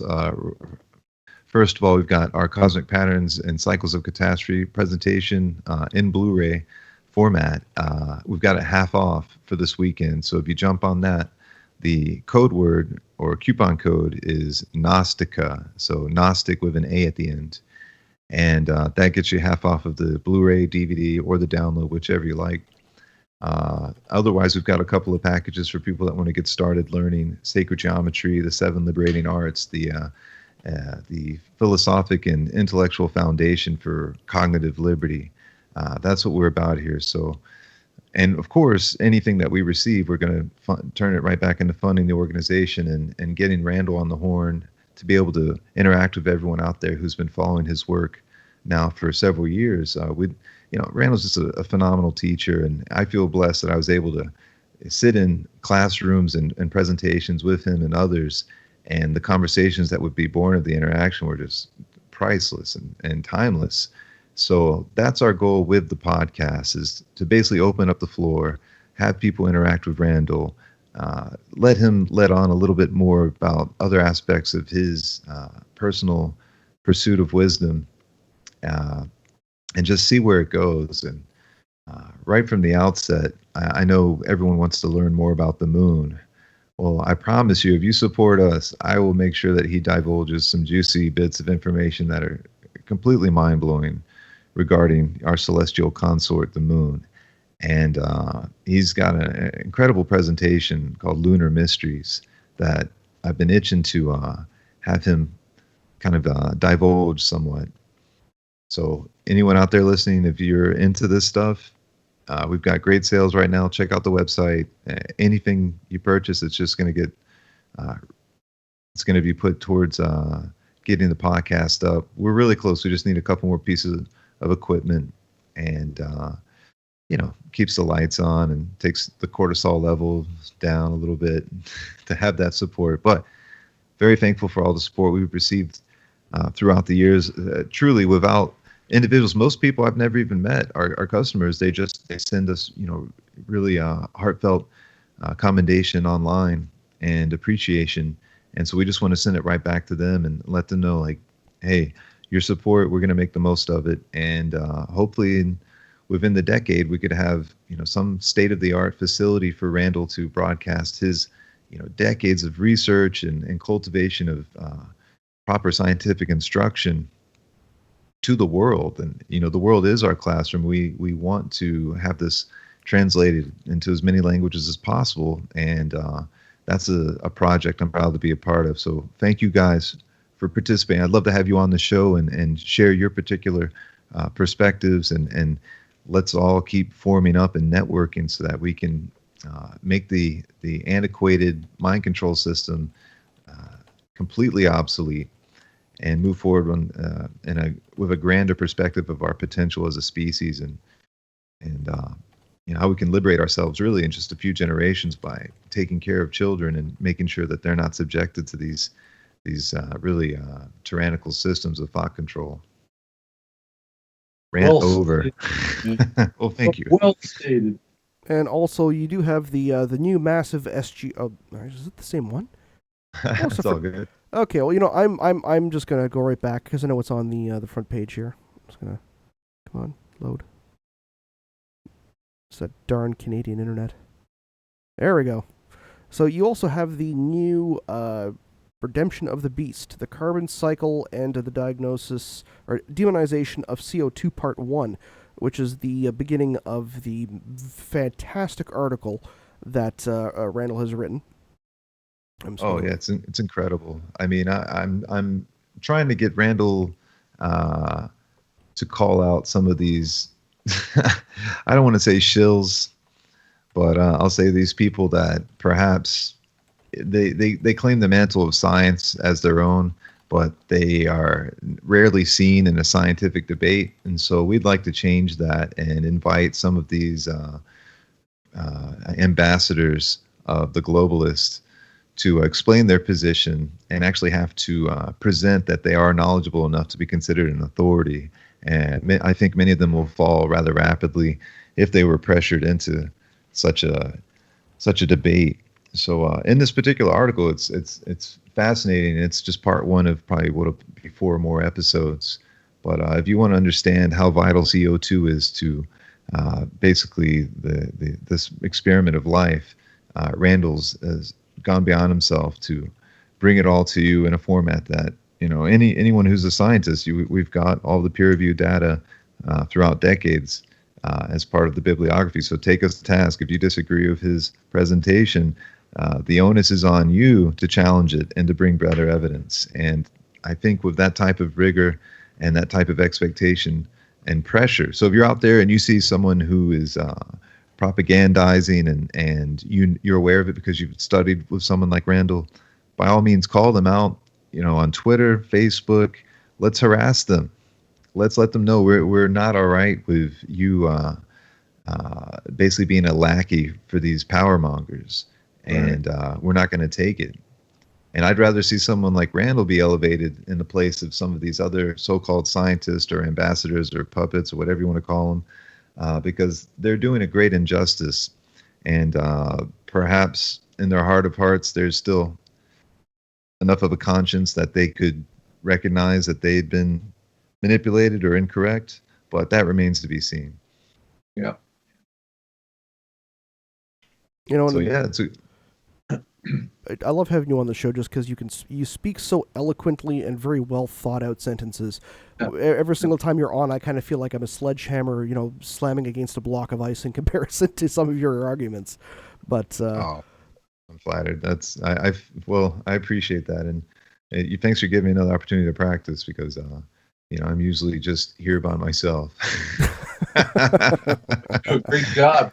I'll tell you what, I thought it was very, like I said, very well stated. You speak very well. This is the first I've really talked to you and I've met you, and it's a pleasure. I'm really looking forward to coming on there and talking with you and Randall. And so I trust you got my books and.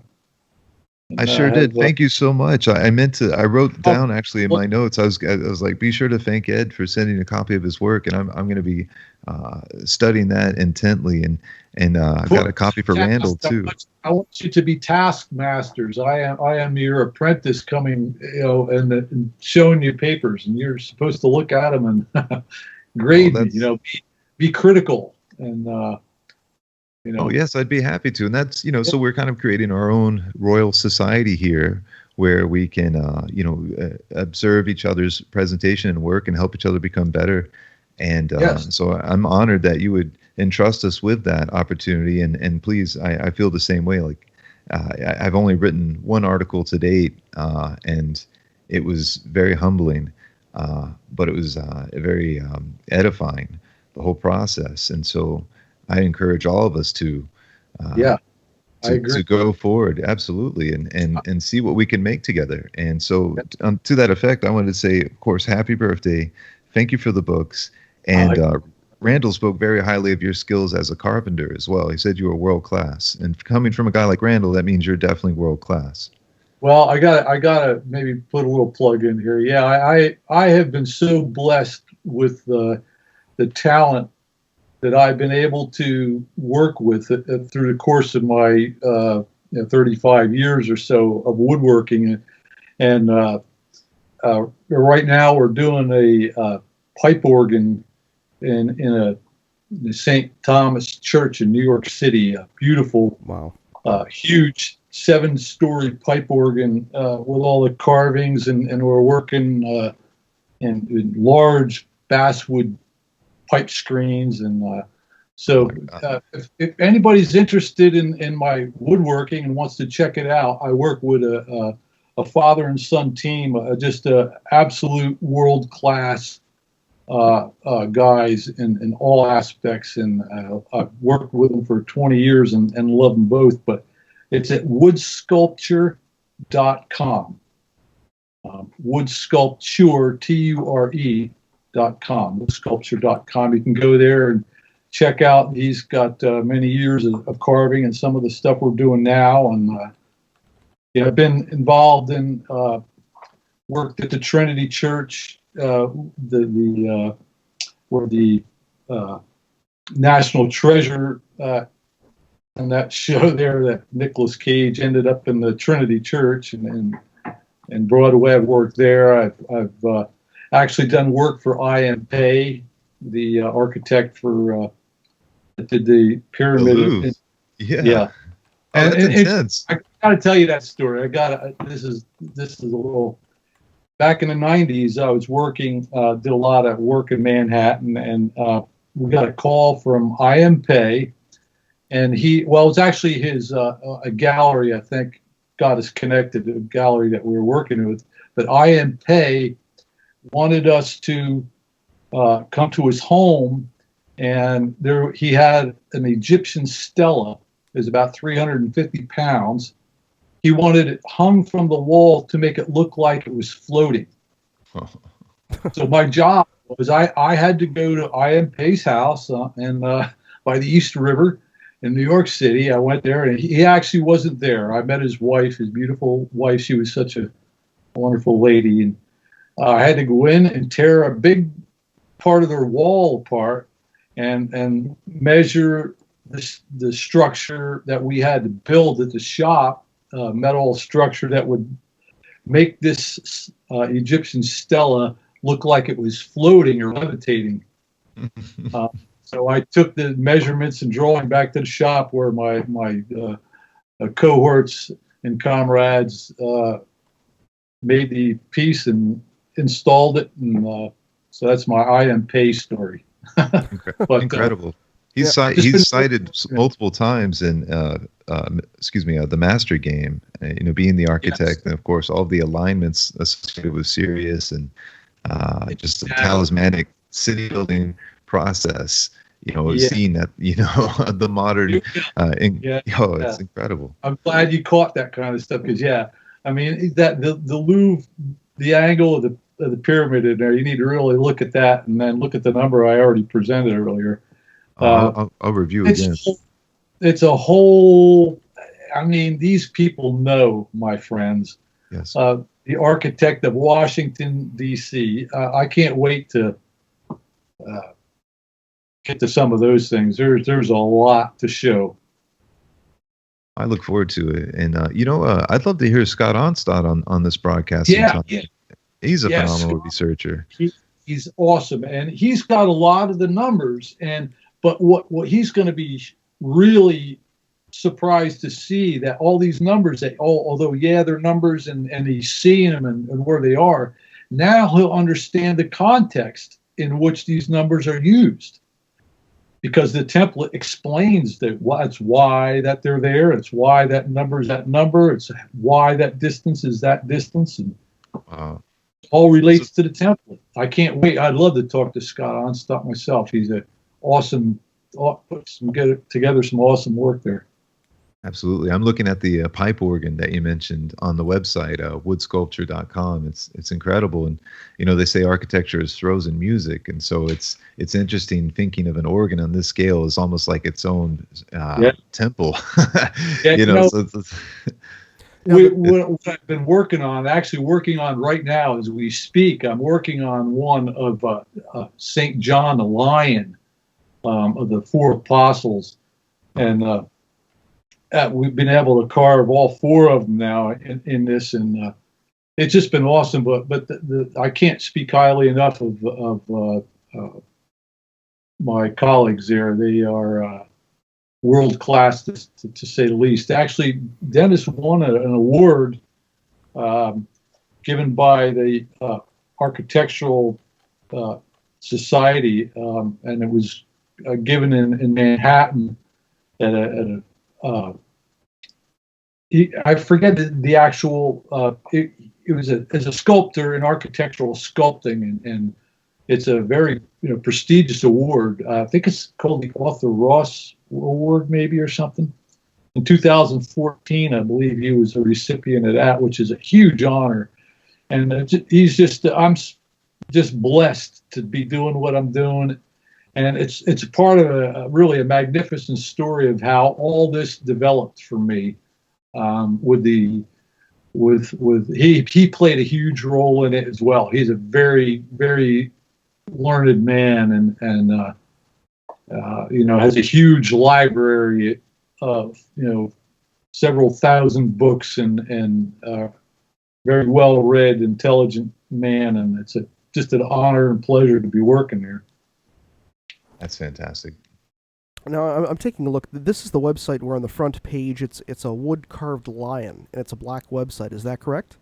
Yes, you got it, yeah. Right, give me a second here. I'm going to throw this up here. So this is the organ that was done. And there's a front view of this piece, and it's a massive, massive organ. And the funny thing is my wife's actually in New York right now, and if I ask her to go there and take a few pictures, she may, but Fifth is quite a far ways away from where she's staying. They're just starting to install some of the new stuff we've done. It's not actually going to be up and ready until 2018. It's a beautiful 7 stories tall, and it's massive. That's intense. Yeah. So I want to hear it. I want to stand in front of it when something. Yeah, I think we can.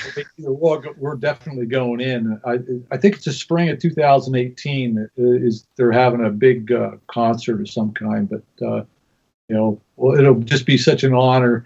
And I got to tell you, through the whole course of this carving things, I've been involved with some really interesting projects that led me to look into the geometry of religious symbols and flags or heraldry, and my God, guys, it's I don't know if you're looking at my screen at all with the Templar flag, but it is all spelled out clearly. When you realize it's an amazing. Oh, interesting. I'm looking at it now. It's a little bit. The resolution's not as sharp on Skype. Let me jump over to the live YouTube. I don't see it there. I've got it on the same here. I'm just trying to. I know that there's a way to increase the resolution of the imagery coming in on Skype. Resolution. So if you'd like to describe it while I'm trying to figure this part out. You're talking about the Templar Correct. sign? Is that? Yeah. Okay. Well, if you can see this image here is the first group of Templars that got together and formed the Knights of the Temple, I believe, and it was in the Portuguese area there somewhere. But if we look at this drawing here of this is the first like Templar cross that was drawn, that was on record, that they put on this parchment that they all signed. And there's around it, there's a lot of more signatures and different things. But at the center of the circle where we see the Templar flag, that looks to be, it is done very precisely in a manner that in order to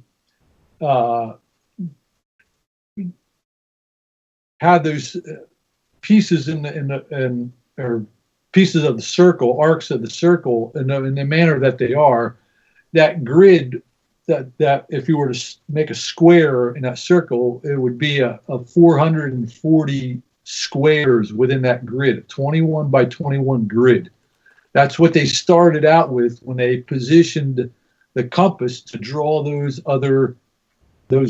circles. And to map that out, you use a square that's 21 by 21. And if you multiply 21 by 21, you have 440. 440 is the length of royal cubits in the Great Pyramid. So that being said, the circle within that circle, the outside circle is the full circle of our template. The circle that's within that, that they have there, where it shows up, where it shows up on the template, that inner ring is 9/11ths of the circle. If we were to divide that circle concentrically, or that radius concentrically, that second inner circle there on that flag would be 9/11ths of the circle.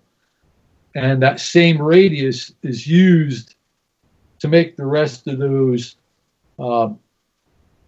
arcs in the flag. So right off the bat, the whole geometry is completely explained in terms of the template. And also, if we look on that down about the 7 o'clock position, you'll see a big dark spot circle that's drawn on, and that's on the original document. And that point there, if you put an angle on that, an angle off, if you stand facing east and you were to turn 23.5 degrees, you would end up on that center of that spot. So that spot is 23.5 degrees, which is the tilt of our axis, of the Earth's axis, and also gets into that locates the wall of the crow in the template. I don't really have a higher definition shot here to show you that, but that interacts with that, and then the names and the signatures and how they signed it. You might even be able to pick up a couple here, but they did these little ticks off the ends of some of the letters that they were writing, these deliberate long strokes on some of the letters. And on certain ones, which I don't really have pictured here, they point directly at parts of this template. So, there's the evidence, and that's not all of it either, but there's the evidence of that, that Templars understanding the template. And So that's what we're looking at there. That's the breakdown of the origination, or the origin of the Templar flag, or the cross, and it's shown to be clearly connected to the template in more than one logical way. There's actually quite a bit more. Again, I could show you, but we don't have here. So that's what you're looking at now. And this is all covered in your book, Ed? Is that correct? This won't be in the first book. No, the template will be. So once you have that template, you yourself can then take when you understand where I'm going with this, you understand that these knowledgeable men and women, whatever, that understood this, use this template to compose things. So if you've got a question about a painting, or I could show. I think I showed you, Chris. Didn't I? Showed you my YouTube there with the Mona Lisa. Yes, you did. Okay, so Cameron, I'm not sure you're aware of this, but what I also can demonstrate clearly is that in Renaissance paintings and stuff, they use the same template to encode in their paintings the knowledge of these cycles and the template. You can take this template now and you can do your own investigation, and you can look at other layouts of monuments and temples and paintings and architecture, and you can decipher. You can see, oh wow, they used this to do that. So that's what I'm showing here. The Templar flag was created from the template, and we could.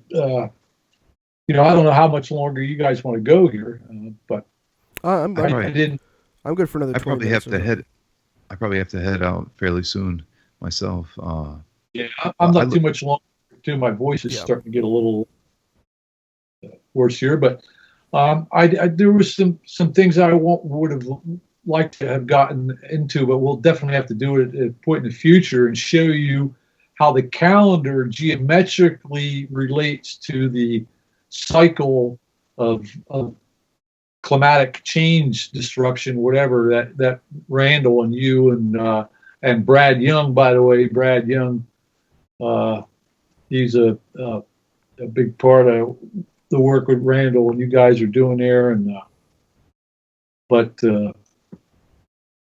anyhow. No, that's great. Yeah. I look forward to diving into your book, and it's got to be all over the place. I mean, it's too important. So it is. You'll be overwhelmed. I can promise you all, just as I am, that once you realize what this is and how to use it to decipher something, it's going to be you're going to be overwhelmed with what to look at, and you're going to be stunned at how in your face all of this is. And it's the magician, it's the sleight of hand. It's hidden in plain sight.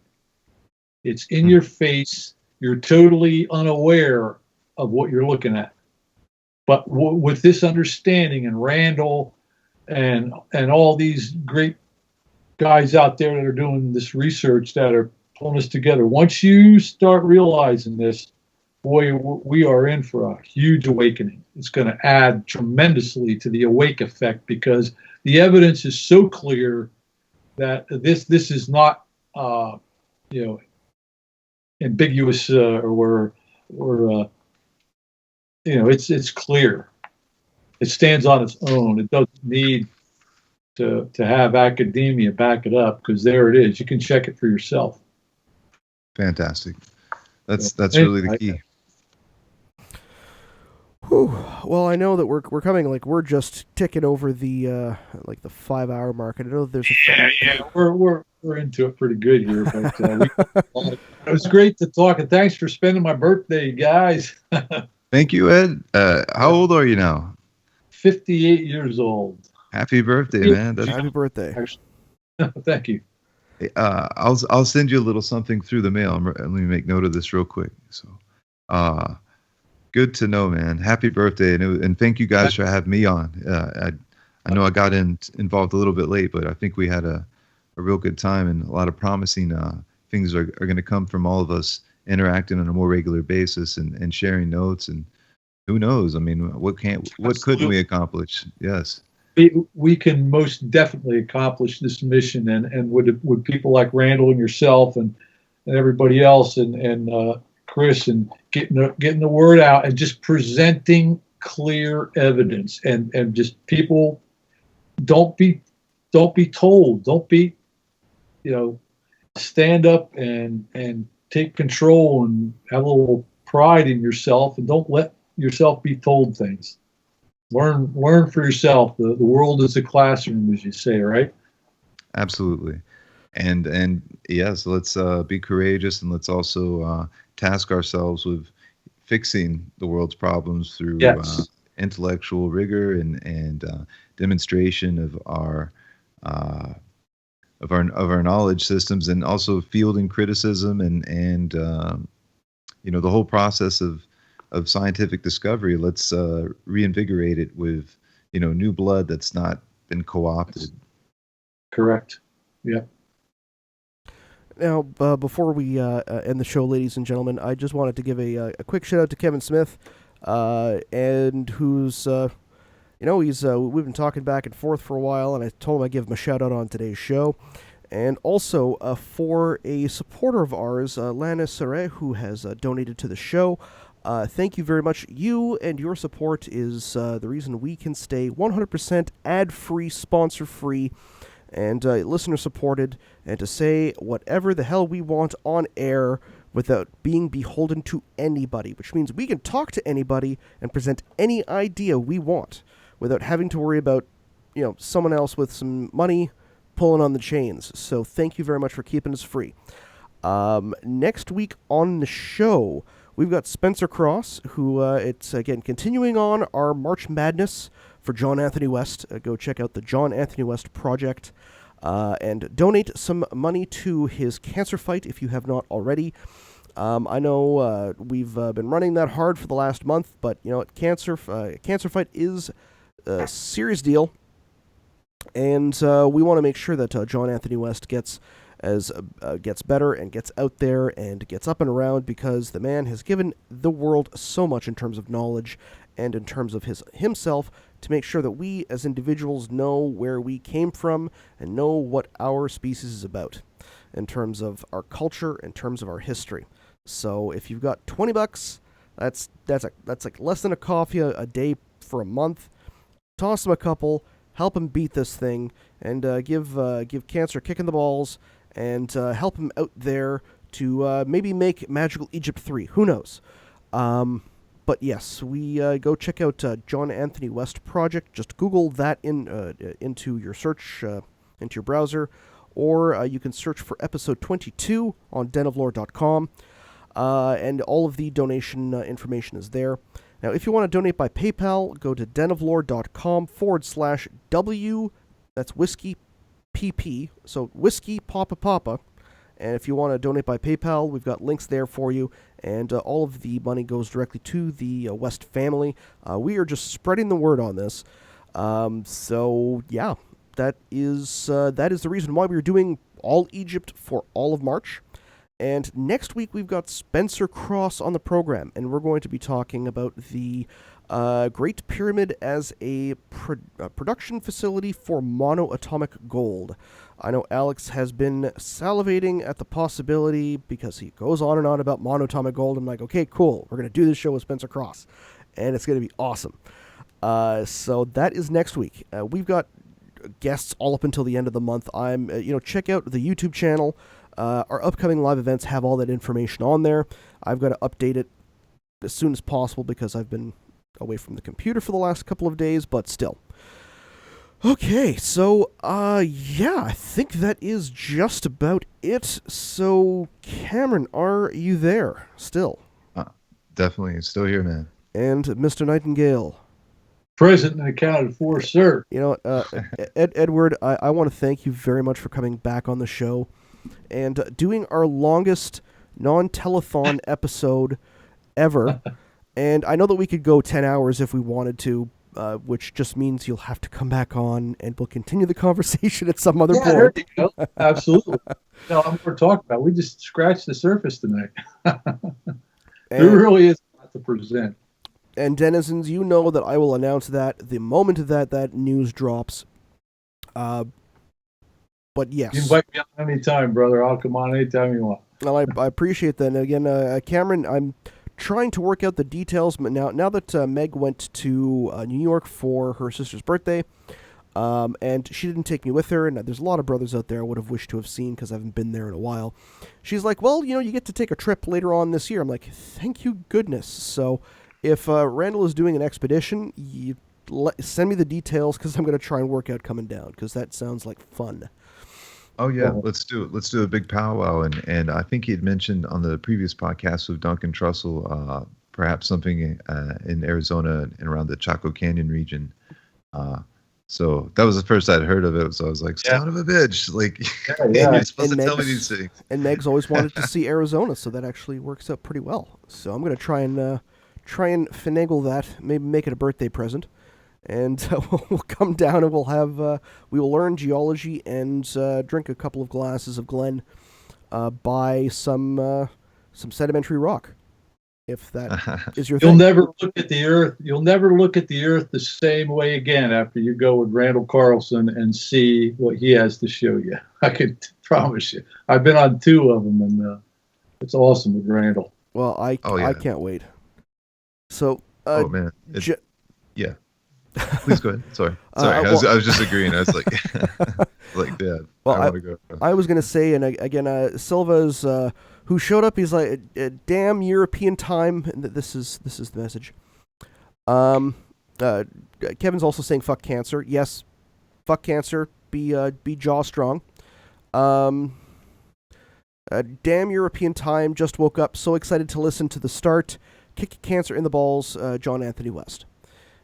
So, you know what, and also, there's a lot of supporters still out there, and you know what, go check out the John Anthony West project.